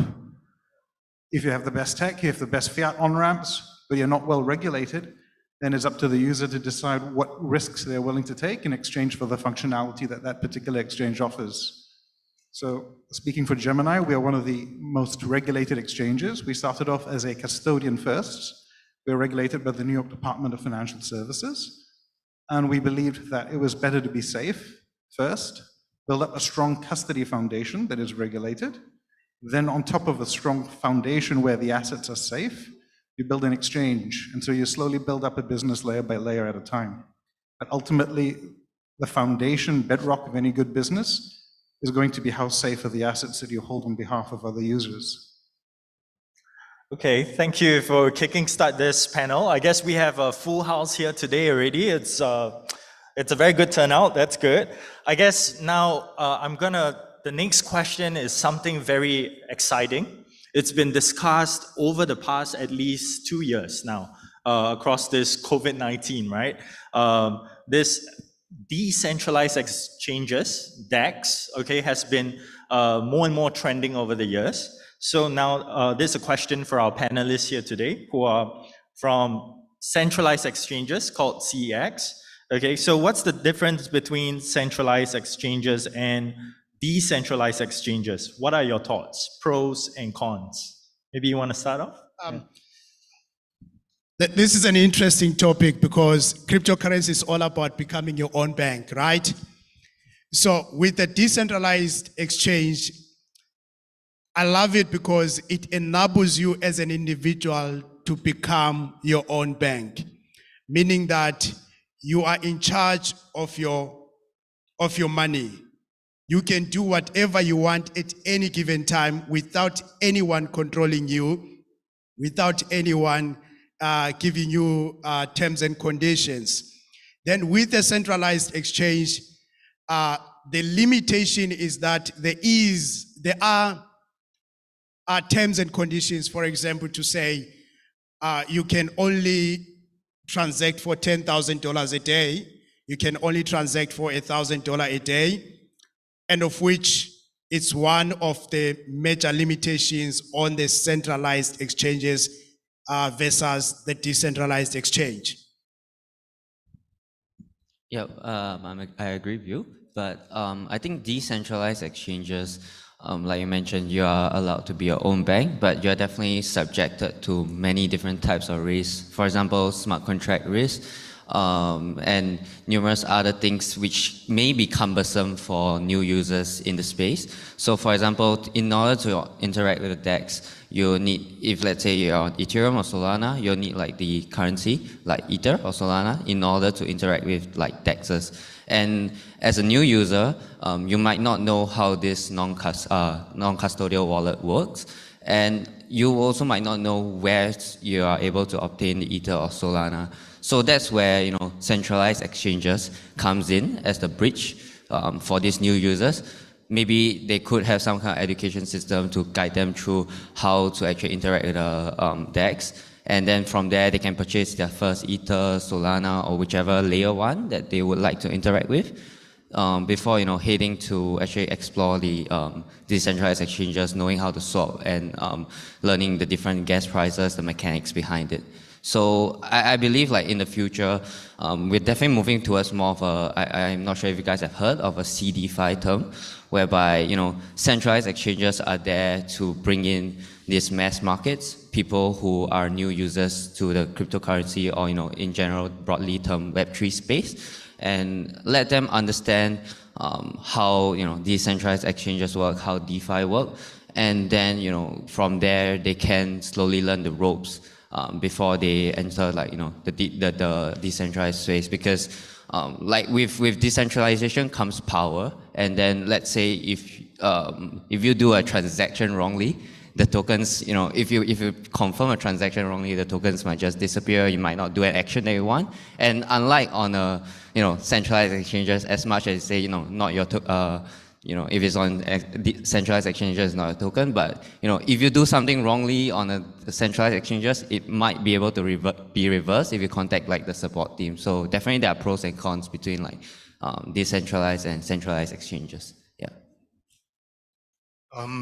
I think if it's not your key, it's not always not your money, right?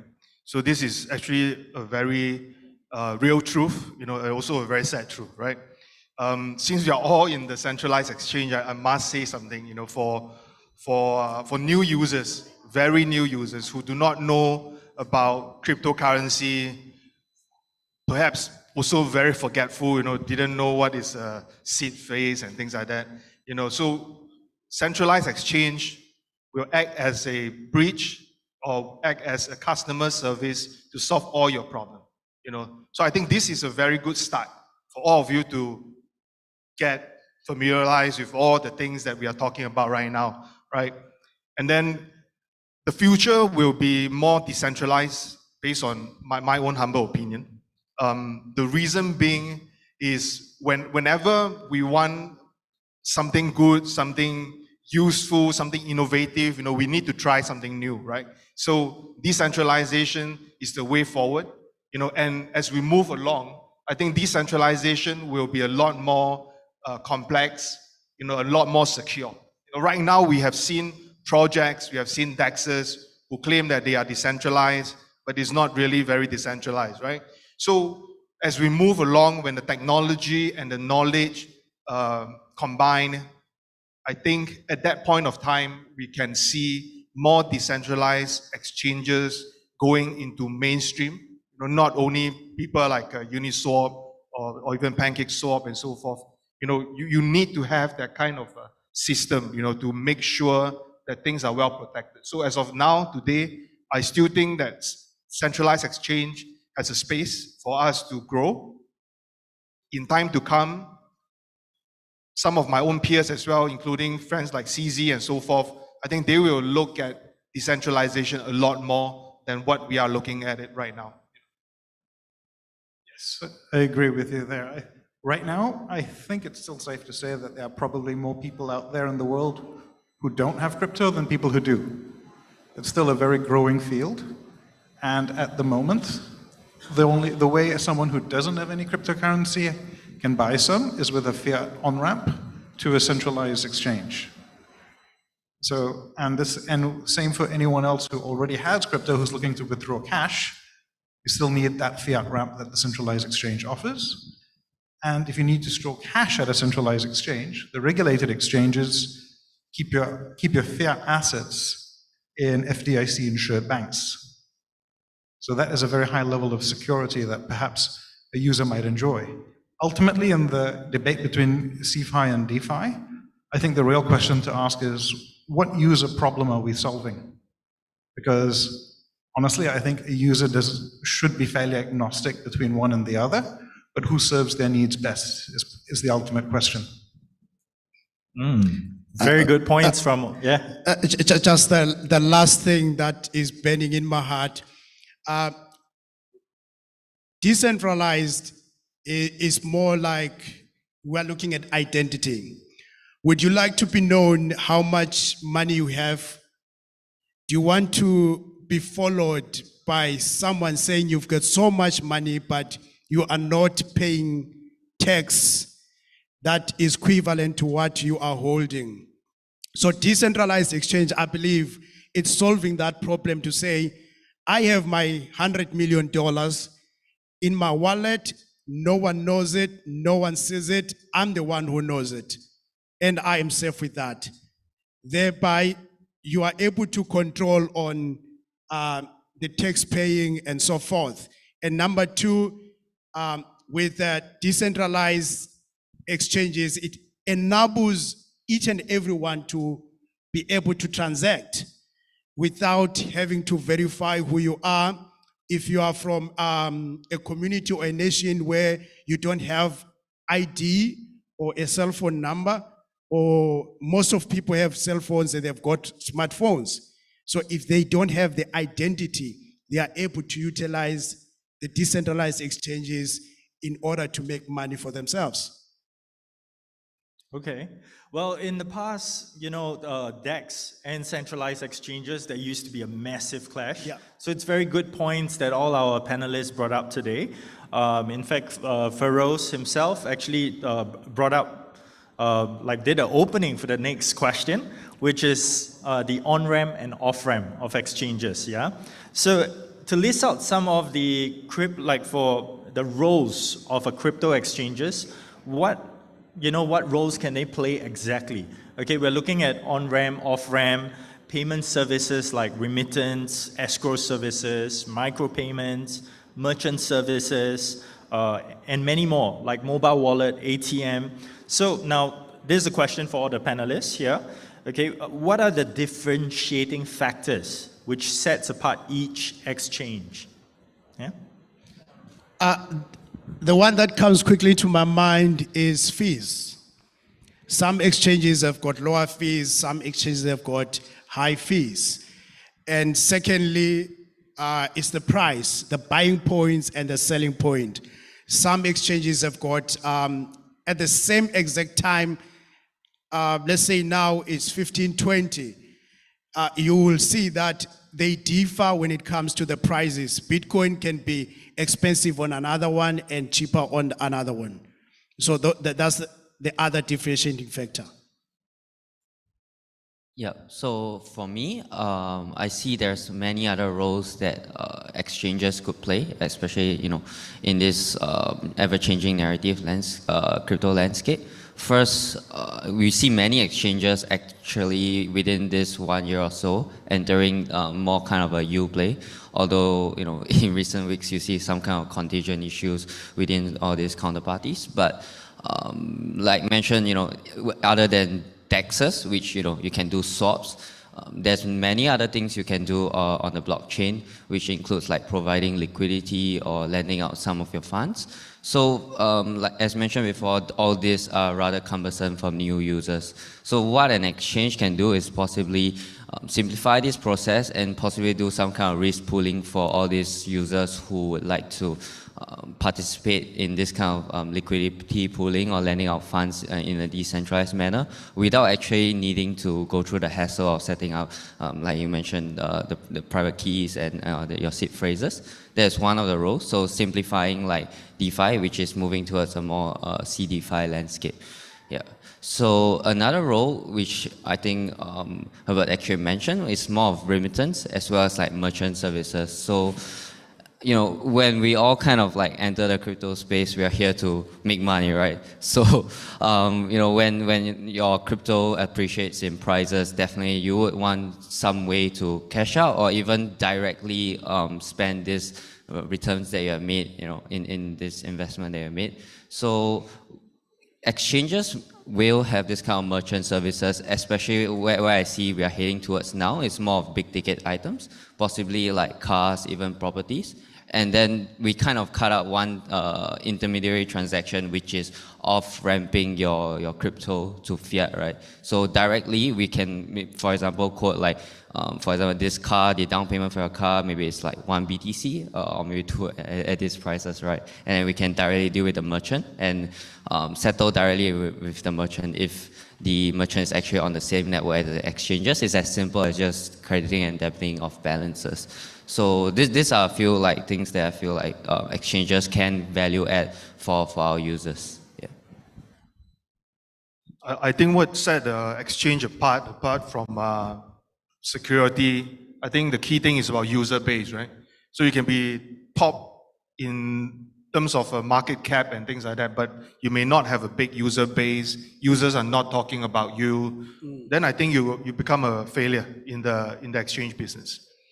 The other thing that set exchanges apart is not about putting up a lot of services, remittance, all these old traditional style services that deem to be for the convenience sake.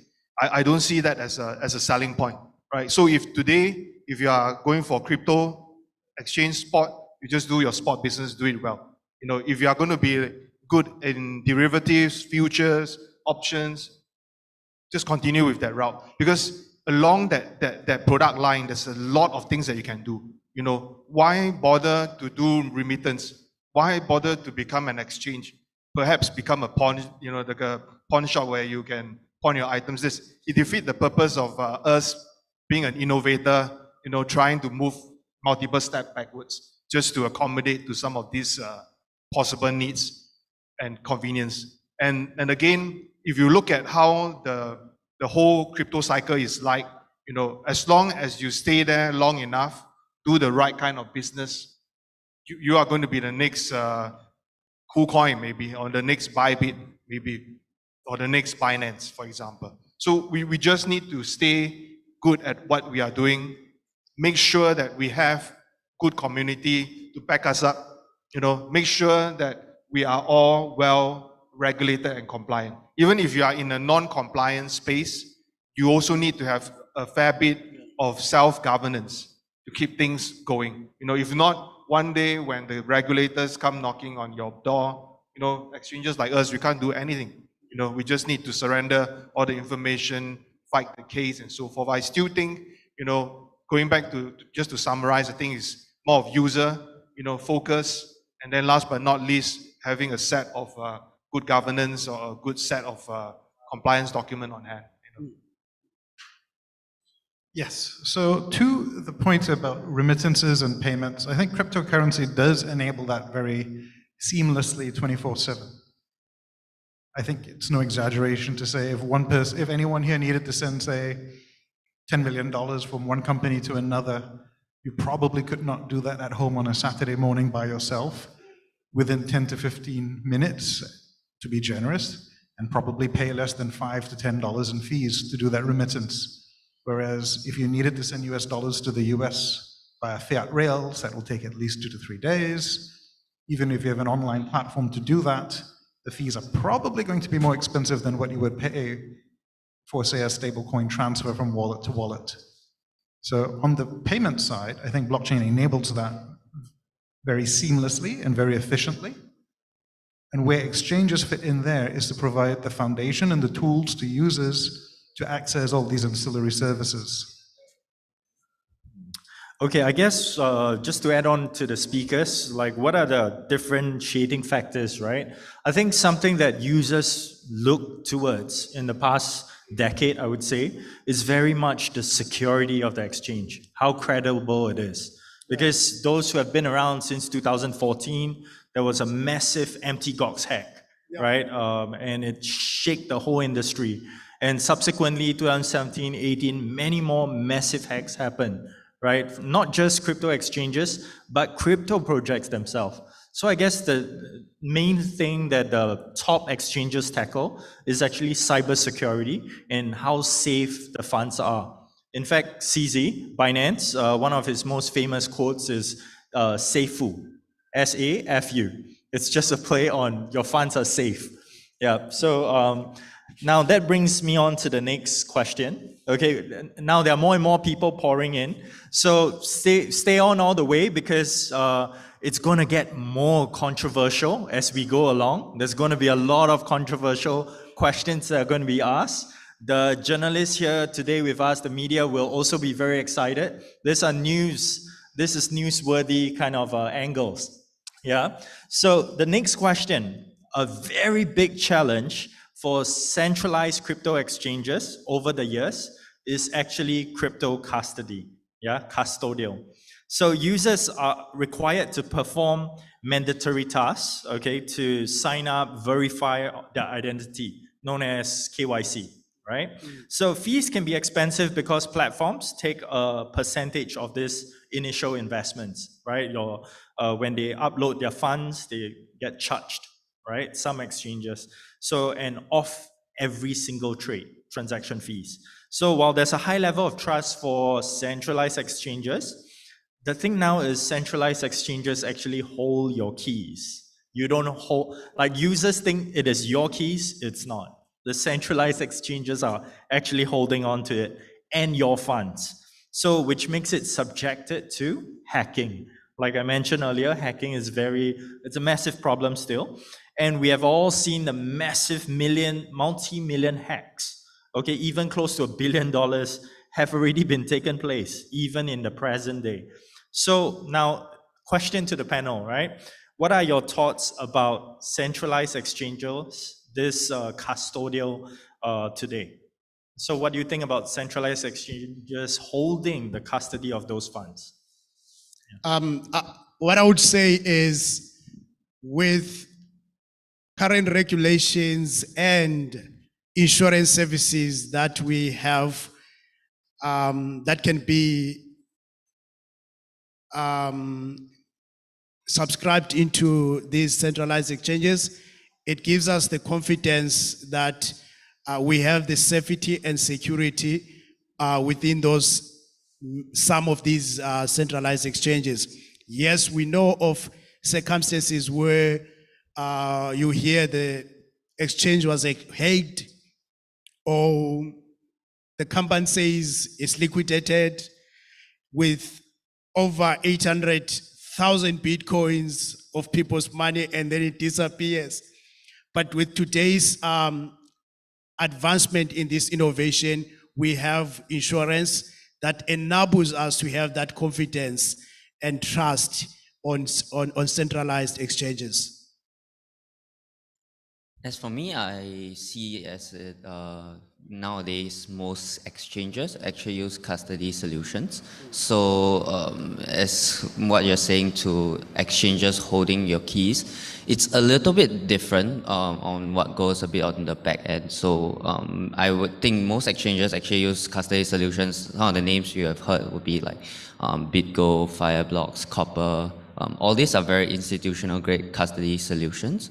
And the exchange would, different custody solutions, they employ different kind of tech. So some of the custody, they use some sort of MPC keys, and all these keys are actually sharded differently, and each of the party will hold one. So technically, an exchange cannot rug a user, so it has to go multiple layers of approval for withdrawals and so on. Yeah. And as for the part where you said millions of dollars were hacked from centralized exchanges, I think it's a good point to point out that millions of dollars have been hacked in DeFi protocols as well, right? So if you look at, if you put funds in the smart contract liquidity pool, that could be bugs or flaws in the code where people can exploit it. So it's not only funds getting misused or hacked on exchanges. There is this kind of smart contract risk, even if you are dealing with within DeFi itself.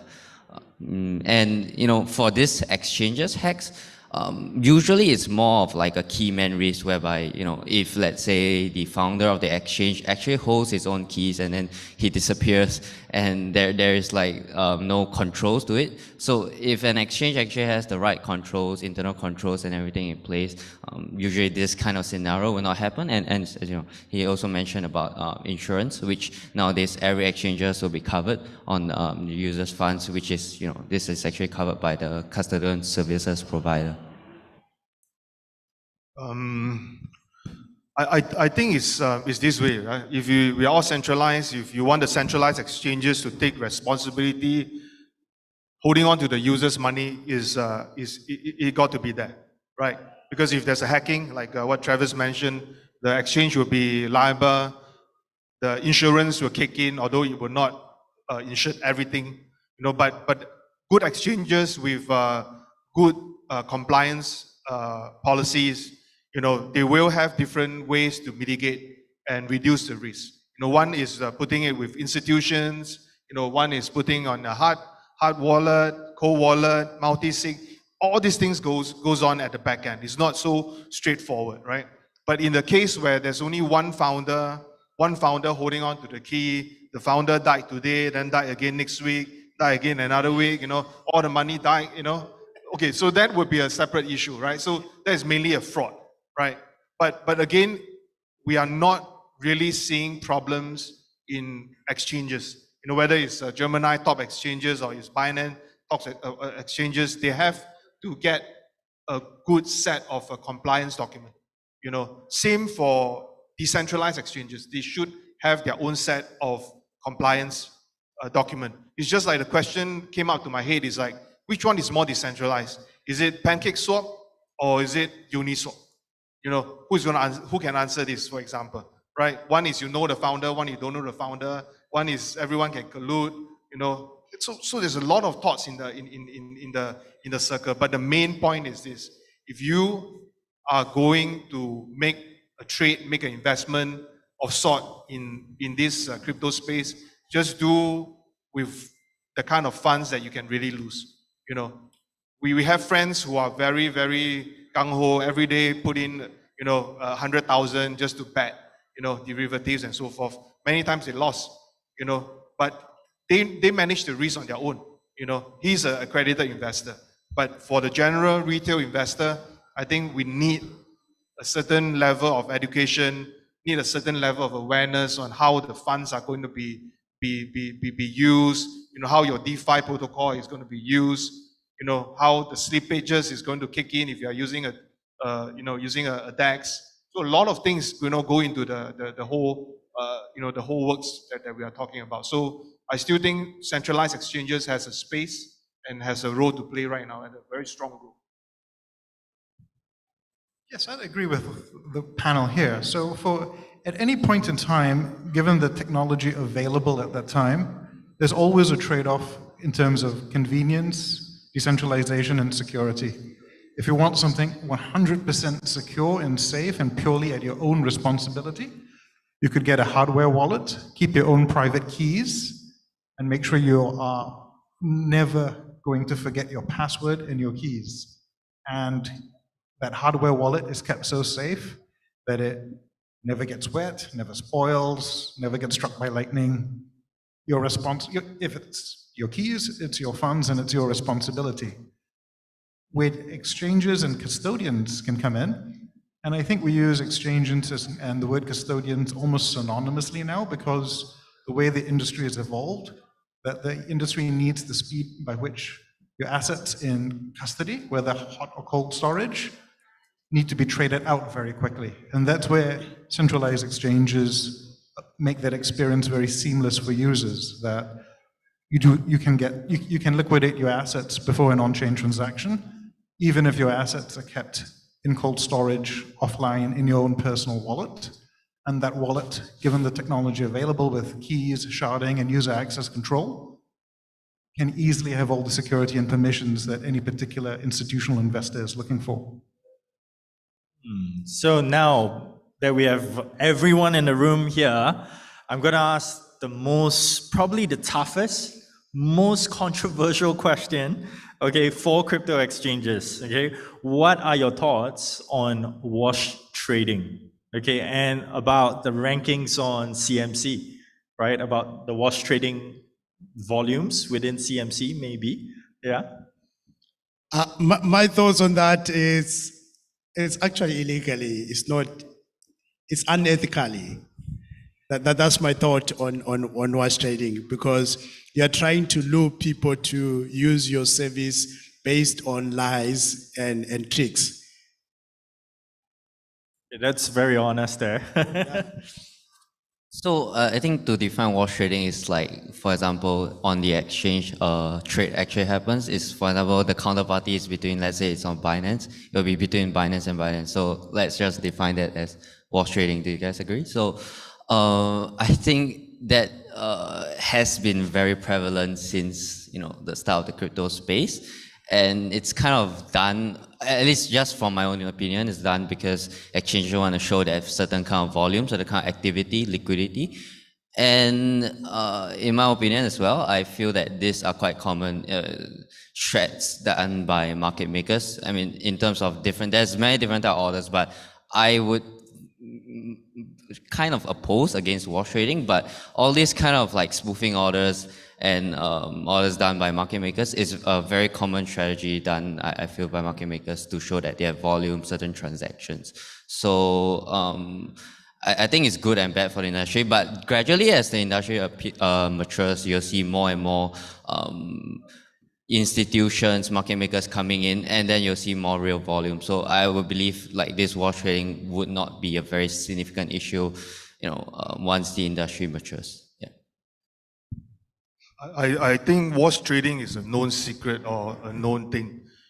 Whether it's going to be done by the market makers or traditionally, market makers should also bring in the volume, also bring in the deals and so forth. But right now, I think, we don't really see that. So is it okay to have wash trading? I think it really depends on how you look at it. Whether is it from a liquidity standpoint or is it from a churning of volume, pure churning of volume standpoint? Because we have friends who say, oh, if today we are not going to churn the volume, we are not going to see our ranks go up on CMC or on CoinGecko. Is it true? Yeah, it's true. Because they take the metrics from there to derive the rankings. Okay, I mean, if you allow this to happen, then what are the downsides and so forth? There's a lot of controversial behind this. But to be also very honest, not all the market making are initiated by the exchanges. All right, we got to be very mindful about this. The exchanges which are more proper, they will not say, oh, I will do the market making for you. That's not true. But of course, we will look at the project and say, hey, you need to attain a certain volume, on the K line, So that will then drive the project to do market making or wash trading, right? So is it exchanges that did it? I don't know. I dare say it's not us. Same for the rest. So whether or not they are wash trading or not wash trading, or how the project gets the trading going, it really depends on their marketing. It's really depending on their community. If they dare to push it hard enough, then the wash trading or the market making amount will reduce, right? And then that could then make the whole industry a little bit cleaner, and plus what Travis mentioned, the more institution or maybe the better grade market makers will come in, kick into the exchange and bringing new and real volume. This is something that we really need at this current moment. Yeah. So even though we're in a very new industry, I like the expression, nothing new under the sun. I'd say wash trading falls under the broader category of market manipulation. And we've all heard the terms of like pump and dump, wash trading, painting the tape, and spoofing, which have been features of regular financial markets for a very long time. And the good thing about that, I would say at Gemini, is traditional financial markets have built surveillance tools and artificial intelligence that can detect these sorts of behaviors. To say that any one person can detect all of them 100% is probably going to be a bold claim. So it's been around for a long time in other markets. Whenever markets evolve, users evolve. Unfortunately, both good and bad actors also evolve with markets. And I would say when it comes to volume rankings of any particular exchange, in terms of how users perceive the exchange, by any metric that the user might like, say, let's just say look at traded volume in a day. I'd say the most important defining question a user can ask is, what does this exchange do for me? Do I care if this token trades 100 million, 200 million, a billion in the last 24 hours? Or can I get my trades done? So what fees do I pay? What service do I enjoy for that fee? Can I get my trades done? Okay, thank you, because you just lead into the next question, which is probably the biggest challenge for any crypto exchanges today.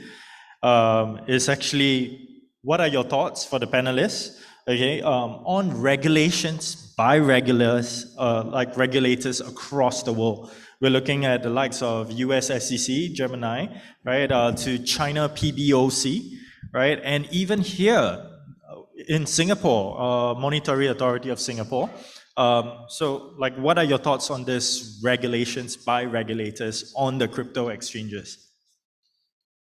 In the early adoption, I think based on the past history challenges that we've faced on centralized exchanges, it's a brilliant idea because it builds that confidence to the masses. The idea is to get as many people as we can into crypto space, blockchain technology.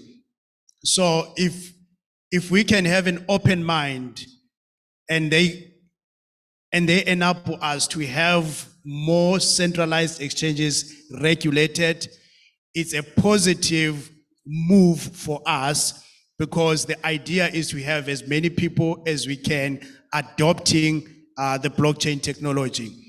Then the decentralized space, I don't know, we'll see. In terms of regulation, I think it's definitely a huge step forward and a necessary evil, I would say. But if you look at some of the regulations that is put out for crypto exchanges, especially around the world, one of them which is travel rule. All these are regulations I feel are drafted in the sense that they are trying to fit like TradFi or traditional finance, how they actually run previously. Because travel rule is something like a Swift network whereby you know who's your beneficiary, you know who's the sender, And it cannot really be applied when you're looking at like a blockchain technology, because all of it is actually, this information is actually available on the blockchain, you know. But because, you know, when regulators come in, they try to apply certain type of frameworks that's brought from the TradFi world into, you know, the Web3 world. So some of it, I think, you know, there still needs to be some kind of communication between all these exchanges and the regulators to see if there can be some kind of common ground for them to actually work on, so that it can kind of be more fitted towards the blockchain space and be more accommodating.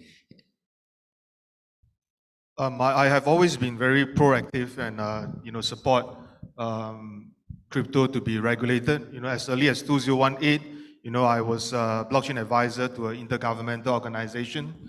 If you read my profile, you know, I give advice to Korea right now, Mongolia, and a few others. I think the key about regulation is to what extent are you going to regulate, right? Travel rule, for example, might not work very well, right? How are you going to track? Everybody is not talking to everybody. Banks are not talking to each other. You expect exchange to talk to exchange and then give you, hey, this is my client's information, man. Dude, you want it? It doesn't work, you know. So we just got to be very mindful on how we're going to form the jurisdiction at where you are. You know, how are you going to monitor the money flow or the crypto flow at where you are and where you are being regulated. Outside of that, well, that is for the different government to really look at how all these rules can be structured, right? You know, so if the rules are so easy, then a lot of these crypto scammers who are, you know, on the newspaper, for example, they would have been caught, right? They would have gotten very good amount of proof where they move X amount of money into Singapore, for example, you know, and it's still here, it's still there, you know, if you walk around the space long enough, you know. So I still think that this crypto regulations got to be there, but we have to take care of what we have in the local market first before you look at a bit too far, right? This is the point number one. Point number two is if you again look at how the different traditional finance or the traditional licenses kick into the picture, you know, and to work very closely with exchanges, centralized exchanges. I think that is also a very good move to facilitate and track some of this money flow, right? These are all reasonable, but I think recently I got a request from one government asking to regulate DeFi or to regulate DEXs. You know, I think that is really too future, right? The only thing that I can let them know is that those decentralized exchanges, for example, who use on-ramp fiat service, for example, or maybe those you can really track, yeah? Because at the end you need to put your real money. I'm sorry, I'm not saying that crypto is not real, but you know, your real fiat money somewhere, right? So that you may be able to track. But apart from that, you know, the regulations kicking in will be really very tough. More from a more realistic standpoint, yeah? Yeah, thanks. So when it comes to regulation, Gemini likes to work with all the regulators, and we seek to be regulated in all the markets that we operate in. And I think all the regulators always act in the best interest of their client. And I would say a regulator's number one client is the people in the country that they regulate. They care about creating a free and fair market that's clear, fair, not misleading, transparent, and investor protection. And I would struggle to disagree with any of those objectives personally. And as at Gemini, I think regulation has a great opportunity to enhance the cryptocurrency space. Exactly to the point of, we would love to have a cryptocurrency industry without any scams. We would love to see all the scammers get caught. And for people who unfortunately have been scammed to get their funds back. We've gone through COVID here in Singapore, where we've seen a rise in a lot of financial scams, unfortunately, as both good and bad actors evolve. And I think this is a space where the industry is always playing a race. And it's not just the cryptocurrency industry, but any industry in general is always playing a race against those who seek to be regulated and those who do not? So being in the crypto industry now for close to a decade, the industry is moving and developing really rapidly. The likes of regulators across the world are actually struggling, even just to regulate and understand what is going on in this space. Yeah, so we see governments across the world, rushing in like, hey, what's happening? Okay, and there are some countries that just, blanket ban crypto.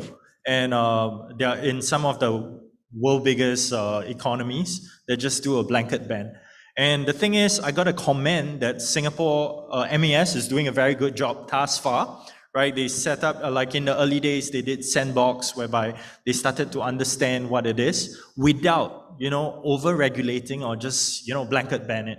So I think this is one of the good points where we are. The very fact that we are able to hold a crypto conference in Singapore is a living testament of that. Because there are countries across the world whereby even a crypto conference is not allowed, right? So kudos to Singapore. So now that brings us to the very last question. Okay, more free and easy here. Okay, let's talk about crypto trading specifically. Okay, we are looking at mobile financial trading, derivatives, trading, future trading, financial trading. What's next? What is the future of trading? Do you mind taking it while I'm thinking about that? Sure.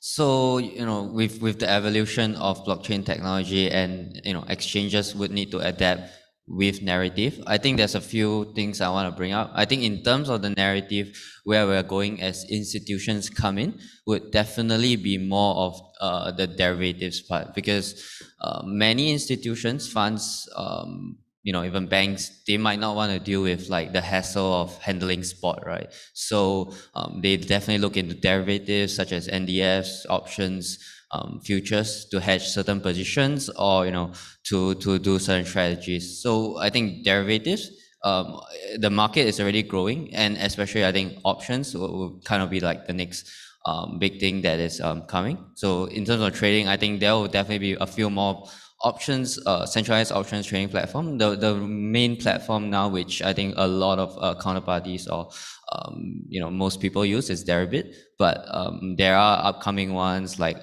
Bit.com and a few other exchanges which does kind of options.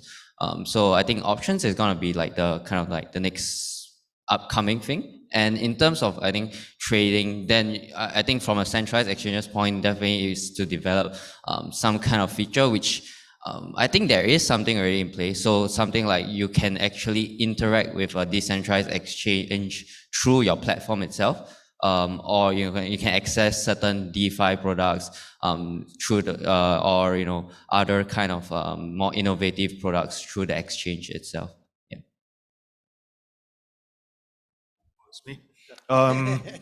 I think I got to echo this as well. Derivatives will be the way forward. I think that is also the way real money is. Spot is really talking about small, tiny bit of transactional fee that is driven by volume and some wash trading. So I think derivatives would be the way to go. For exchanges, regulated ones is a lot easier.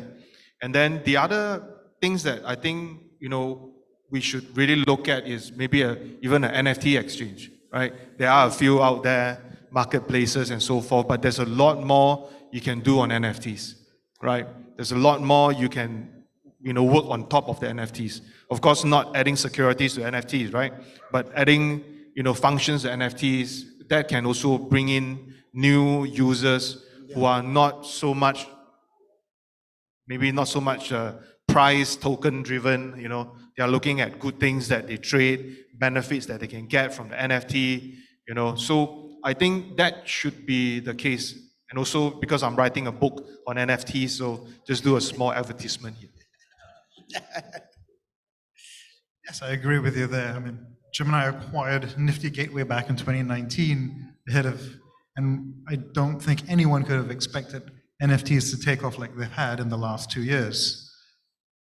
That really answers the question of what benefit does the investor or user derive from owning cryptocurrency. And I think thus far, a lot of us have been guilty of looking at it through the lens of financial investment. To look at, say, perhaps owning a Monet purely through the lens of a financial investment would probably detract from a large part of the enjoyment that the owner and the gallery gets from allowing people to view it and enjoy the art. And there's more than just finance and making money. There's the ephemeral joy that people get from art, whether it's conventional physical art or digital art, which is why I think NFTs have taken off so successfully. And to the point about derivatives, I think a lot of financial markets evolve along similar lines. First we get spot markets, then we get borrowing and lending markets, and then we get forward markets, typically futures, and then insurance, which is options. I think crypto has echoed a lot of that development path as user needs change, because investing in purely the spot market just gives you a delta one linear exposure to the underlying. But people need some hedging risk controls, insurance, or they want to express more nuanced views beyond just directional price action. Thank you, Andy and Feroz, for bringing up NFTs. I think NFTs is a super exciting topic today. And I think a whole bunch here today, if I do a poll, it'll probably be like 80% people here who are all excited about this NFT, right? So the session can actually go on and on for another hour. Unfortunately, we come to a close for this panel. But before we close, we'd like to take a couple questions from the ground today for our panelists here about the role of crypto exchanges. Anybody, any questions from the ground?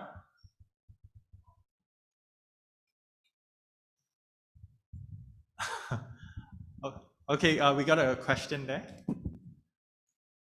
The gentleman. Yeah, I'd just like to take this opportunity to thank Andy for listing Everise on his exchange. So one question would be to the other panelists, what do you look for in tokens when you're going to list on a new exchange? So kind of what qualities? Is it community? Is it purely a fee to list? That's kind of the question. Hey, hi, Everise. So he's a friend as well. So I think for different exchanges, they have different kind of criteria. But bear in mind, right now is the bear market. If you have a good community, if you have good product, and you have not been listed anywhere, I think right now it's easier for you to get onto the bigger exchanges. Top 10, top 15. I think now is a good chance, right? So do not be afraid, to reach out to the exchanges and say, hey, I want to list on you, because right now it's bear market. What the exchanges really want are new users. If you are a new user, you can bring in $50 each. Everise has about 94,000 followers maybe, or 100,000 followers on Twitter, for example, and they can convert everything. Then you are an ace top brand, top project on XYZ exchange. So I think right now is a very good time for people to really step up and introduce your project promptly, openly, and do massive enough marketing just to get yourself known.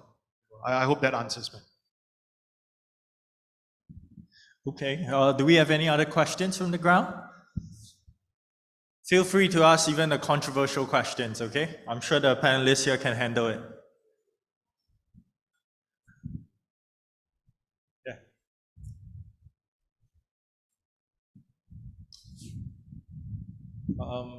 And there's one more at the back later, yeah? The lady behind. Thanks. So the question is a little bit following what you were asking in terms of what's the future of crypto, and obviously when we talk about NFT and metaverse. So the question goes to, is the world/community ready for cryptocurrency and of course NFT? And I'm asking that because yes, it's a hype, the whole topic. And one thing is listening to the topic on a daily basis in the news or social media and jump on the interest to learn more about it. But actually, the difference between actively taking part of either trading or copy trading, staking, whatever you name it, or jumping into NFT, so the business itself. So the question is how the community and the world is actually ready to be more involved in the crypto and soon in NFT and metaverse.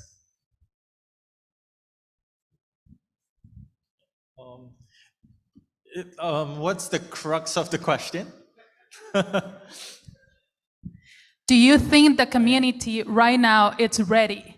It's knowledgeable enough to invest in crypto like actively and very soon in NFT in the metaverse or be involved? Is it ready? I think the community is medium ready because we have to take the responsibility to educate the masses to adopt this new technology. I think it's our mandate right now to educate as many people as we can, not theoretically, but practically, taking them through step by step into the system of blockchain technology. I think it's our responsibility right now to educate as many people as we can.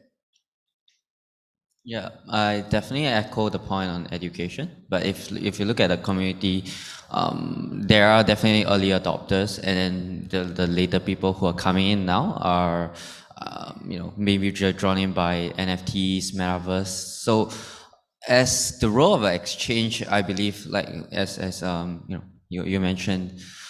Definitely education is the way forward. So I think every exchange should have some kind of FAQ, whether or not it's for, in terms of the fees, transparency, but also, education on how you can interact with the blockchain as well. Yeah. A very quick one. It's definitely not ready. So when the price dropped from $1 to 90 cents, everyone is crying, right? Everyone is farting, right? So it's not really. So whether it's going to be NFT or not, it's the same problem. You bought the NFT at $10. Now you're trying to sell at $1.20, and there's nobody buying it. The base price is also not met. So there's a lot of there's a lot of grievances in the space. So I think the very short answer is we are not ready. So that's why you should encourage your friend to watch our panel. Yeah. Okay, do we have any other, we have one lady, the question back. Speedy Gonzalez, our guy is running around. Okay. Thank you, guys. Very thank you.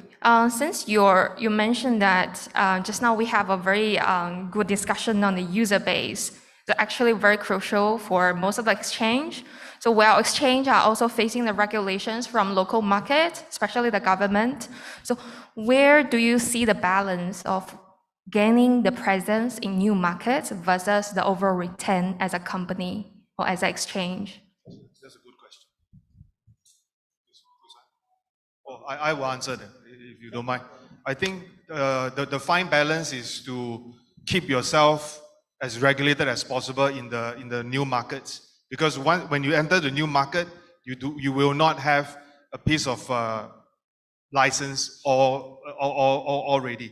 And to be very frank, as a CX operator, it is the best time to get the most money before the regulator come after you, right?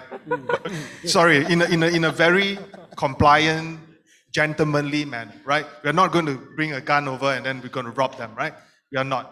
As long as we are compliant, stepping into a new ground, it means you're doing more. You're gaining a lot more at the tiniest time frame, before I get regulated. Okay, we have time for one last question. Okay, before we close, really, the gentleman in the front here.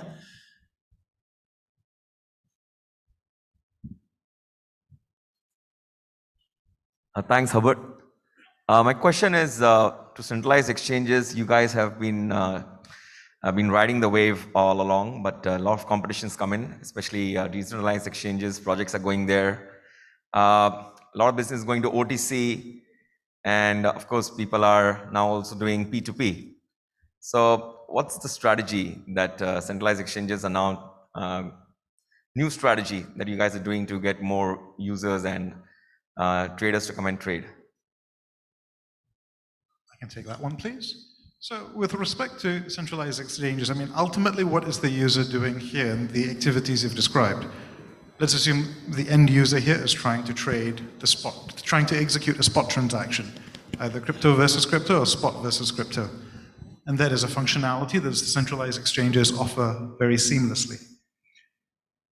And the centralized exchanges, like Gemini, for example, we also offer services that allow OTC traders to trade with their clients directly on the exchange in a clearing service. So we don't see that as any competition. It's net additive to the entire industry. It's essentially I think the industry is at a stage where there's so much growth potential for everyone that there's no winner-loser competitiveness. One person's victory is the next person's enhancement. Okay, I guess we've come to the end of our panel. Yeah. So thank you very much for being an amazing audience today.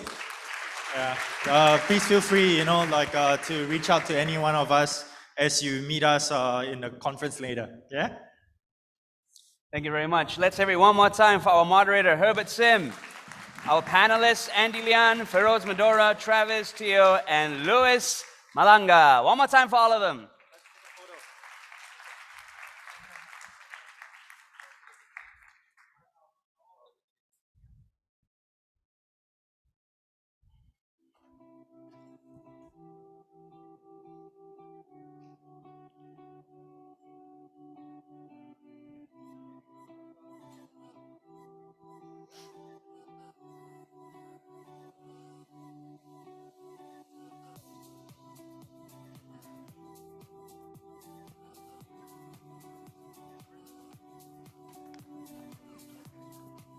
We can clear the stage. Thank you.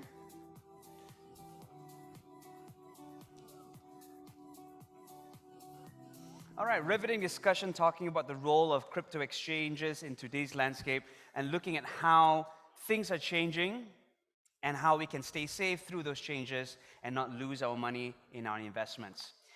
Coming up next, we have a very interesting talk.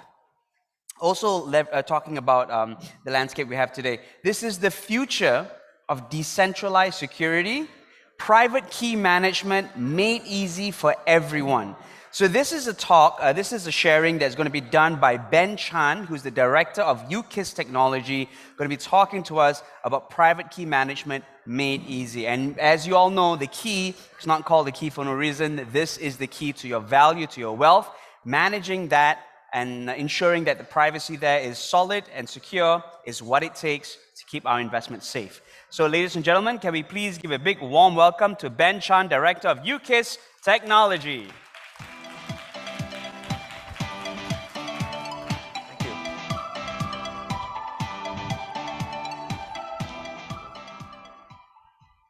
Hello, testing. Can you hear me? Okay, thank you everyone. My name is Ben. It's an honor to be here this afternoon to share this topic, very interesting topic. And I want to thank the Crypto Expo organizer for putting me right after the previous panel, because the previous panel did a very good job of discussing centralized and decentralized exchanges and what it means to every one of us who want to invest, who want to trade, and who want to earn from this crypto industry. So my topic focuses on the future of decentralized security. So let's start. And I think there was one question just now that talked about this crypto, how is it going to be adopted? How do we achieve mass adoption, right? Are we ready? And I'm going to touch on that as well. Okay, so first of all, let's look at a bit about centralized security. What is centralized security? I think most of us know because we live in a Web 2 world right now. Web 2 platforms like traditional banks, centralized exchanges, CeFi, even Facebook, these are all centralized, right? Where they control your identity, basically, this private key, the private key to your crypto assets, NFTs. These are centrally custodied. And just now the panel already discussed the different ways that centralized entity can ensure the safety of your crypto assets, okay? But they have to do that because they want to standardize the security services for all users. Users come in 24/7, anytime, right? So they have to be ready to be able to withdraw and their assets. But in the crypto world, we have this understanding, this saying, say, not your keys, not your coins, right? Now, why is that so? We look at some of the examples that we have. Coinbase recently, they announced that if ever they go through bankruptcy, I'm not saying they are, but if ever they go through it, the crypto that the user deposit and custody by Coinbase could also be part of the bankruptcy proceedings. And according to my understanding, the users themselves will be the last in line after the creditors, after the lawyers taken everything off, whatever is left, then given to the users, right? So we have to be aware of that. At least Coinbase is honest enough to share that. A lot of exchanges are not, right? But they still do it. Okay, and we have a lot of horror stories we learn about this centralized platform where somehow the asset is gone, or one way or another. So there are risks. We have to be very clear that there are definitely risks in the centralized security. For example, we heard recently FinBlock's staking and yield earning platform paused all reward distribution, and user can only withdraw up to $500 per day, maximum $1,500 in a month, right? And Celsius, anyone have assets in Celsius? Anyone? Looks like I'm the only one. Indeed, I still have a couple of Ethereum left in there. I withdraw most of it when the rumors start to come out. So, but I think, well, maybe I left a few in there, should be okay. And now I cannot withdraw anything, right? Because it's centralized, we have to wait for them. We are at their mercy, basically, right? So, centralized security is good and convenient, definitely, but it also has a single point of failure, right? So, because it's a single point of failure, hackers can employ all resources to hack it because there's a big payoff from one successful attack, right? So we have 2016, the Bitfinex cryptocurrency exchange hacked 119,000 Bitcoin was stolen. At today's price is roughly 2.2 billion. Recently it was recovered, right? But recovered by FBI, not to the user. I'm not sure what FBI is going to do with that. 2018, we have the very famous Singapore SingHealth hack, right? Even our PM list data was stolen, okay? And 2022, recently, we know OCBC phishing attack happened, and OCBC has to pay back to the user, right? Even though technically it's not OCBC's fault, right? And of course, we talk about Celsius, and very big news this year, everybody know, even a nuclear-capable country, their foreign exchange was confiscated. Let alone people like us, right? So these are the risks that we have to be very clear about, okay? So we analyze the pros and cons. The problem is the private keys in the centralized security platform has to be stored and accessible to the user constantly, 24/7. That means hackers have 24/7 to hack it all the time. And they just need one successful hack to be able to penetrate and get their assets.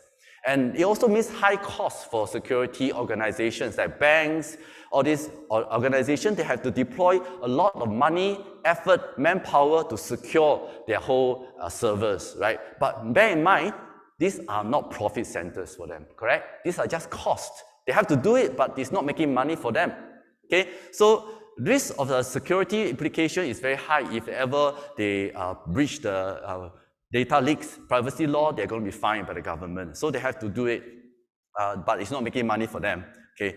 Also, no matter how good your security is, it's very hard to prevent insider attack, right? Disgruntled employee or the founder himself run away and so on.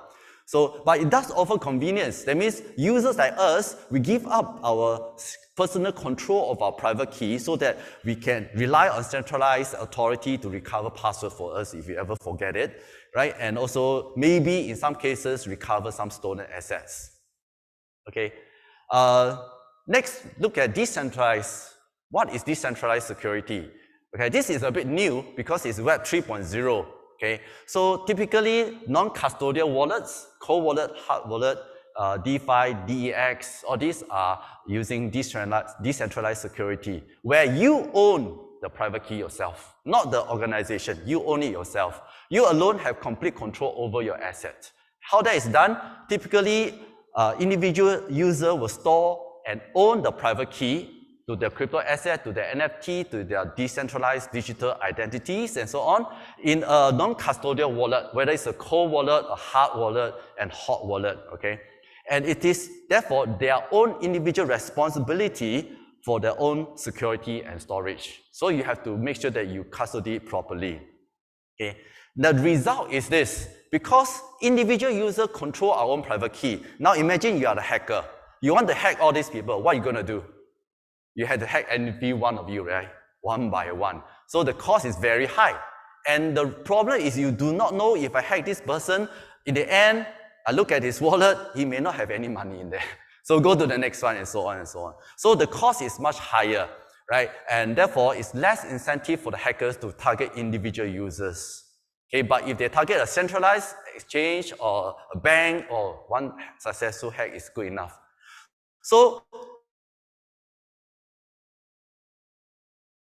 this network itself, and for hard wallets, cold wallets, it's also almost impossible to hack. So these are the best options for us to secure our individual private keys. Okay, but there are cons, of course. So the pro is that the user keep their private keys offline in a cold wallet, for example, right? That's the most secure one. If you put it in a hot wallet, like in an app, like those hot wallet in the app, your private key is on the app 24/7, right? And therefore, it is quite dangerous. Then it's definitely safe because hackers cannot hack a cold wallet because it's offline, correct? Okay, it makes it very difficult to target these users, right? And also the hacker doesn't know when you are going to execute a transaction. So it's very hard to predict, okay? To the user itself, actually the cost is quite low because the hardware wallet costs at how much? Less than $200, right? You can secure your crypto assets or your NFT assets that can cost, that worth thousands or hundreds of thousands of dollars. So definitely worth it to invest in a cold wallet, okay? And it matters to us because, it's our own assets, right? Okay, and because the cost is now distributed across thousands and hundreds of thousands of users, and it avoids what we call a single point of failure. Okay, but why is it very challenging? It is still very challenging, right? How many of you use a hardware wallet? Can I have a show of hand? Anyone? One, a few? Okay, not that many. I think less than 10. Okay, out of this audience, I assume most of us are crypto users.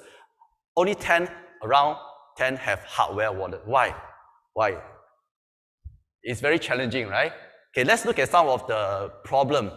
Okay, it requires individual users to have high security consciousness and awareness to be able to properly secure their asset in a non-custodial, in a decentralized manner. Okay, especially how to store and manage recovery phrases, your seed phrases, and your password. Okay, it places high demand on individual, right?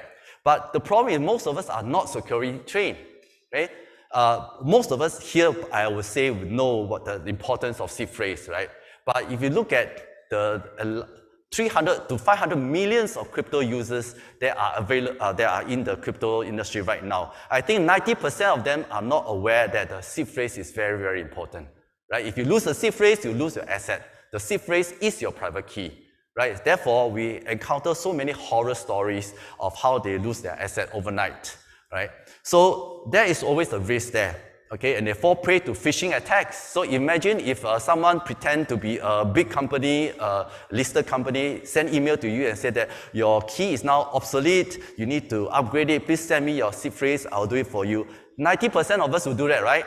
We won't. I'm sure none of us will, but I'm sure 90% of people outside there will do that, correct? Including our parents, our mom and dad, right? So they say, oh, this company is listed company, it must be safe. So I send our SIP phrase to them. And of course, next day, all the asset is gone, right? So it is very important. One of the reasons is because it relies on one factor only. And that factor is what you know, right? Your SIP phrase is what you know. Your password is what you know, right? So by relying on what you know, people can phish it from you, right? They can attack you. But if you combine what you know with what you have, which is the hardware wallet or cold wallet, then the hacker cannot hack it, right? You need both. The hacker needs to access what you know and also need to steal your hardware wallet, okay? So that is much safer. But the problem is SIP phrase is a very complicated process. I think a lot of us already done that. You have to copy the 12 to 24 words, right, on a piece of paper. Make sure you copy everything correctly, not one single dot less, not one single dot more, and don't take a picture of it. Okay, make sure you do it manually, because if you take a picture of it, it's gone.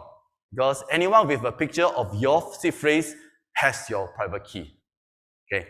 So that is one of the reasons why we don't have mass adoption right now, right? All of you, I think less of 10 of you have a hardware wallet.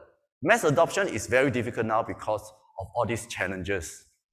If we look at some of them, right? For example, we have this very famous guy from UK who lost $200 million worth of Bitcoin because he lost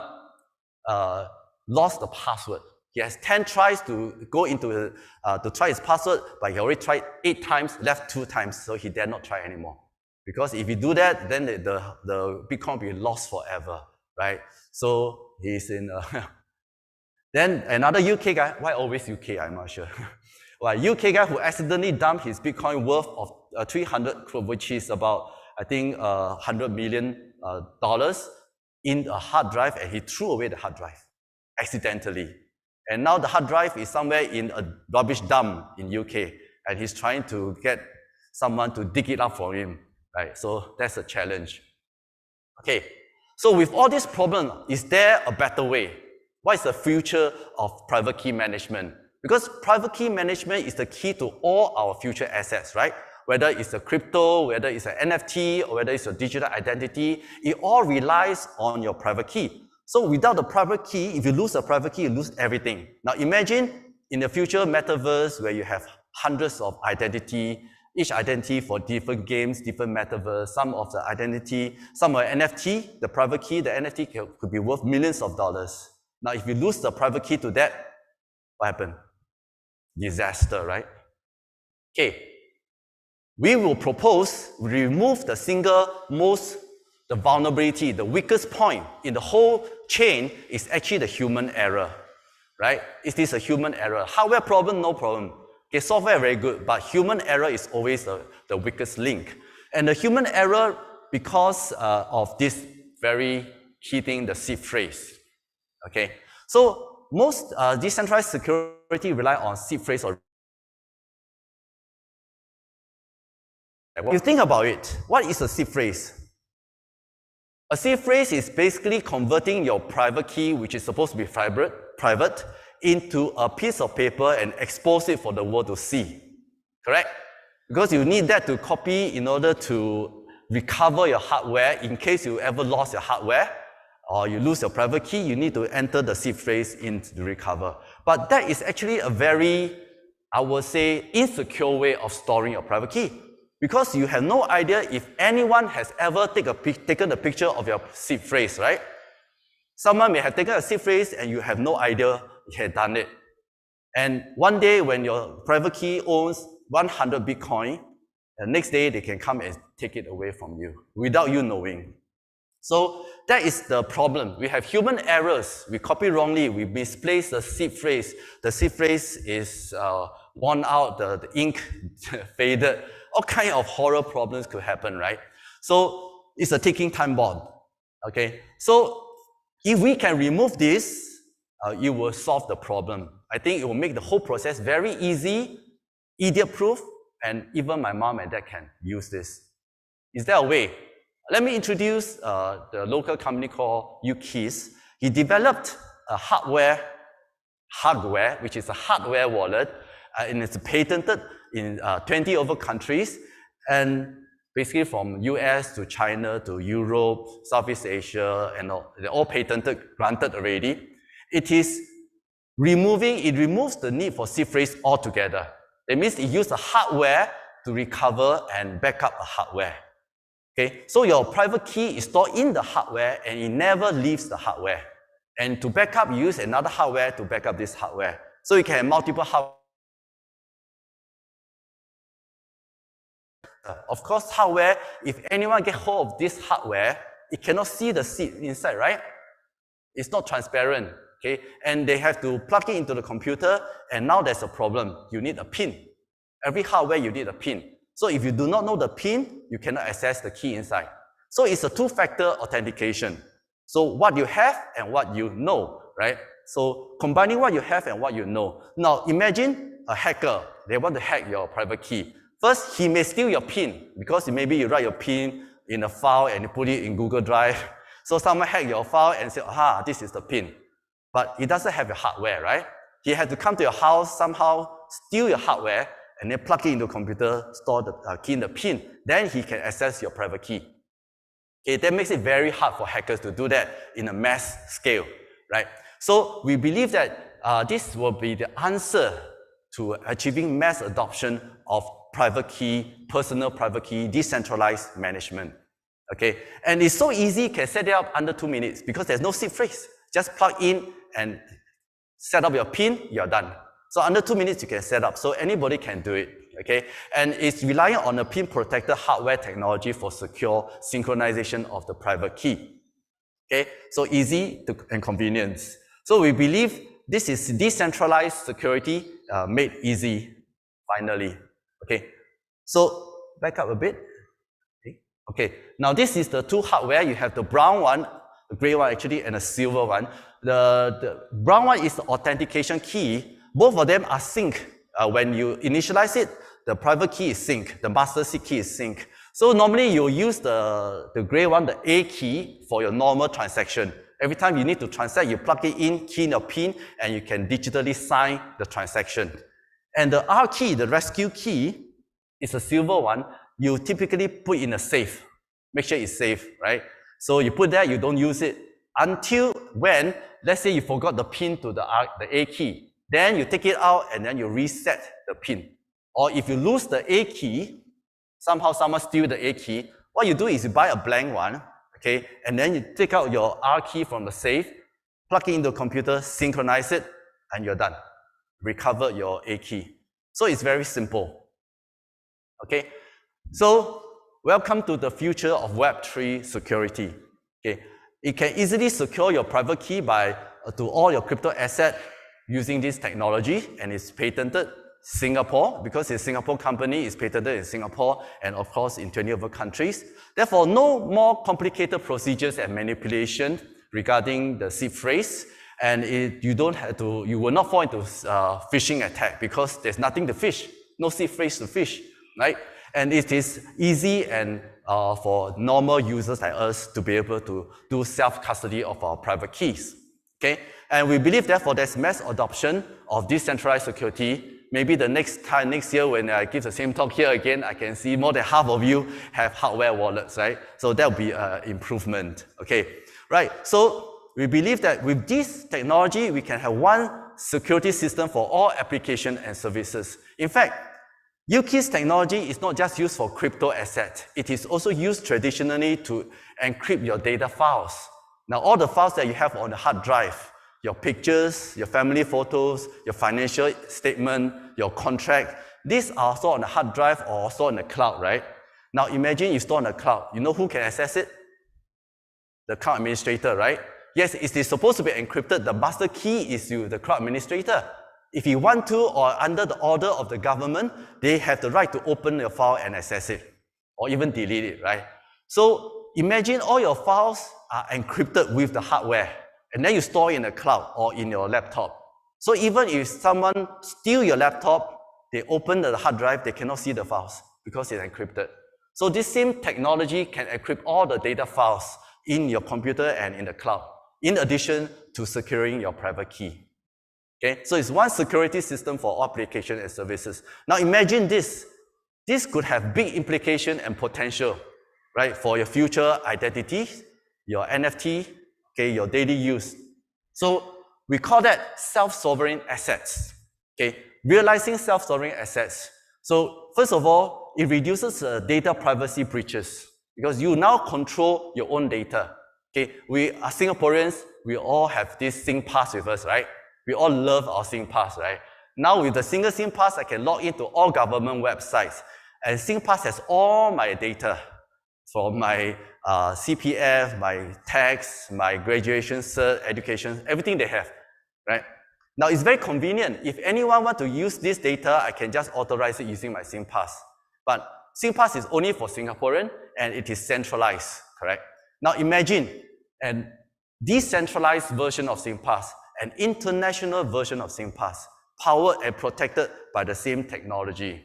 Wouldn't that be very useful for us in the world? So in the future, we can go to any website. We don't need to have user ID and password. It's just one single app. I scan the QR code, I log in, right? And I know the private key is secure because it's held in my hardware. No one can steal it. So that is the future of what we are envisioning, okay? Based on blockchain implementation of what we call decentralized ID, DID, and self-sovereign identity. Okay, that's what UKIS is doing, and they are powered all by the UKIS hardware. Okay, so how we do that is going to create a DID wallet application, the SingPass version, international version of SingPass, and also a smart wallet application that can use the same DID and smart contract to automate a lot of our business and personal assets management, okay, contracts and so on. So at the same time, it protects our privacy because I only reveal what information I need for the counterparty. I do not have to give them my whole private data. For example, you want to know, is this person above 18? Then my VC, my SSI will tell you, yes, it is above 18. I do not have to give you my IC number, my birth date, and everything, right? So it in a lot of DeFi exchanges and so on. Okay, so the user will benefit, and if you think further, if I have my information with me, all my medical data, I can sell it, right? I can have a DeFi exchange that can trade all this information authorized by myself. It's my own data, I can sell it, authorized by myself, right? Through the private key, so I can earn from my data. We call that data monetization. We're talking about data monetization for many years. I think finally it is within reach because I control the private key myself. Okay, so in the end, what we call user-centric private key management is what we want to achieve. Okay, so that brings me to the end of my sharing. I thank you everyone for your patience and your support. If you are interested in finding out more about UKIS, this is our contact. And we have a booth here. And I want to tell you that we have every day 5 p.m. a lucky draw. So go to our booth, drop in your name card. At the end, at 5 p.m. we're going to, what time is that? We still have 1 hour, right? So you have 1 hour to do that, and you will have a lucky draw that can win you a free set of hardware. Okay, so that's all I have for today. Thank you for your understanding. Thank you very much. Thank you very much, ladies and gentlemen. Ben Chan. Thank you, sir. Can I have a copy of the keys? Oh, yes. All right, so I thought it was quite interesting to see how you can take that one step further with two-point authentication and keeping your keys safe. All right, coming up next, we have from Tiny Trader.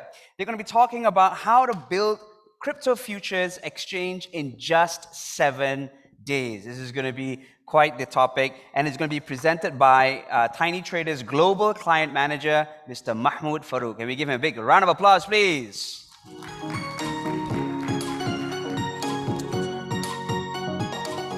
Hello, everyone.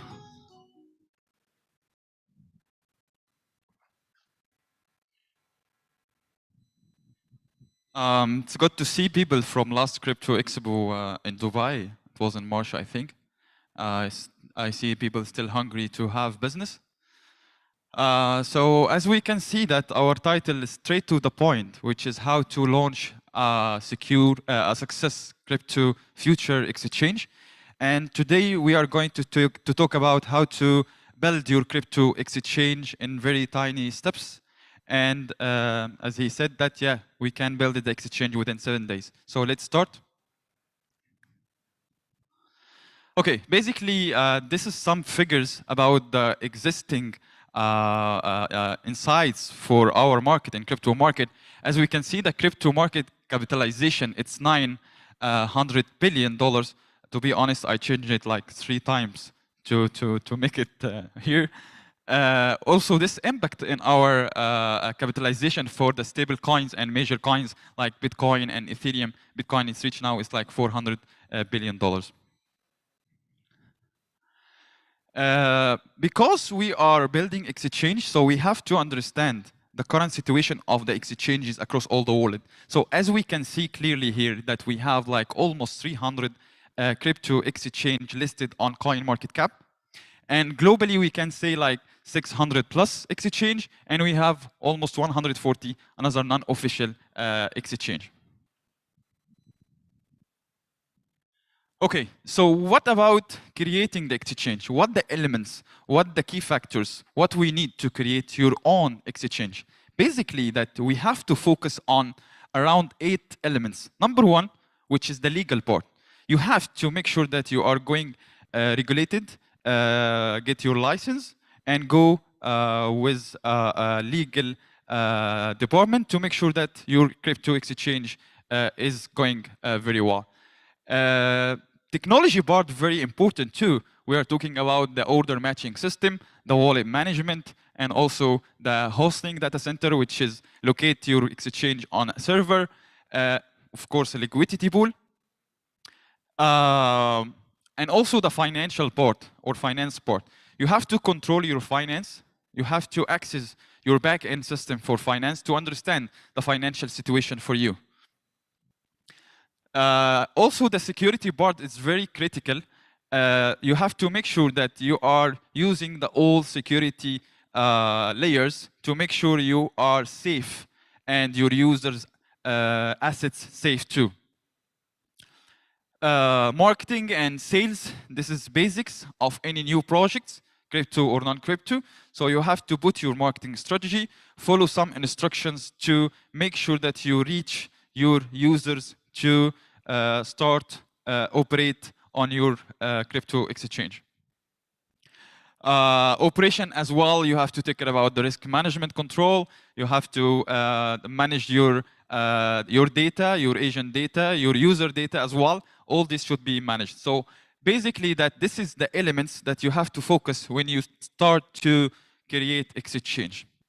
When we talk about new exchange, we cannot compare a new exchange with the existing huge exchanges, which means that you have to have different strategy when you decide to operate a new exchange. Don't think that I have to compare with Binance when I go to this level. No, you cannot think about this. You have to think in a different approach. How many users I need? How many profit I can make? And based on that, you can put your strategy at the beginning.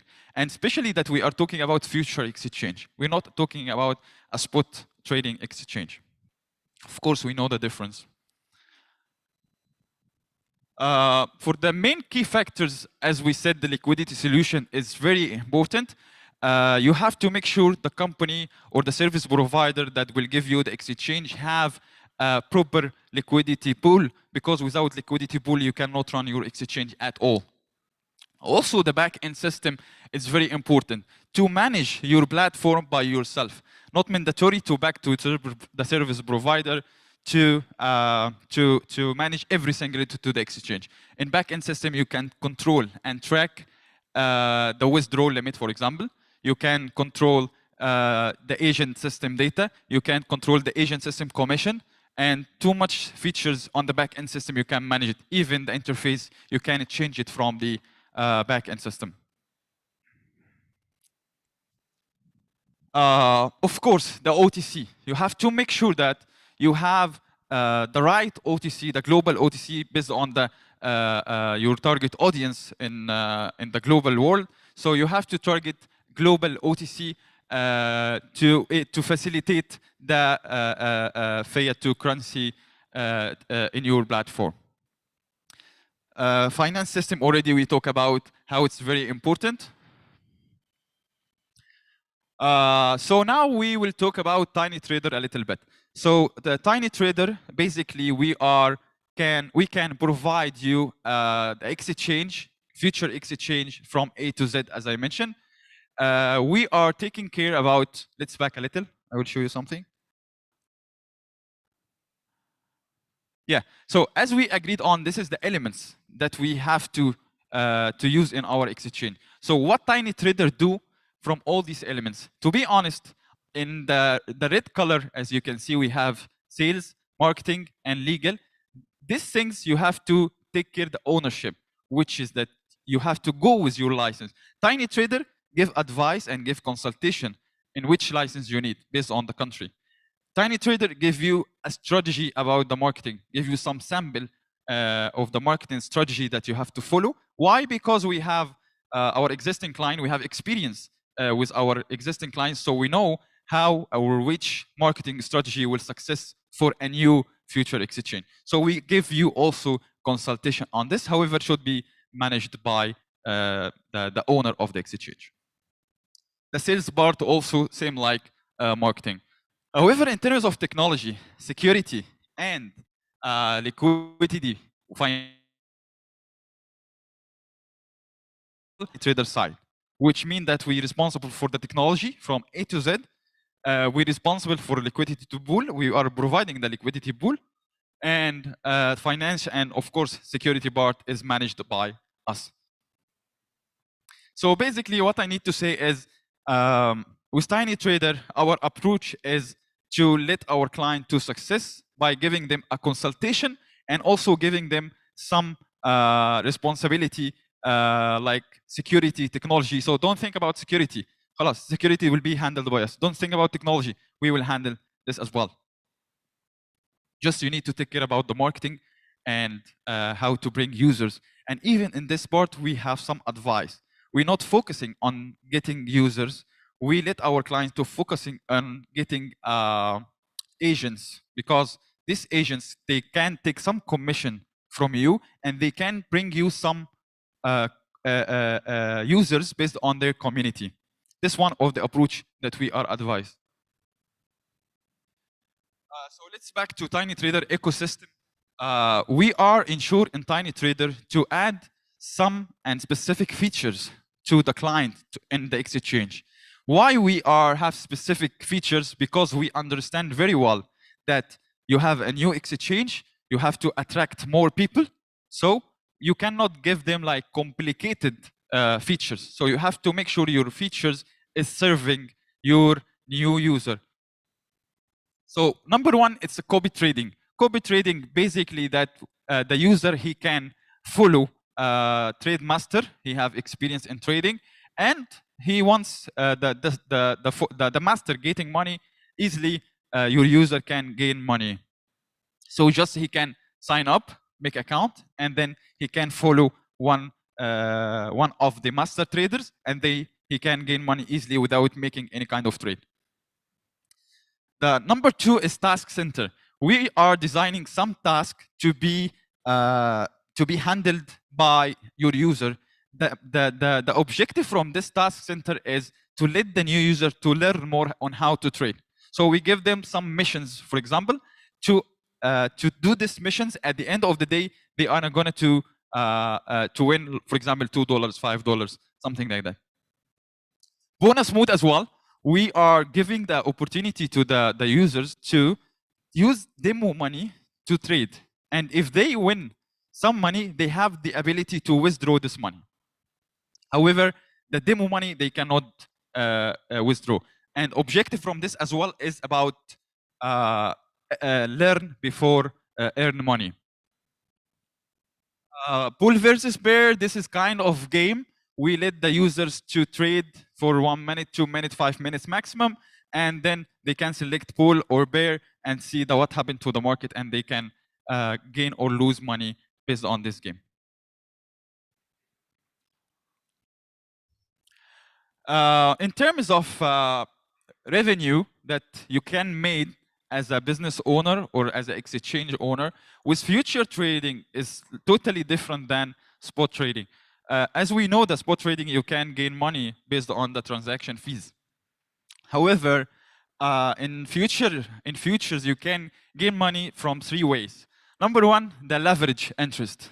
Number 2, transaction fees. Number 3 is liquidation. So all these things that you can gain money as a profit from it, not only for the transaction fees. That's why when we make a study on the profit range based on our existing client, we can say clearly that you can gain $1 million in a month and above, of course, once you have like 500 to 1,000 users. Yeah, this is happening. Why? Because of the market now, for example, is going down, so too much people selling and some people making some trades and losing the money because some people go with future, which is select, for example, short, then the market go up for a while. So all these transactions is come to your wallet at the end.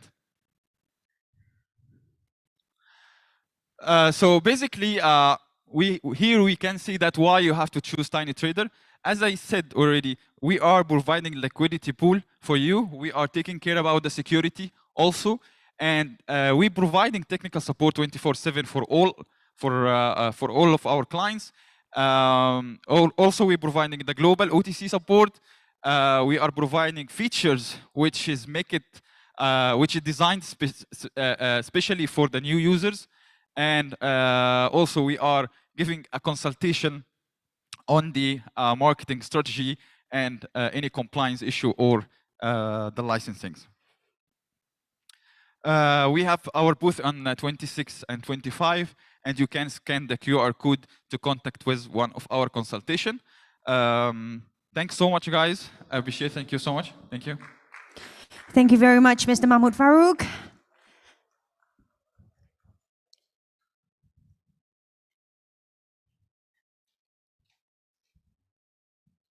Thank you once again. It's interesting to see how under the Tiny Trader, you can actually build a crypto futures exchange in just 7 days. Now, next up, the next topic that we have is also something very interesting, and that is we're talking about the Web3 from IDEG, Mr. Hao Wang. A big round of applause, ladies and gentlemen. The stage is yours. Hello. Really thank you, everyone. I'm so glad to be here. Talking about Web3 in crypto winter. Actually, what does Web3 mean to all of us? I want to start with a story, okay? I got a friend, his name is Kevin. About 10 years ago, I viewed him as a Bitcoin speculator, okay? I rarely talked to him, which I regret a lot. I should talk to him more. 5 years ago, he called himself a D-app project founder. I said, what is that about? What do you mean by D-app? And I started to talk to him more. And recently, I'll be very proud to introduce him to all my investor network, all my friends as an ambitious Web3 entrepreneur. So you get a sense what actually Web3 means. And a lot of people actually think this as evolution of Web 1 to Web 2 to Web 3. I think it's more than that. I think it's a revolution. So that's why I call it the future of internet. And why is that? So today I'd like to talk about 3 things. 1 dream, 2 numbers, and 3 actions that you can take away with. First, come to dream. So what are we looking at in Web3? I perceive Web3 is a digitalization of human civilization. Let's pause for a second. What does human civilization mean here in a grander scale? Are we talking about the Great Wall in China? Are we talking about the great art piece by Da Vinci, the Mona Lisa? Are we talking about the Iliad, the great poet, etc.? Everything is correct. but need something tangible, measurable, so that we can see how human civilization has been evolved and developed through the decades. I use GDP per capita. It's economic terms. If you look at that number seriously, you'll be surprised. In the 5,000 years in human history, only until the last 250 years, you start to see the GDP per capita is growing positively, in the positive range, which means 95% of human history, you have either a stagnant growth or negative growth. And why is that? What happens 250 years ago? Is there magic? Yes, if you call it magic. Guess what that is? The first industrial revolution. And thanks to the steam engine, that's the power. About 100 years later, you got the second industrial revolution, thanks to another power, electricity. You can all guess we are in the third industrial revolution. And what is that? What is powered by? People say it's internet, but I think it's much more than internet. I call it computing power. It's quite, I would say, not easy term to put in perspective. What does computing power mean? But if I step back a little bit, let's think about what's the most headache problems among all the global leaders, government officials. Job growth, fiscal balance, income imbalance, and economic growth. So how would you drive the economic growth with the most efficient ways? Most countries nowadays, including US, Japan, Europe, China, etc., they put in debt. Just keep piling the debt into their fiscal deficit, trying to generate economic growth in GDP terms. There is a statistic, if I recall correctly, $1 increase in debt only adds to 0.3 to $0.4 in GDP growth. And that is actually going lower each year. So the incremental effect is deteriorating. So that's why computing power is important, because $1 invested, you got $3 to $4 GDP growth. It's 300 to 400% return on investment. Where would you find that? And not just return is high, the speed, the growth is also huge. In the last 5 years, the computing power has been growing at a CAGR of 30% each year. In the next 5 years, we are looking at 50% growth in computing power. So which means it will be 8 times what we have now 5 years later. How amazing is that?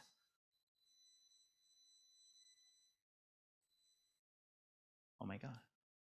So that's, I think this is called the new forces of production. You need something new to increase your productivity. And then it comes to question, okay, why we need such a computing power? What do we need for? To compute on what? Data. These are simple terms. Everybody knows data has been growing exponentially in the last 3-4 decades. If I recall correctly, 30 years ago when I got my first computer, it's called the Intel 80286, I think. The total storage on that computer cost me $1,000. Guess how much? 1 megabyte, okay? 1 megabyte. And guess what you have in your smartphone right now? 1/4 of a terabyte. So everybody here combines with your smartphone storage is actually less than what a Tesla autopilot car is able to collect within 1 hour. So that's how much data we're talking about, and it's still growing. How many Tesla cars we're selling each year, right? If globally we are selling 100 million cars and all of those will be autopilots, just imagine how much data we are talking about. So that's why we need these new forces and this new means of production. to increase our productivity. But you have power, which is computing power. You have data, which is the means to production. But you need something else. The relationship between these two is critical. And I call it algorithm. It's the new relations of productions. Artificial intelligence, machine learning, quantum computing, all these new algorithms will be developed. And Web3 is also one of these. So this is all sorts of algorithms that's going to take us on this journey for the digitalization of human society. You start to think about, okay, so this is, if there's a big dream you're going to have, are we here too late? Are we still early? Let's come to this number. A big number and a small number.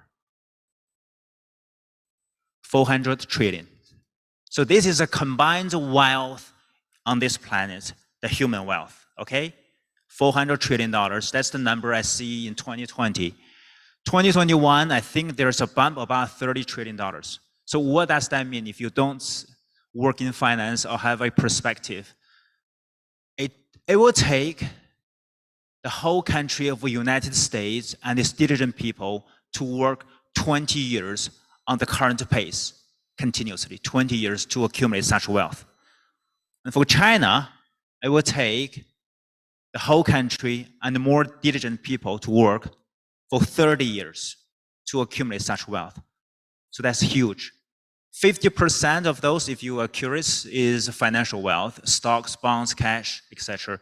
And the rest is real assets, real estate, collectibles, etc. So that's the big number. 0.002 is a small number. What does this mean? The current market cap of a cryptocurrency, if you just use a measure, it's about $1 trillion. That's 0.2% of the human wealth we just talked about. So you tell me whether we are early or we are late. So if you think the dream is good, we're still reasonably early, if not too early. I got 3 actions that I think you can start to think about what you can do from today. Skin the game. That's a very simple terms.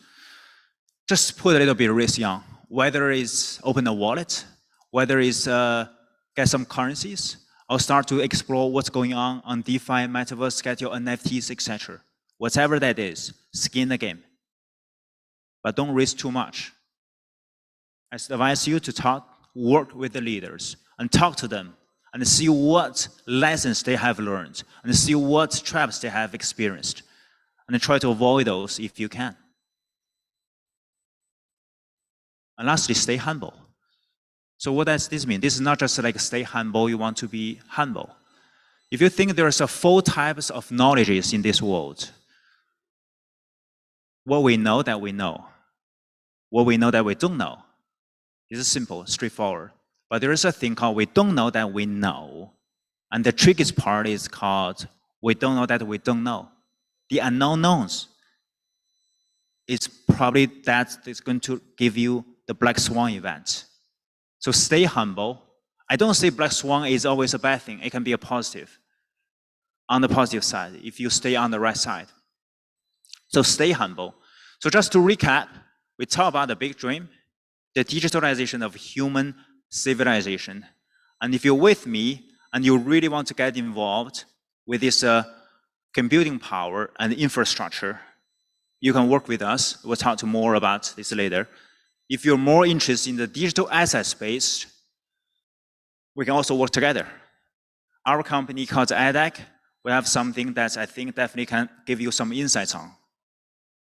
So here is Atlas, that's where my hat is talking about. We're building the foundation of a digital future. Whatever you have heard about or used, the metaverse, the MetaMask, the NFT, DeFi, that's built on these blockchains, which is on the second layer, Bitcoin, Ethereum, Polkadot, Avalanche, Solana, etc. And these are built on our infrastructure globally. computing power, storage, API services. We're talking about that. We're currently operating in 6 countries globally, providing various services. Just in case if you're interested, please come to me. ADZAC is our asset management arms. So if you want to get a skin in the game in the digital assets from an investment perspective, we have a Times series. It's a strategy that is going to help you navigate your investment journey through the cycles.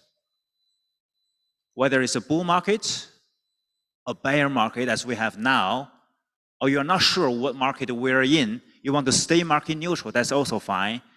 Or you don't care what the market cycle is, you're indifferent, get on that. I have to say, since I joined, I find actually 90% of the peers in this asset management is providing most of the simple products long only, sometimes with leverage. And we have seen some of our, I would say, friendly peers actually going to suffer a little bit during this down cycle. But we know there's always going to be a cycle, either on the upside or downside. So we have to navigate through this cycle because it's still very early. We don't be off the boat. If you want to talk to more industry leaders, welcome to our conference in Miami, okay? It's going to be November 28th, 30th. Just one day before the Art Basel, if you know about it. It's the biggest event in the art world. And it will be in Miami. What's this conference about? I will call it, it's the Web3 Davos. But it's not in Switzerland, it's in Florida. You're going to see not only the Web3 experts, leaders, but you're also going to see the traditional industries, healthcare, real estate, logistics, food and beverage, and also going to see the government officials from different continents, regulators, Africa, Latin America, Middle East, Europe, Asia, of course, America as well. So that's why you can talk more with different leaders and explore the $30 trillion Web3 opportunities. Hope to see you all. Thank you very much.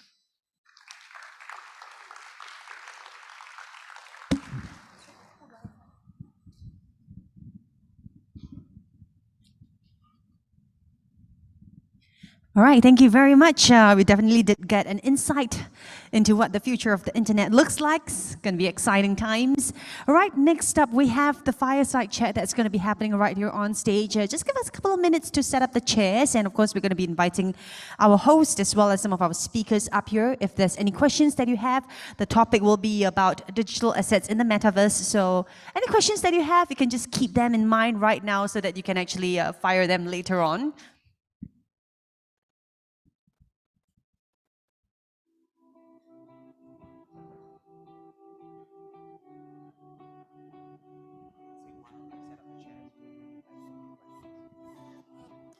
All right, so while we are having our chairs being set up, I'm going to bring back our previous speaker, Mr. Hao Wang, up on stage to take some questions from the floor, if there's any.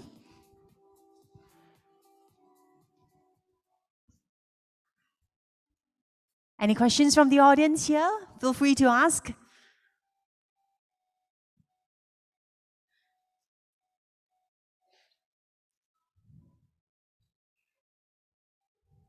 You're just bringing back up the mic.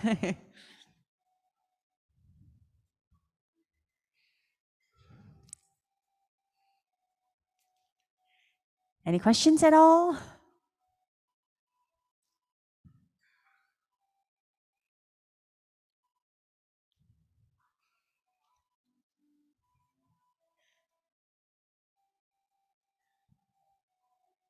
Nope.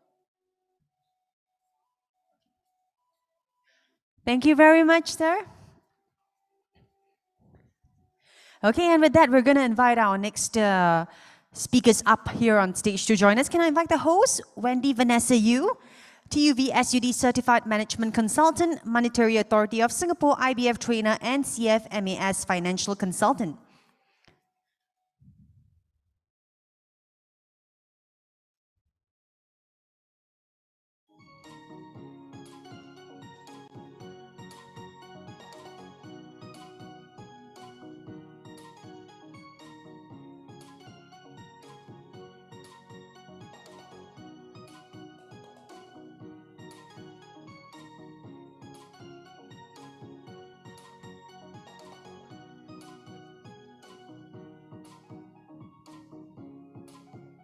All right, we'll be right back in a couple of minutes to start the fireside chat. So just give us a while.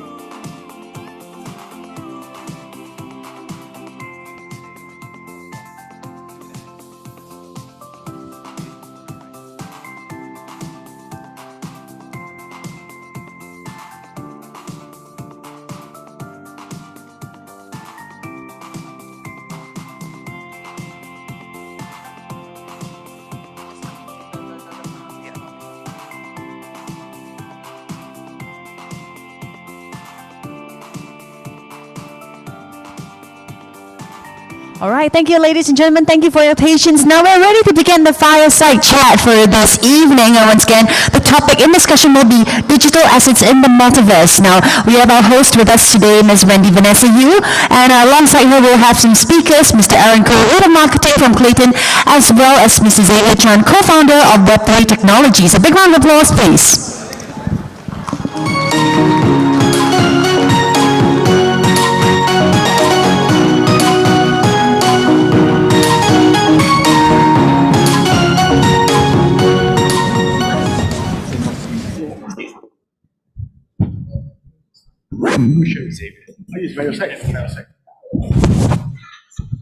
You know what, sometimes you just got so excited, you don't know where's the mic.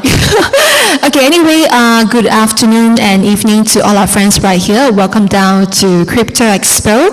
And my name is Wendy, and today actually at this closing remark itself, we're going to share about this thing, which is actually a fireside chat. That's the reason why they are sitting so close. Because the ladies are here, the gentlemen are there. Okay, so being with us today right here, we actually have Xavier and also Aaron as well. That's actually from their very established company. So I myself as an independent personnel that's doing consulting and training and all that as well. So we have seen a lot of things in the crypto space, especially right now, things like the crypto turmoil and of course all the winter period that we're having. But we just wanted you to actually dive into this new area where we talk about things like metaverse and how digital philanthropy can help and of course can deep dive into the NFT space and metaverse. So without further ado, I would like to actually have Xavier first to introduce yourself. Yeah. Hello, hi, can you hear me?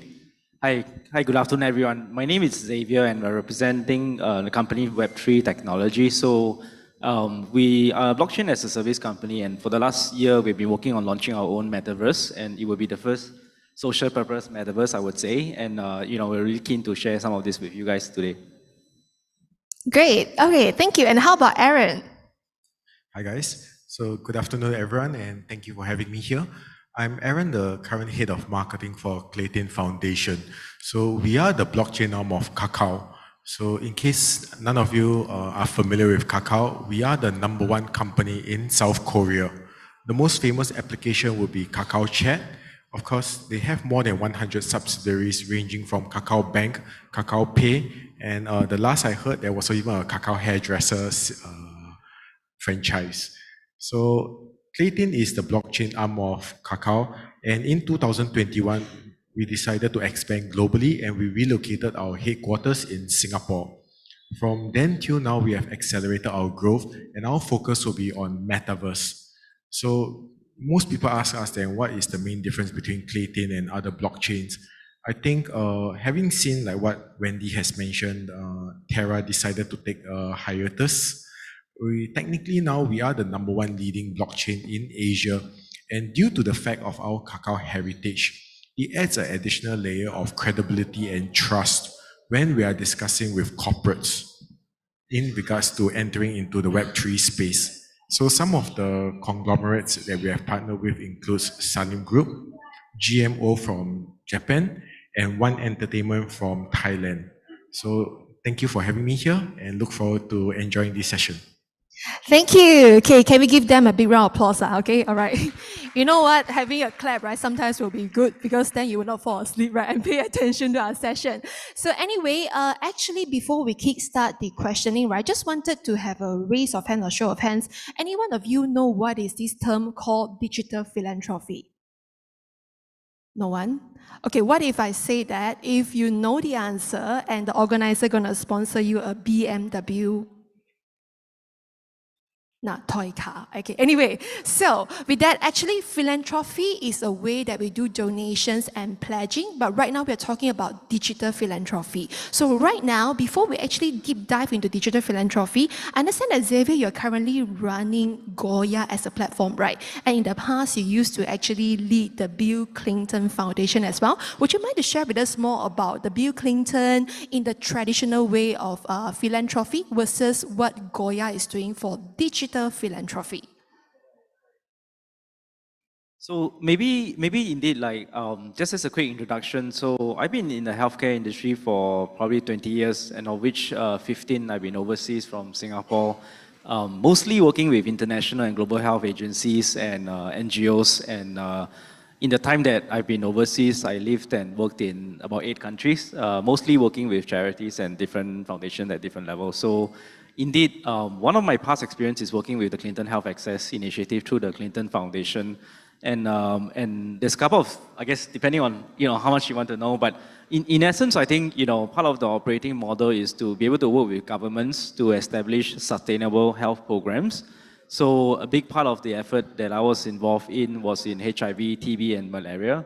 So we do everything from improving the efficiency of procurement and supply chain of key commodities, to looking at scaling up testing and treatment for patients who need medications in this case.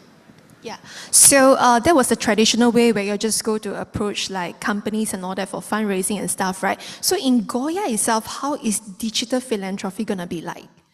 Yeah, I think for me in particular, obviously I have a passion for public health and to do good, and so I think over the last 1 year or so, together with a few business partners, we begin to realize the benefits of blockchain for good, I would say, I think in a nutshell. And so when you look at what's really more matured, is really in the US at this point in terms of crypto donation and philanthropy. And so part of the key drivers, I would think, is the fact that you're able to, let's say, have no capital tax gains. And this is somewhat, I think, an interesting area that we're watching in Asia. Obviously, Singapore being somewhat the forefront of this, I think, that we see the opportunity again for companies and traditional donors to actually contribute using crypto. The second part is, I think, when you think about the governance that blockchain offers, full transparency to some extent, and that is what I think is going to be very interesting for attracting a new, wave of crypto-savvy communities and donors that will start at a much younger age. And that with blockchain, you are able to, really track where the money is and where the money flows. And what is important is to be able to show that link between the donor to the beneficiaries. And so what we're trying to do at Goya is to essentially, in a nutshell, offer sort of real-world use cases that, we understand some of the pain points and challenges that organizations in the charity or non-governmental sector are facing. And we want to be able to essentially leverage, Web3, including NFTs, but also going beyond NFTs to look at tokenization of assets, for example. And that's, I think, it's a very interesting emerging trend. That we're able to sort of channel some of the wealth that has been created in crypto to be able to direct them to places that will be most meaningful and impactful. All right, that sounds like a big game plan, right? So I want to point the time to Aaron itself. Okay, Aaron being like Korea's #1 blockchain company, do you think this is something that is possible?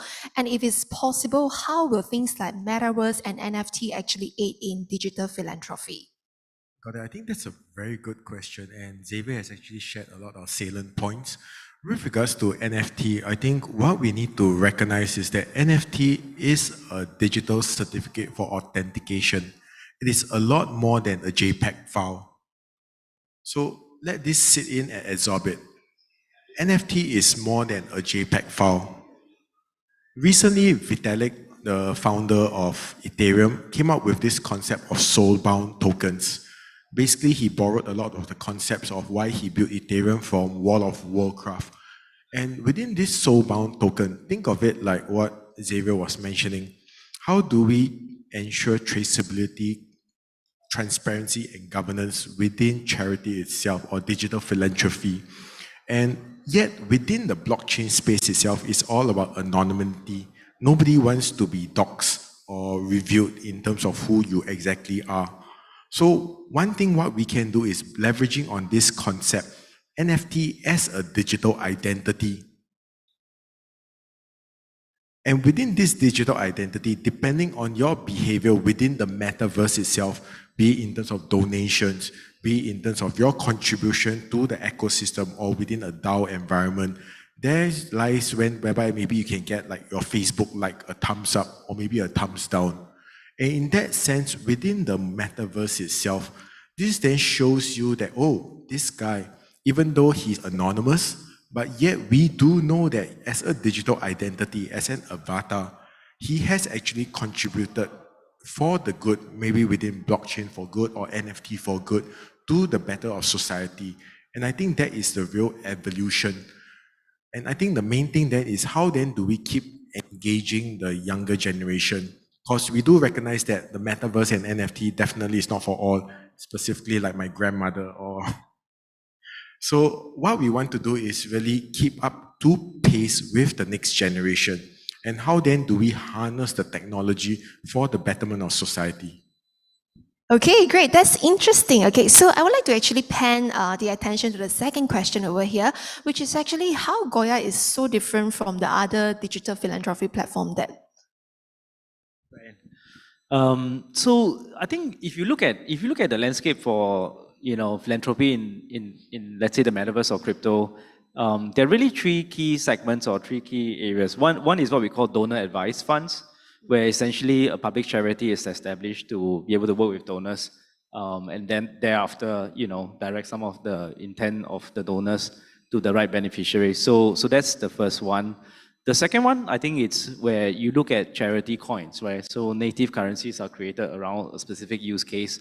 And the third one is more traditional, let's say, foundations that are now starting to accept or work with crypto. So in essence, I think what we are trying to do is to take the best of these three, let's say, use case, and create what we call the first social purpose metaverse that has a core fundamental goal of directing some of this wealth, as I mentioned, to organizations that would benefit from this. And I would say that at this point, one of the unique key features or the way we have set this up, right, is that we have established a public charity entity, which is a company limited by guarantee, registered in Singapore to actually manage the monies that are contributed through the donors advice funds. And so this is probably one of the first ones that I am aware of, at least in the region. And you separate essentially, in some way, some of the risk with the commercial entity that is running the NFT marketplace, for example, and then transfer that, so that the money is then parked separately and managed, regulated separately with the usual governance under public charities, at least in the context of Singapore. So that's the first thing that we are doing. The second one is that we will also want to, as to your point, go beyond digital art or NFT as digital art. Obviously, we will launch an NFT marketplace. And I think it's probably not unique, but I would say that at least in Asia, we want to be the largest charity NFT. It's somewhat also unique in the sense that we don't see this as an open sea concept or a public marketplace, but rather a much more curated, closed marketplace. And so what that means is that we want to be able to assure to users or participants of the metaverse or marketplace to know that the artists, the creatives, or the NGOs that are generating, let's say, the NFTs on the platform are in fact sort of validated and of a certain credible source, let's say at least, right? So that's something that we are doing as well. And the third one is that as we are doing the marketplace, for example, we want to already leverage the unique experience that the metaverse can bring in. So this is something that obviously is on our roadmap. And what that means is that, as you are, let's say, contributing to a particular charity in Indonesia, for example, where we are looking at sanitation projects, we are able to recreate, let's say, the progress of the works in Indonesia on the metaverse. And so the beneficiaries can actually directly engage with the donors through that environment. And there are actually quite a lot of very interesting use cases that I'm seeing in the crypto philanthropy space, where I mentioned, for example, this idea of tokenization of assets and how you are able to, almost democratize the way, some of these local NGOs who will otherwise have to raise awareness at a much smaller scale to a sort of global audience to some extent, right? And then to be able to offer that certificate of authenticity or ownership of some of the things that they are creating. For example, we're working with mangrove farmers in Indonesia, and they're trying to find a way whereby they're able to monetize off the work that they're doing, and eventually we're looking at how that even translate to carbon credits, for example. So there's a lot of very interesting, I think, use cases that we're trying to focus on beyond the marketplace, and that's what I feel, at least, we are pretty confident that the next wave of companies like in this space will have to be very much based on actual use case, and then leveraging the best of the technology to expand the reach, or in this case, to raise more money.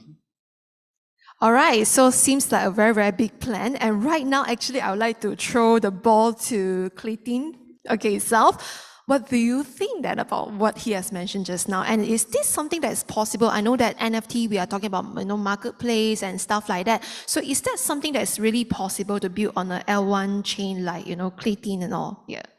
Well, to be honest, I think that is very, very possible. And from a Clayton Foundation perspective, we are very supportive of this. Because ultimately, I think the whole genesis of why Bitcoin was created is really for the people and for the benefit of the masses. And what Xavier shared in terms of how NFT or blockchain can be used for philanthropy is really exciting. I think within the Asia space itself, there have been a few organizations that have tried to use NFTs for charity. But I think the use case or the utility of it has been really more of an auction-based or within a DAO base. But how can we further explore and expand the intrinsic value and use cases within it? What would be the main utility?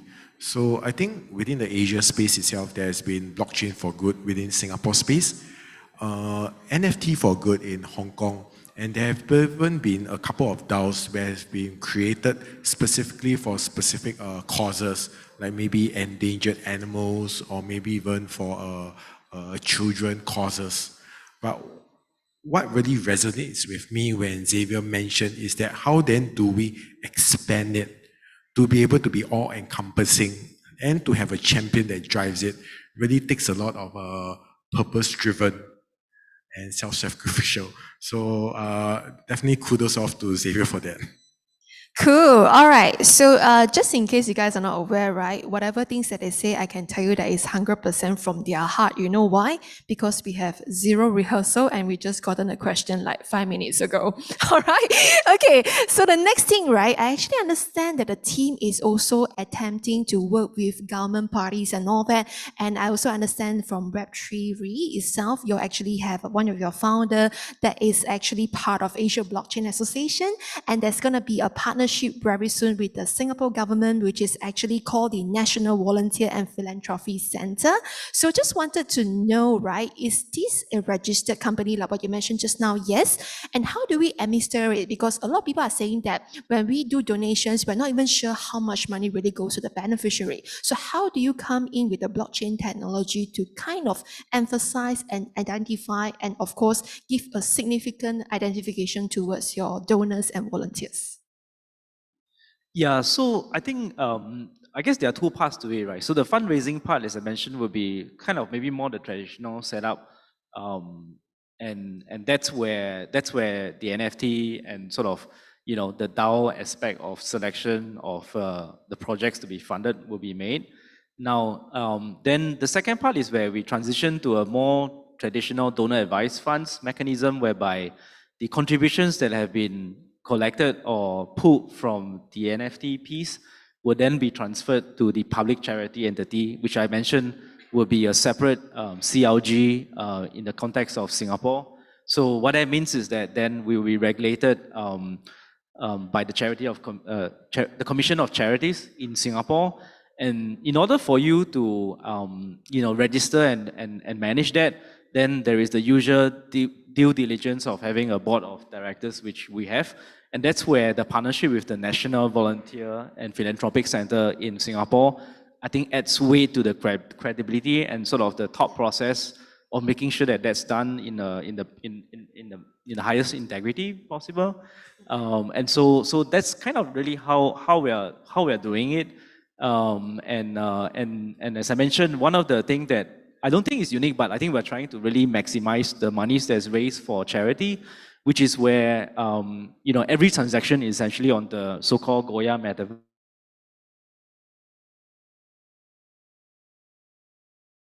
to, as I mentioned, transition to the public charity. So the goal that we have is to be able to allocate up to $1 million a year to charitable projects.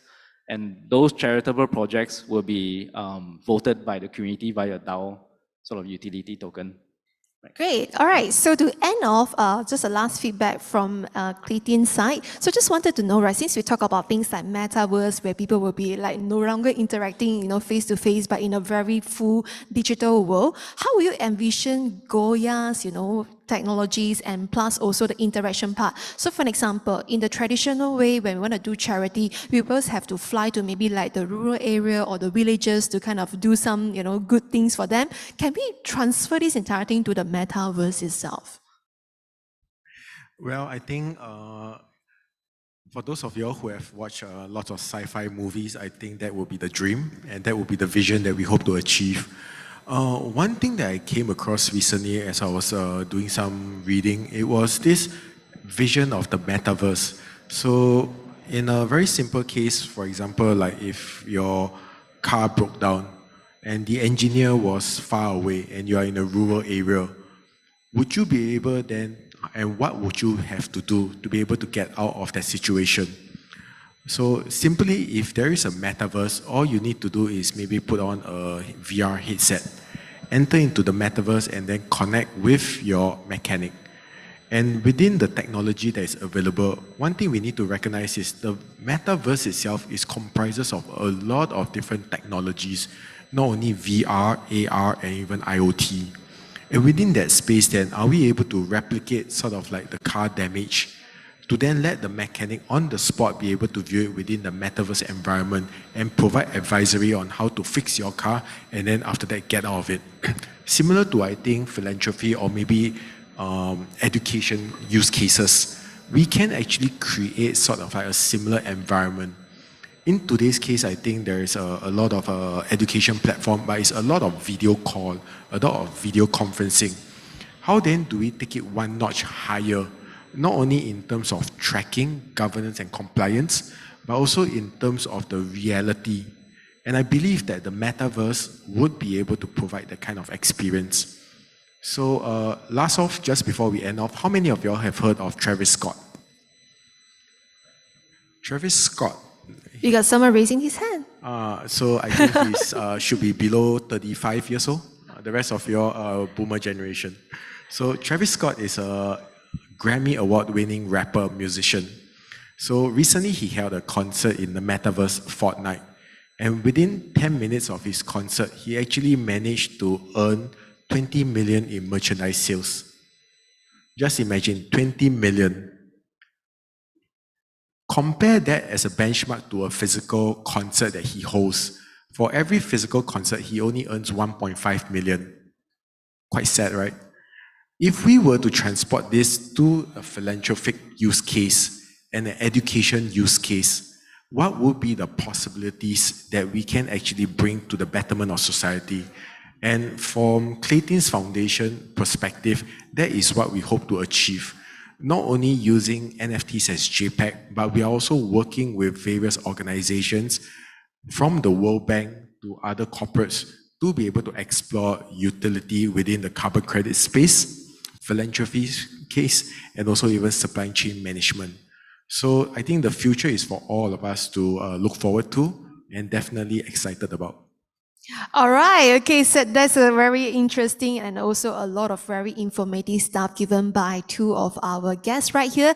And of course, we actually have come to the end for our program. If you'd like to always visit us, what you can do is just to go over to our booth right next door. Actually, there's like a Bybit lounge itself. So there's only one lounge in the hall. Feel free to go over there and speak to any of our friends right there. And Asia Blockchain Association will be here for the next 2 days. And right now, I would like to once again, everyone, please give your hands and thank you, Aaron and Xavier. And we are signing off. Thank you. Thank you very much, Wendy, Aaron, and Xavier, for your time. Please give us a few moments while we clear the stage and have our next talk. Thank you.